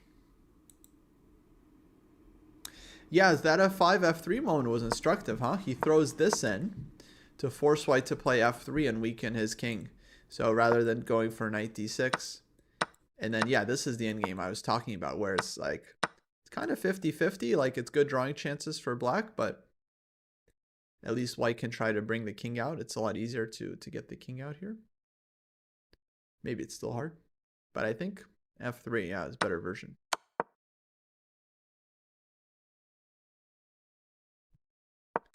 Yeah, knight c5 actually was... I was thinking knight c5. I mean, rook e3, king f6 you're not really afraid of. So maybe he just thought, okay, here you don't have to take, of course. Yeah, here, I mean, game continues. White just keeps the bishop. You know, there's rook e7 check and different stuff. King f2. I think that's why. I think he wanted to take the bishop off. So that actually makes sense. Naka's good, guys. I don't know who still needs to. Naka's good. Yeah, he's good. Very good, actually. He like sees everything.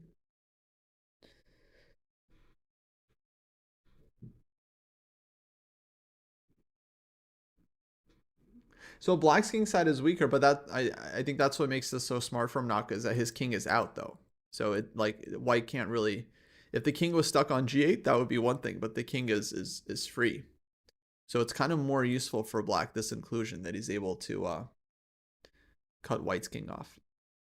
Okay, move 40. Let's make sure Naka knows he still has to make a 40th move because he plays black. And Andre has gotten up from the board, so he's trying to trick him, be like, oh, move 40. Okay, we can relax now. Feel free, you know, take your time and think. No problem. You're not about to flag. You don't have 80 seconds. Yeah, take your time. It's tricky rook end game, you know. Yeah, take a couple minutes here. Naka did lose on time in a game on move 40 once, because he thought he had made move 40 and it turned out he didn't, and so he just flagged. And instead of making it, he actually, I think he even knew what move he wanted to make, but he, like, you know, just wanted to take his time because he thought he had time. And then he got up and got some orange juice and then he flagged. I think it was last round too. Like, he was playing for, you know, a lot of prize money. So it's very expensive cup of orange juice.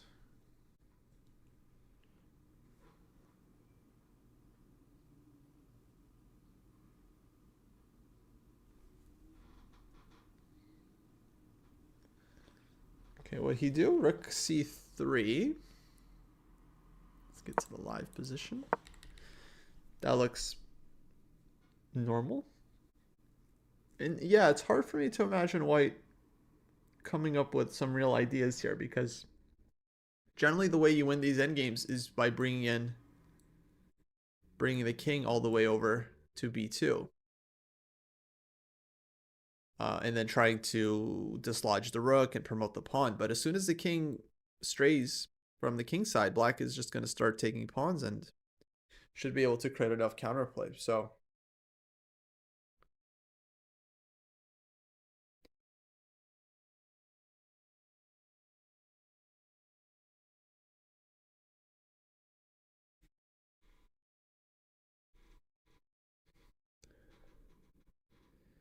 is this endgame winning if white's rook was on the 5th rank? No, I don't think so. I think white would have the same issues. If you put the rook on b5, black just holds and cuts the king off. So it's very hard to make progress without giving up a lot of pawns.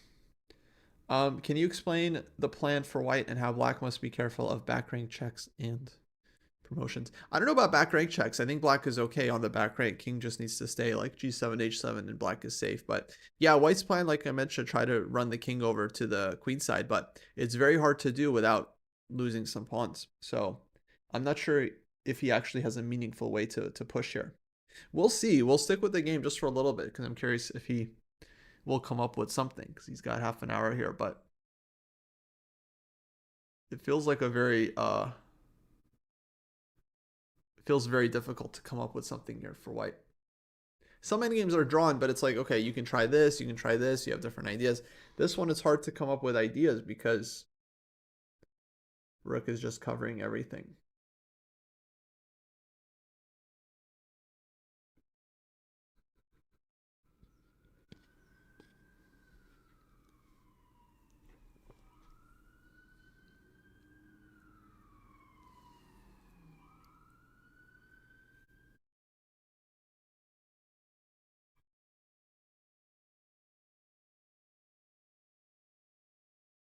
Okay, king f2 played.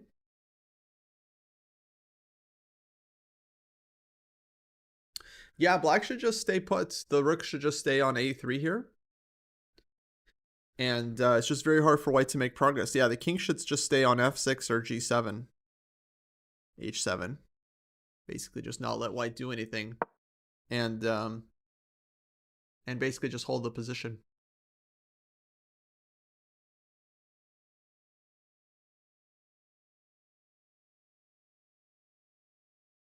So yeah, the issue is if you push your pawn all the way to a7, you won't be able to make progress after that because black just keeps the rook behind the pawn, puts the king on g7, just moves the rook back and forth, and white won't be able to do anything. Tanaka thinking here, I'm expecting rook a3. It feels like the most logical move. I mean, maybe you can get away with g5 or something, but I don't think you really need to be honest. I think you hold this just by sitting. So the issue is if you move the king, once you go to d2, black takes on f3. And then, unless your pawn's on a7. So if your pawn's not on a7 yet, black takes on f3 and gets counterplay. If your pawn's on a7, you just won't be able to do anything, right? Because the rook can just move back and forth, and as soon as you walk your king up, you're going to get checked. Yeah, we the plebs find it very hard to just hold. Yeah, exactly. Yeah. Then, yeah, that's what makes these endgames tricky. Oh, I see. Yeah. So, okay, Mr. Potato. Yeah, if you put the pawn on a7, then you just won't be able to make progress with the rook on the a file. Black just sits. So I don't try to take I just don't do anything. You move the king to b2, that's fine. I go rook a6. You move the king to b5, that's fine. I go rook a1. You put the king on b6, I give check from behind. There's nowhere to hide. King will be on g7, yeah? So white's king just has nowhere to hide and there's no progress.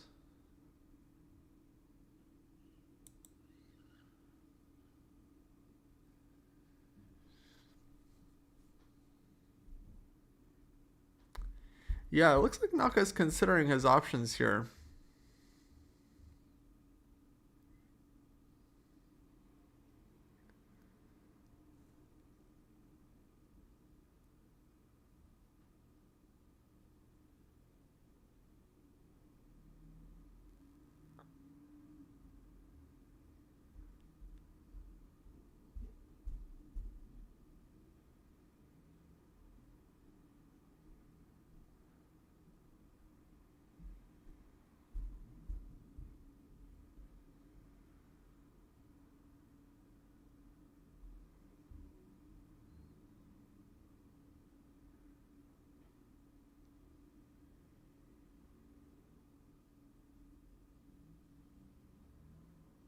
What's the win percentage? I would say very slow.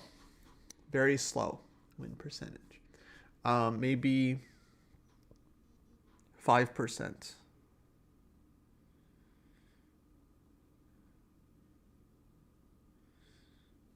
So 1 out of 20 games, I think maybe Esipenko wins, which is not actually like totally immaterial.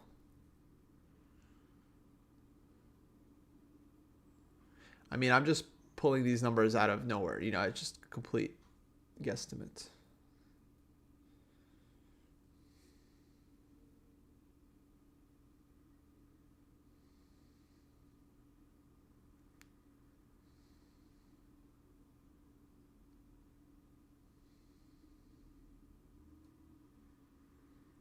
Yeah, I think White's main winning chances lie in leaving the pawn on a6, exactly as Tony's saying in the YouTube chats, and then try to run the king on a7.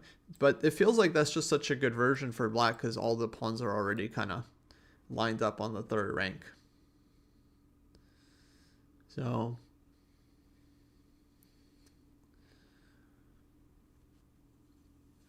yeah, it's tough because okay, White marches the king over, but then with pawn on a6, we're maybe able to take. Once the king is on d2, we just take on f3.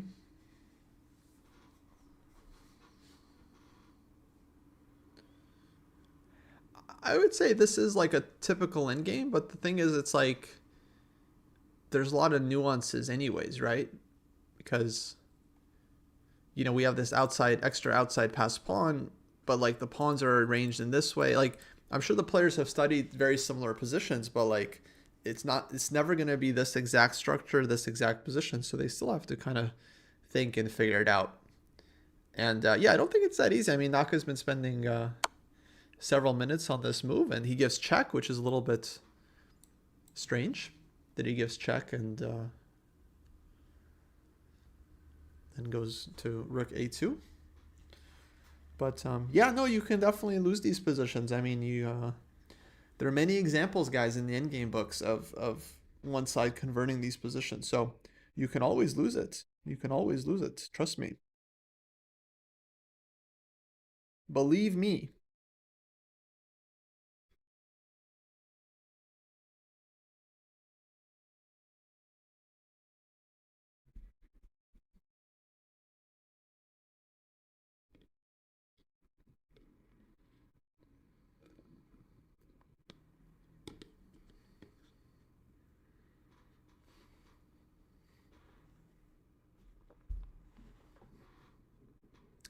Did we figure out the defending mechanism? Defending mechanism is known. You keep your rook behind the pawn, and you try to prevent white from making progress.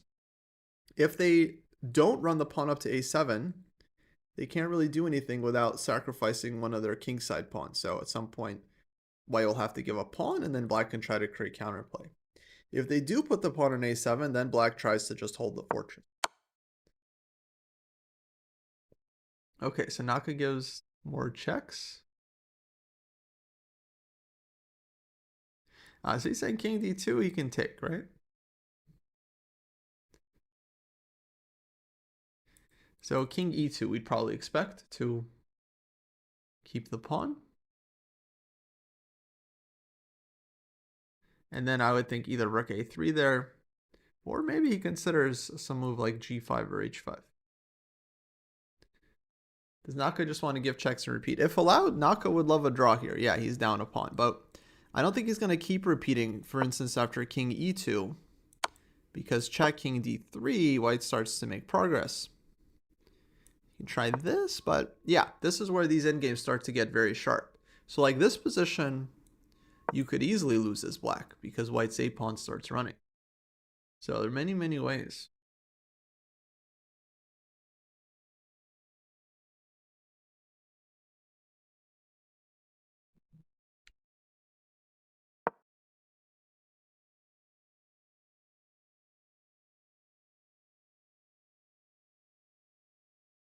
Okay, so king e2. Now we'll see if Naka gives another check. I don't think he will unless he wants to go for rook g2. And Hi, thank you for the bits. Much appreciated. Shout out.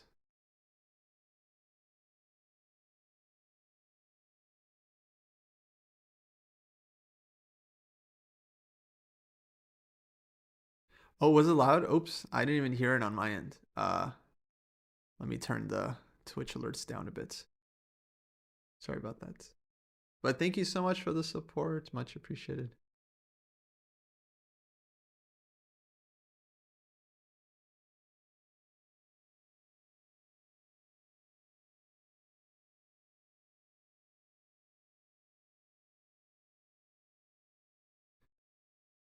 Yeah, likely 8 draws today. The ladies, 8 draws so far. No decisive games in the women's section.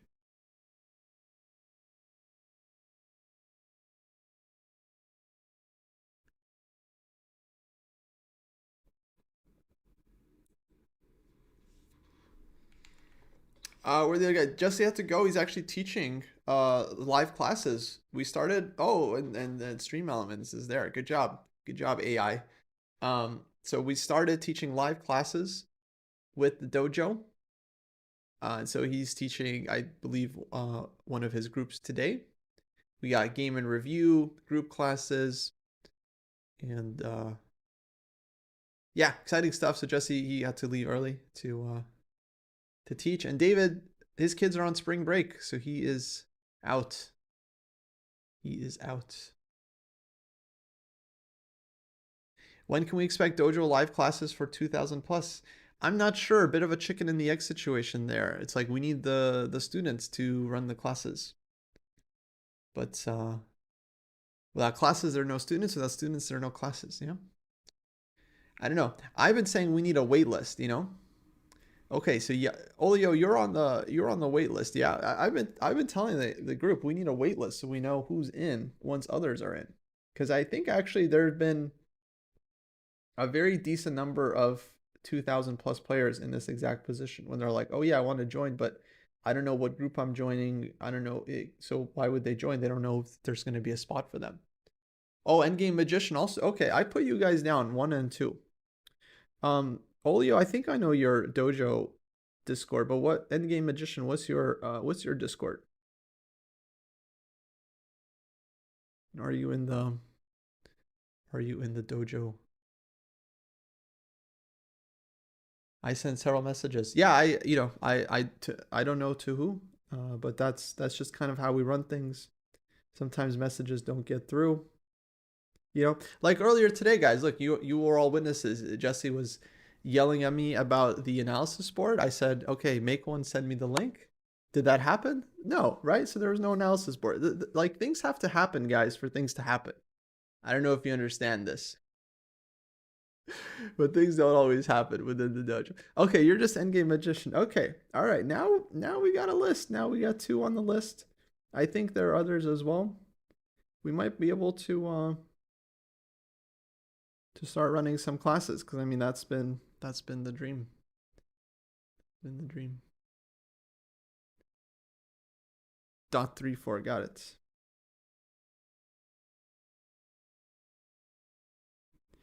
Yeah, I try to. I mean, there's only so many hands we have. It's so it's just we don't have the mental capacity for everything all the time.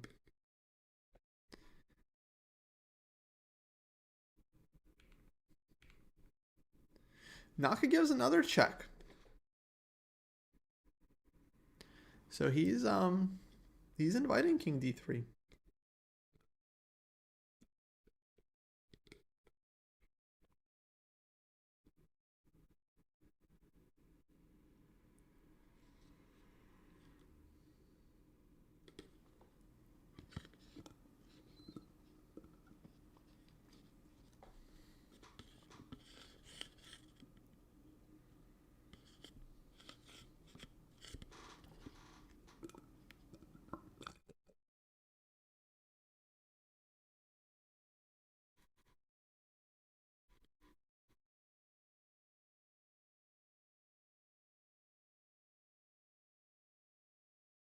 But will Andre go for King D3?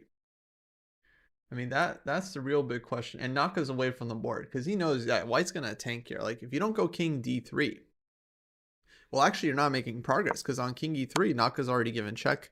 He's not really willing to go up king d4. This would be too much. You're losing the pawns too quickly.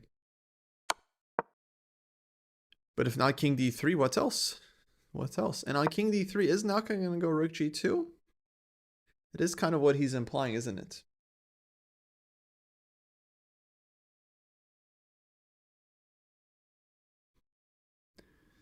And would this be a thing? Rook g2. I think black should move the rook.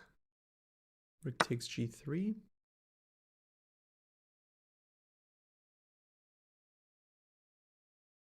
And now, for example, like if here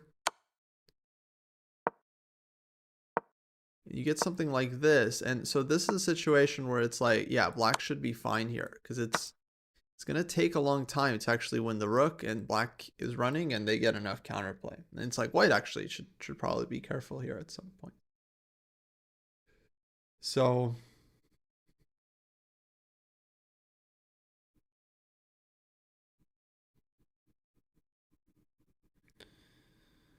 check, king d3,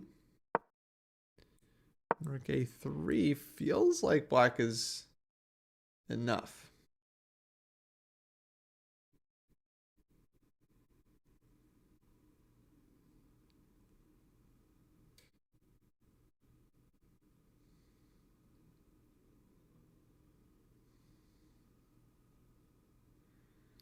Folks, it does, the show is still a no engine show, so I think we'd appreciate it if we didn't. I know it's hard to avoid and like other people do it, but the more we all can just not put engine evals and stuff and moves in the chat, I feel like the better. Because then it ruins the analysis, you know?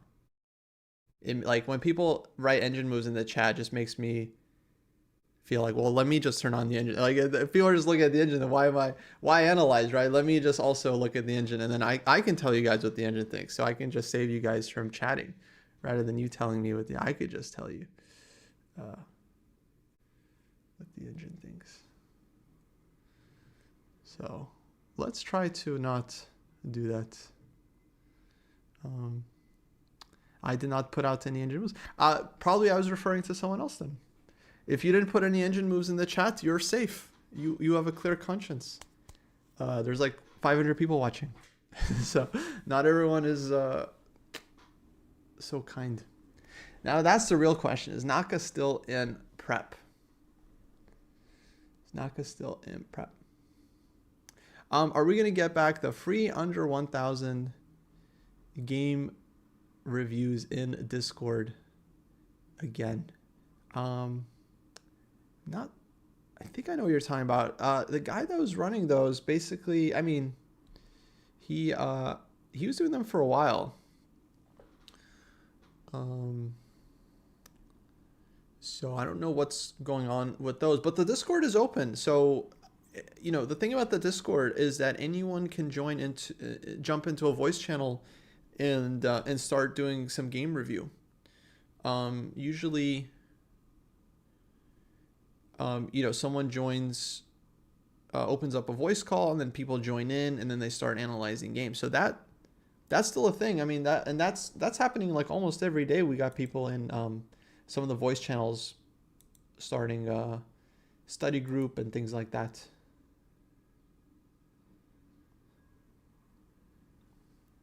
Oh wait, let me go to live. Live position is here. No, Andre's thinking because this is a very critical moment because king d3 we've already seen rook c3 check, and he's not really willing to avoid the repetition here. So it's really just king d3 because I think going to the first rank doesn't make much sense here for white. So this is really the move where if he wants to push for a win, he has to try this. And he's played it.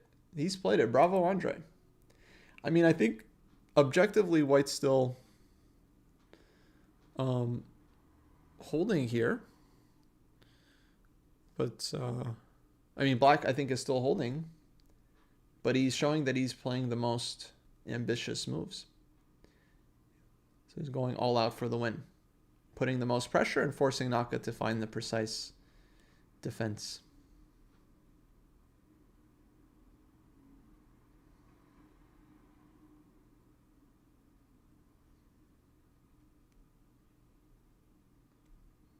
What's the drawing idea? In fact, we recently looked at these endgames in the endgame class. And yeah, basically, well, there we go. Rook g2. So black is trying to pick up at least one pawn on the king side. Eventually, he'll have to bring his rook back and maybe give the rook up, and then um, hope to create enough on the king side. So yeah, on the Discord thing, I hope that was clear. Anyone is welcome to start a voice channel or to start a study session in one of the voice channels. And generally, people, I don't know if anyone here is active in Discord, but generally people join pretty frequently, pretty quickly.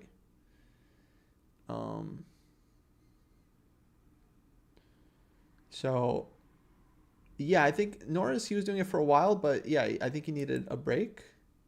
It's hard to do something over and over again, but they're open for others to, it's just called Hub. You join to create, and then you can jump in, start looking at games. Others will join in, get feedback. Actually, the people in Dojo are very nice. Like, there's a lot of very helpful folks that are often joining in voice channels that are happy to just hang out, analyze games. So take advantage. Take advantage. If you don't see one going on, start one yourself. People will join.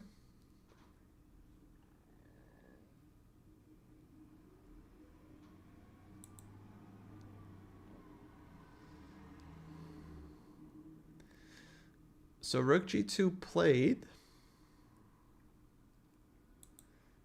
And okay, for sure this was what Esipenko was expecting.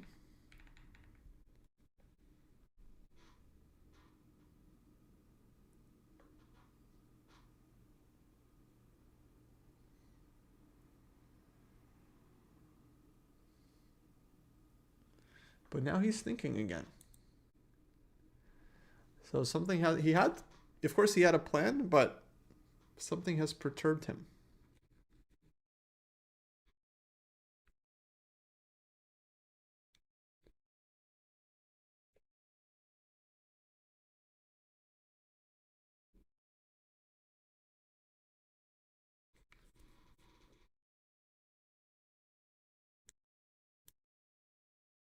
But is there a study group dedicated to playing the only true opening, the bird? Look, you gotta be the change you wish to see in the world.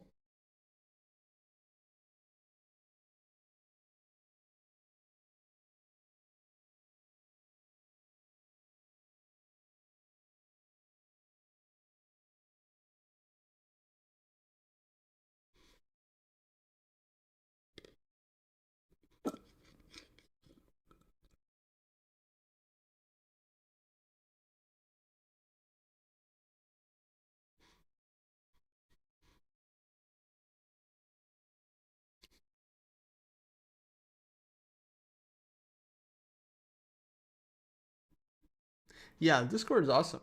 Yeah. People have found so many training partners there, and obviously there's great discussion channels, and we're running tournaments as well. So yeah, tons of stuff to be found there.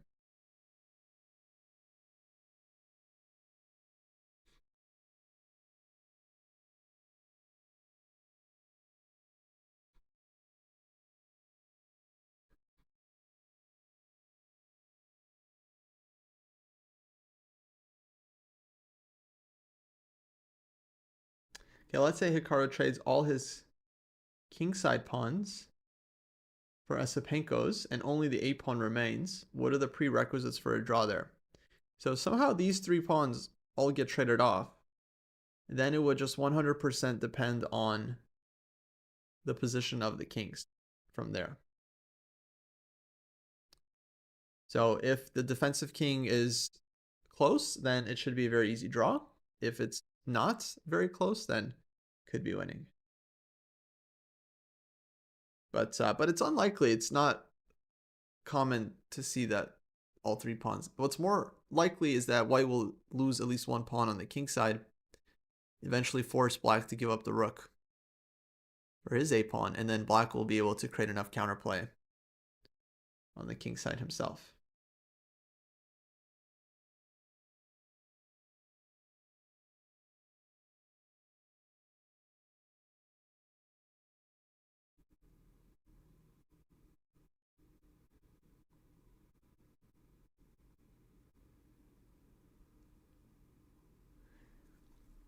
Yeah, dojo platform.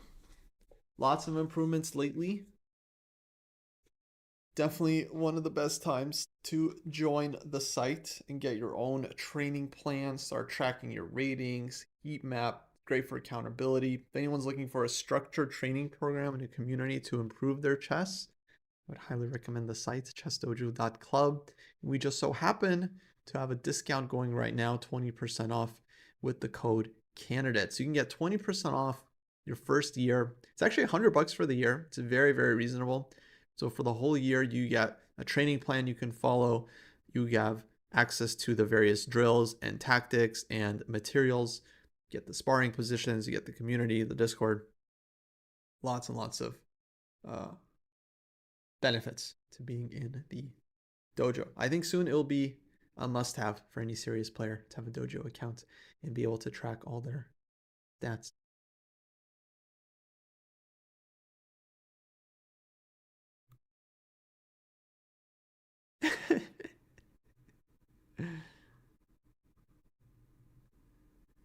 Wouldn't it have been safer for black to just keep the rook on the I don't know. I thought that was the kind of main way to hold, but Naka clearly had other ideas.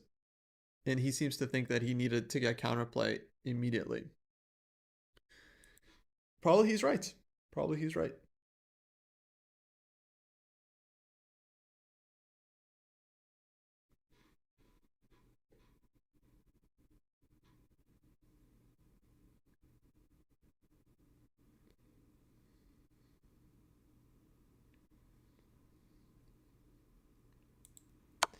Yeah, lots of happy members. You know, collectively, the dojo has gained something like, I think it's like close to 220,000 rating points as a server. So all the people that have signed up for dojo accounts and have like connected one of their ratings, those people, those members collectively have gained 220,000 rating points. It's quite a lot. And it's not like we've had like that many members. So people that are doing the work, they end up making some progress.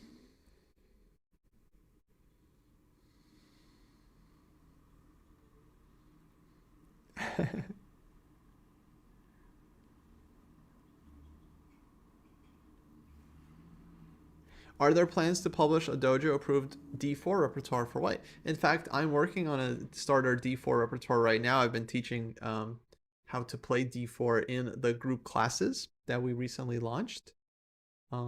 So yeah, we got a D4 class ongoing right now, and hopefully that turns into a course in the future as well.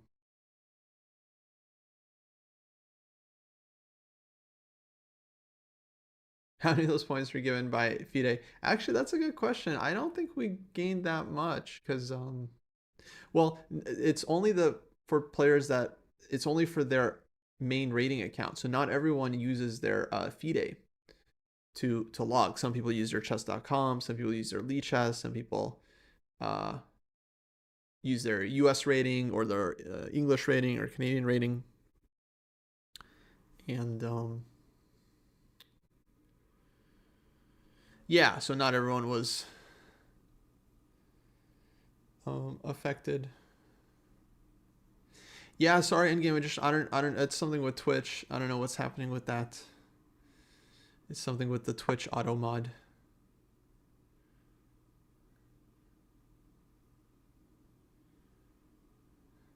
Yeah, no, it's a bug, but I don't. It's Twitch is a separate company. I work for Chess Dojo, and then Twitch.tv is a separate platform. Uh,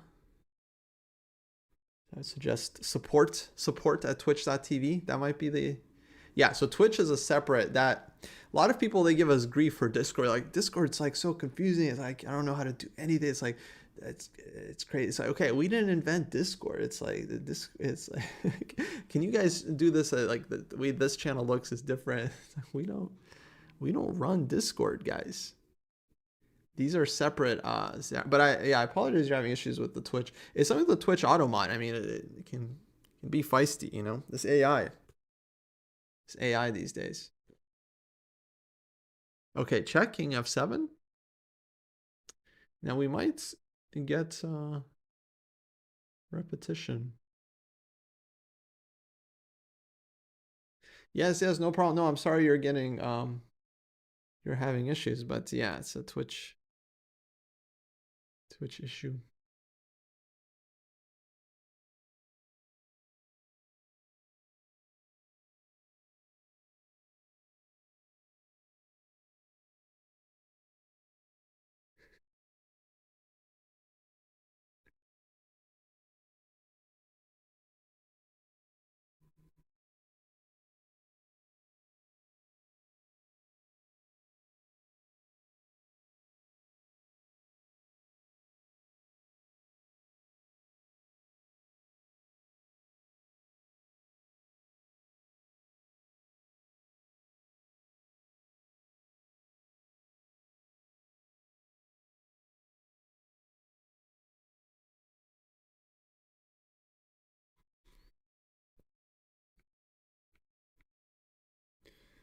So Esipenko here tanking. He's given check once. Yeah, I think the more he spends time here, the more I feel like he's gonna repeat with Rook A7, Rook A6. Because it's risky for white as well if you just start running, and all guns blazing, you set the king sign on fire. You're not really risking to win there. I think you're more risking to lose. So in this position, I would be tempted to make a draw because I just don't. Well, it's hard. I mean, I don't know. If I was there, I'd be working hard at the board and calculating like Rook C6, take, push, check, like really trying to make it work. But it's risky. It's risky.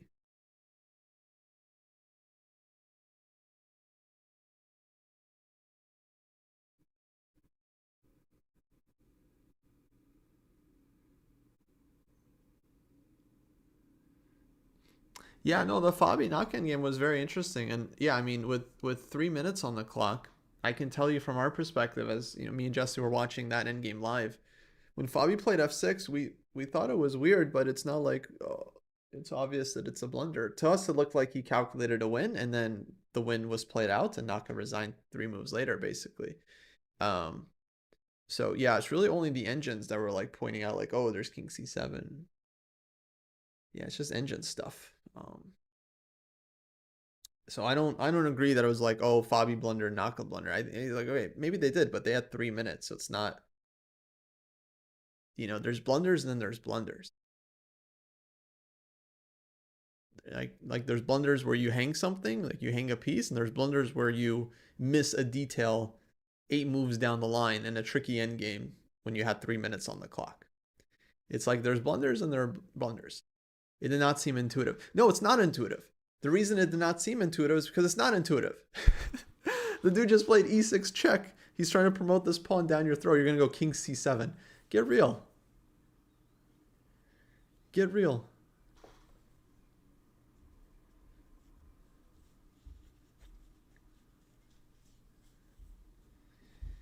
Didn't after the game, maybe they mentioned it after the game. Maybe the players figured it out, but in the heat of the moment, I mean, yeah, I don't think it's fair to call it a blunder.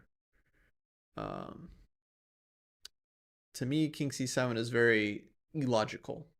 It's not even a move you consider unless you have time on the clock. Because with time on the clock, it's like, okay, you feel like you should consider more than one move. But yeah, no, I mean, king e7 felt like a forced move there. I mean, come on.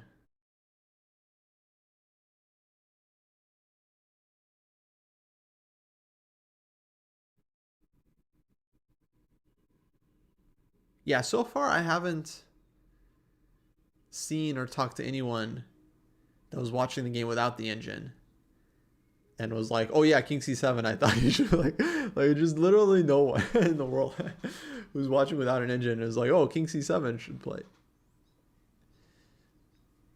I mean, it's not even like seeing an engine move. It's like that move is like he would have to calculate like 6 moves deep, right, for to understand why king c7. Like it was like a very deep and very concrete. I bet no one in chat would even be able to explain why king c7 was working without referencing the engine. Like that's just it's very tricky. It's like it's complicated and very not obvious.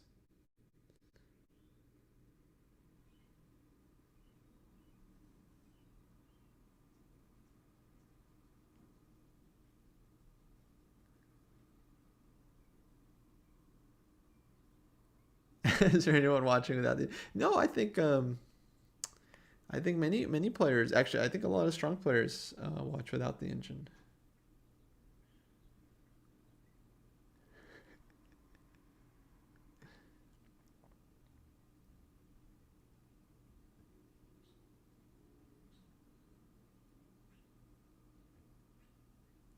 Yeah, Gukesh probably. Gukesh watching without.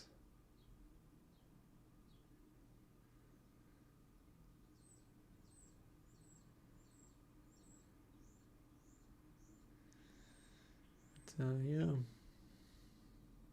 No, I mean I think that was just kind of like a fluke detail. This King C7 because Fabi is like winning that position almost anyway. He could take the pawn on D4. He could play G5. He can go King F5, G5. He saw some forced line, and other than this like crazy engine defense, it was completely winning. So, yeah, sometimes like it happens. It's a bit of a fluke.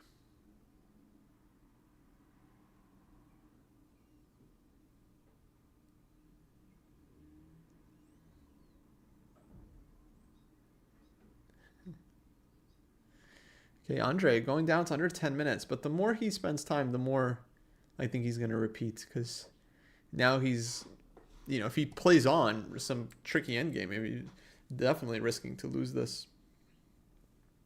But Naka's game today, I think, was quite solid. I mean, Andre's incredibly good player, and he played very solid opening and basically didn't really give Naka any chances to overtake the initiative.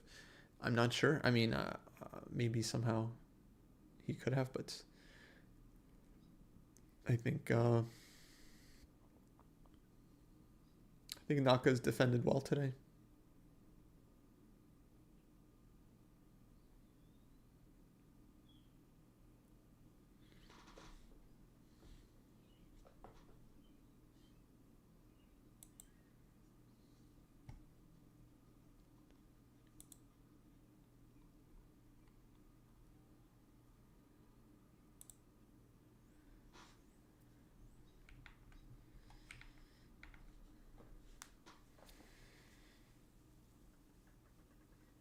Now, is there an argument to be made for saving some mental energy? I don't know, actually.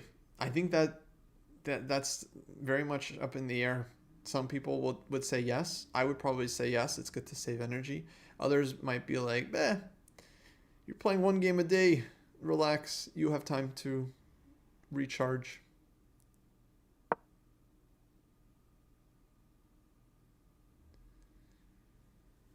Okay, everyone gave Esipenko 2 or 3% to win the tournament, right? To win the tournament doesn't mean he's a shitty player, guys. It's two different things.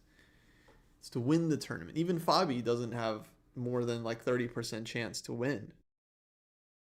So Fabi is not even a favorite. He's not really a favorite. He's 70% chance not to win the tournament. Kind of an underdog.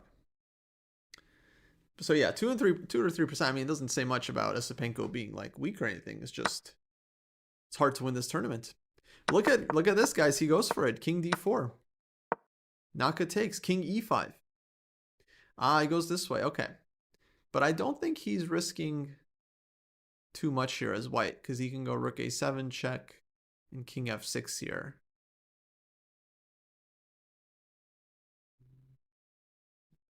So I think he's okay.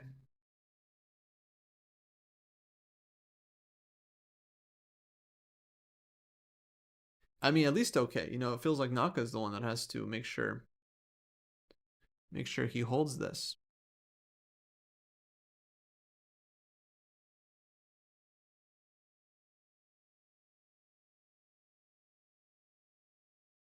So it's still possible to lose this for black. For white, I think white's safe. I think white can give perpetual at any moment. But yeah, the question is, does he have more? Like, can this get frisky for black? Let's say he takes. I check. I come in. And like if white is able to kind of, so this is one of those cases where maybe we do somehow get all the pawns traded off. White's left with a strong A pawn, can win the game. So this can be very risky for black. What does black even do here? Someone suggests a move. I feel like this is kind of hard for black now. A6, rook over, A7, rook over, A8, queen.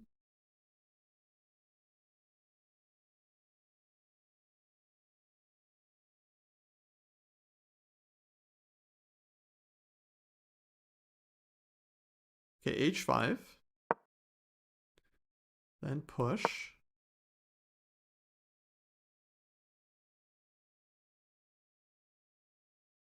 Rook C3.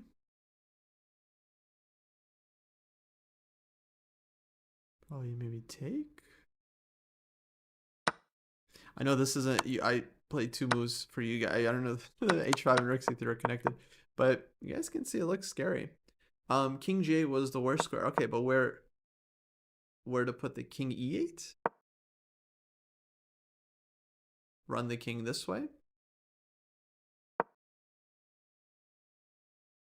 If white is able, black now has to make sure they win this H pawn, which I'm not sure they do. Like if here, let's say we push, we swing somewhere. And then push. Yeah, this would be winning for white, I think. This would be winning.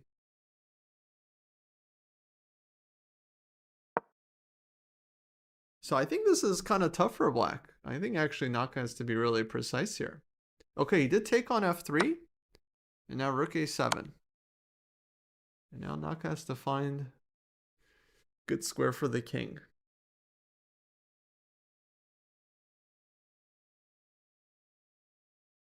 I think this is still, I think a lot of us would still lose this as black. Okay, where he's going. He's thinking about it.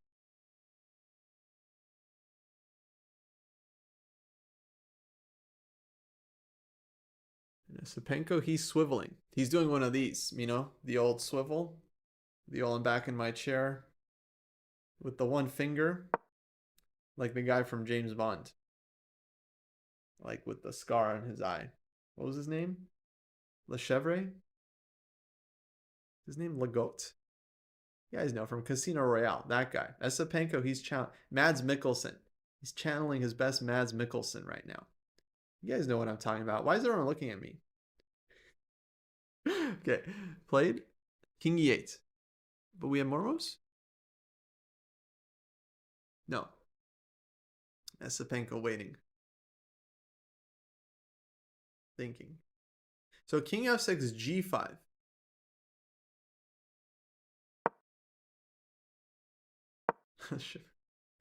I was thinking his name is Legault.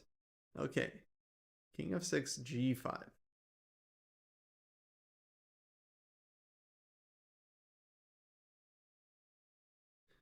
So let's just see if take.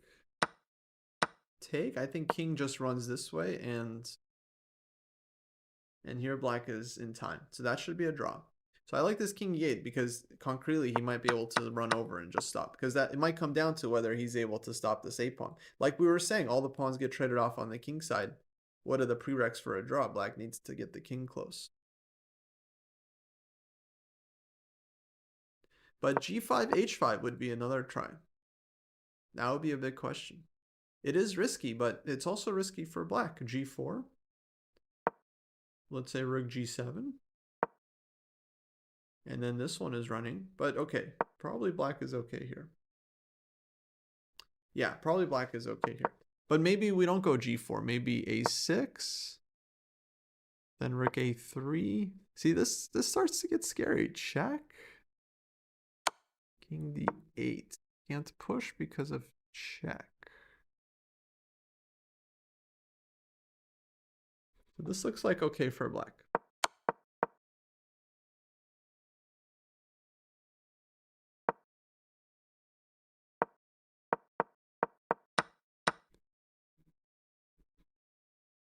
But king f6 hasn't been played. So I wonder if maybe white has other options here. a6, rook g7. But looks like this g5 is a nice resource for black to just liquidate everything and then run to b8. I think he's relatively safe.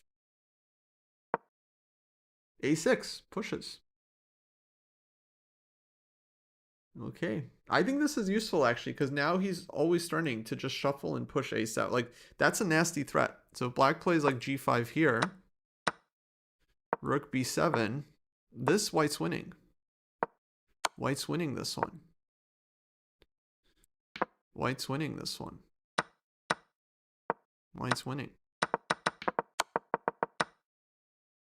So a6 still asking some questions to Naka.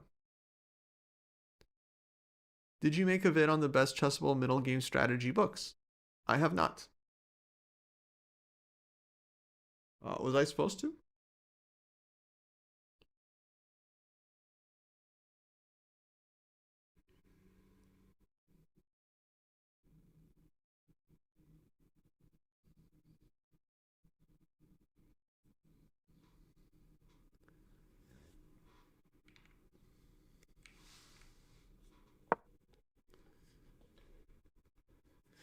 Okay, rook a3. That seems correct.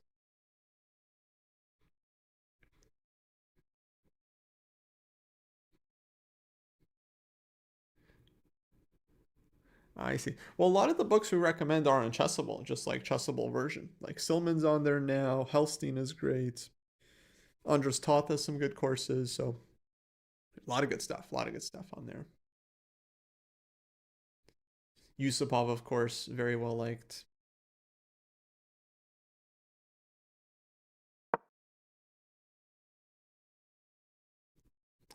Oh wow, that's a good question. Okay, King e6 play, threatening mate. Threatening mate.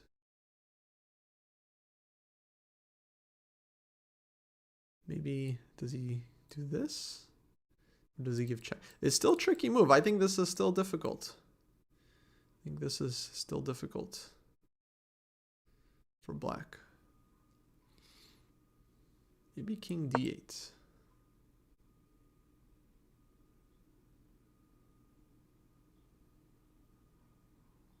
And then on King f6, start running with the f pawn. But take. Now the thing is, eventually white will give the a pawn, but win the h pawn. Right? So you get something like this. And then will the king be in time for the h pawn, right? It's like, ooh, this endgame. I think black's okay here, though, but it's not easy. Maybe here, actually. I don't know.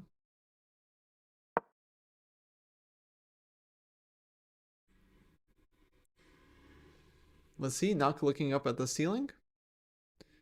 Beth harmoning the situation. But I think they, because of fair play stuff, I think they put like mirrors on the ceiling so that players can't look for moves or boards up there. I think they've got it. They have these like self-reflecting, these like one-way mirrors where it's like, okay, you can't see, on the ceiling anymore, like the moves. Because that's how they used to do it. Like, that's how these players, they would just look up and then they would see all the best moves. But now, yeah, they have to play on their own.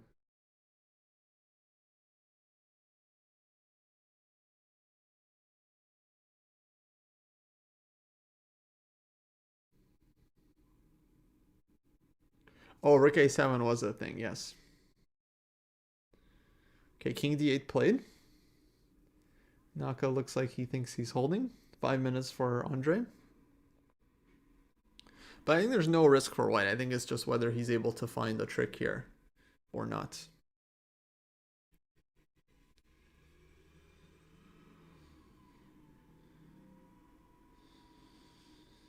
We'll see if he's able to. What joke?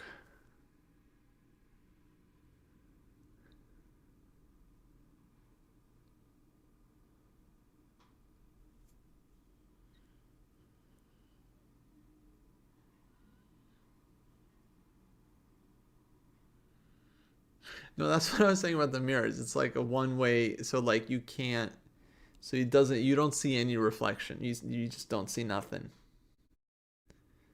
You don't see nothing. King d6, king e8 would be a very funny way to repeat from here. King d6.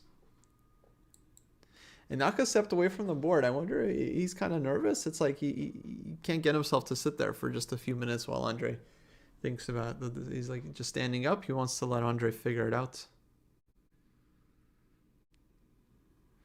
Yeah, Sapenko's pushing.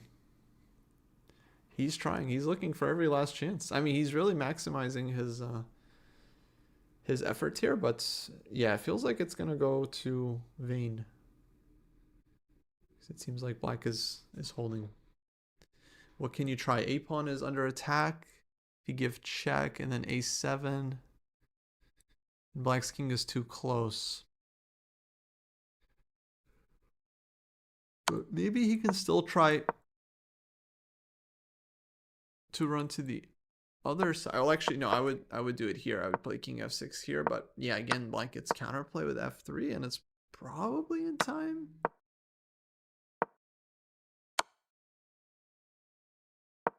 You get something like this, and so this endgame, for example, I think would be a draw, even if you get the king on, because here it's just not enough. It's not enough files. It's not enough. It's not enough. Is like rook moves h7, and nothing. White's not in time here to win. The king would have to be cut off by another file, and then it would be winning. But 3 files is not enough. So you go here, you go here, and black is in time.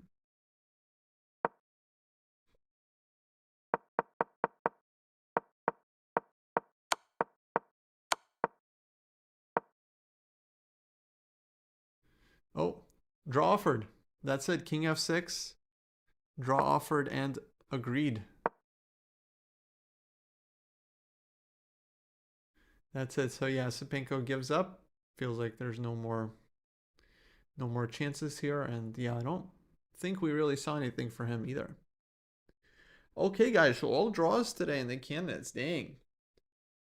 Ooh. Intense. Intense stuff.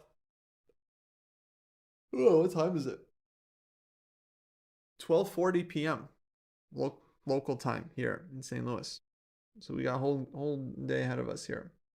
In Cyprus, their day is done. It's like 6, 7 p.m.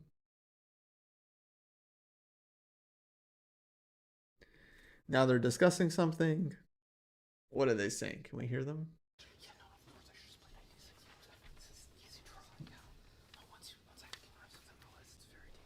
Hard to hear. He's like, yes, I thought this. Yeah, of course. I thought I just completely missed. Everyone always completely missed everything after the game.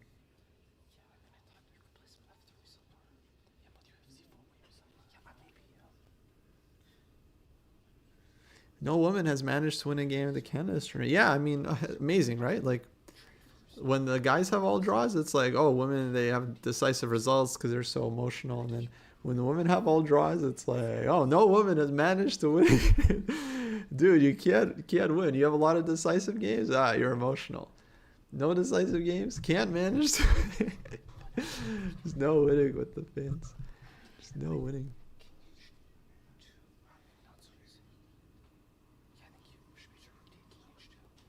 Rook a7, I'm not sure where the moment was, but if White's king and rook were pinned, then yeah, Rook a7 is working. That would be winning in game. If not, then of course White can ignore the rook and take the f pawn. But I don't know if White's king and rook were lined up or not. Yeah, women just can't win in the chess world, dude. It's tough. It's tough. Okay, the analysis is over. Now they reset the pieces. All these little there's all these little traditions in chess that are a bit strange when you think about it. Like resetting the pieces, you know, it's a nice tradition, shows respect for the game. But oh, sorry, I just had the video on. But I don't know, these are professional players. You know, if you lose a chess game and you just lost out on like $1 million and like, you know, it's like you're playing for first place, you just lost all this money, and then now you have to like reset your chess pieces like after that. It's a little silly. It's like just walk out of there, you know, just go scream.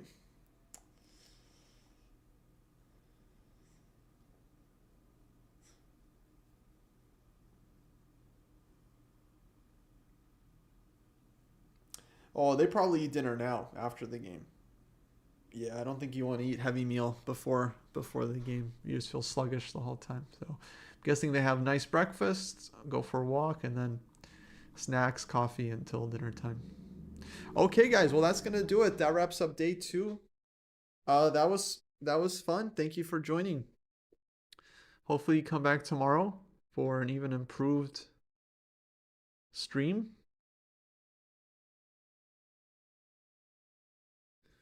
And yeah, we'll be back here every day, guys. Every day. I mean, it's of course, of course. Such a great tournament. We're going to be covering it all day. Alrighty, all. Well then, that'll do it. All draws today. Fabi Prague Sindarov still leading with +1, 1.5 out of 2. Okay, let's raid. Let's see. Are any of our friends playing in Reykjavik? What's going on? Who are we gonna raid? Who's still streaming at such a time? Houseline. Let's raid Houseline. Our boy Houseline playing Reykjavik round 8. But it's getting late there, no?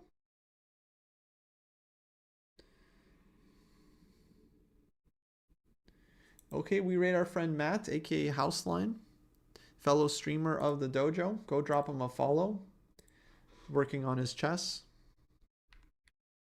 Could appreciate all the support.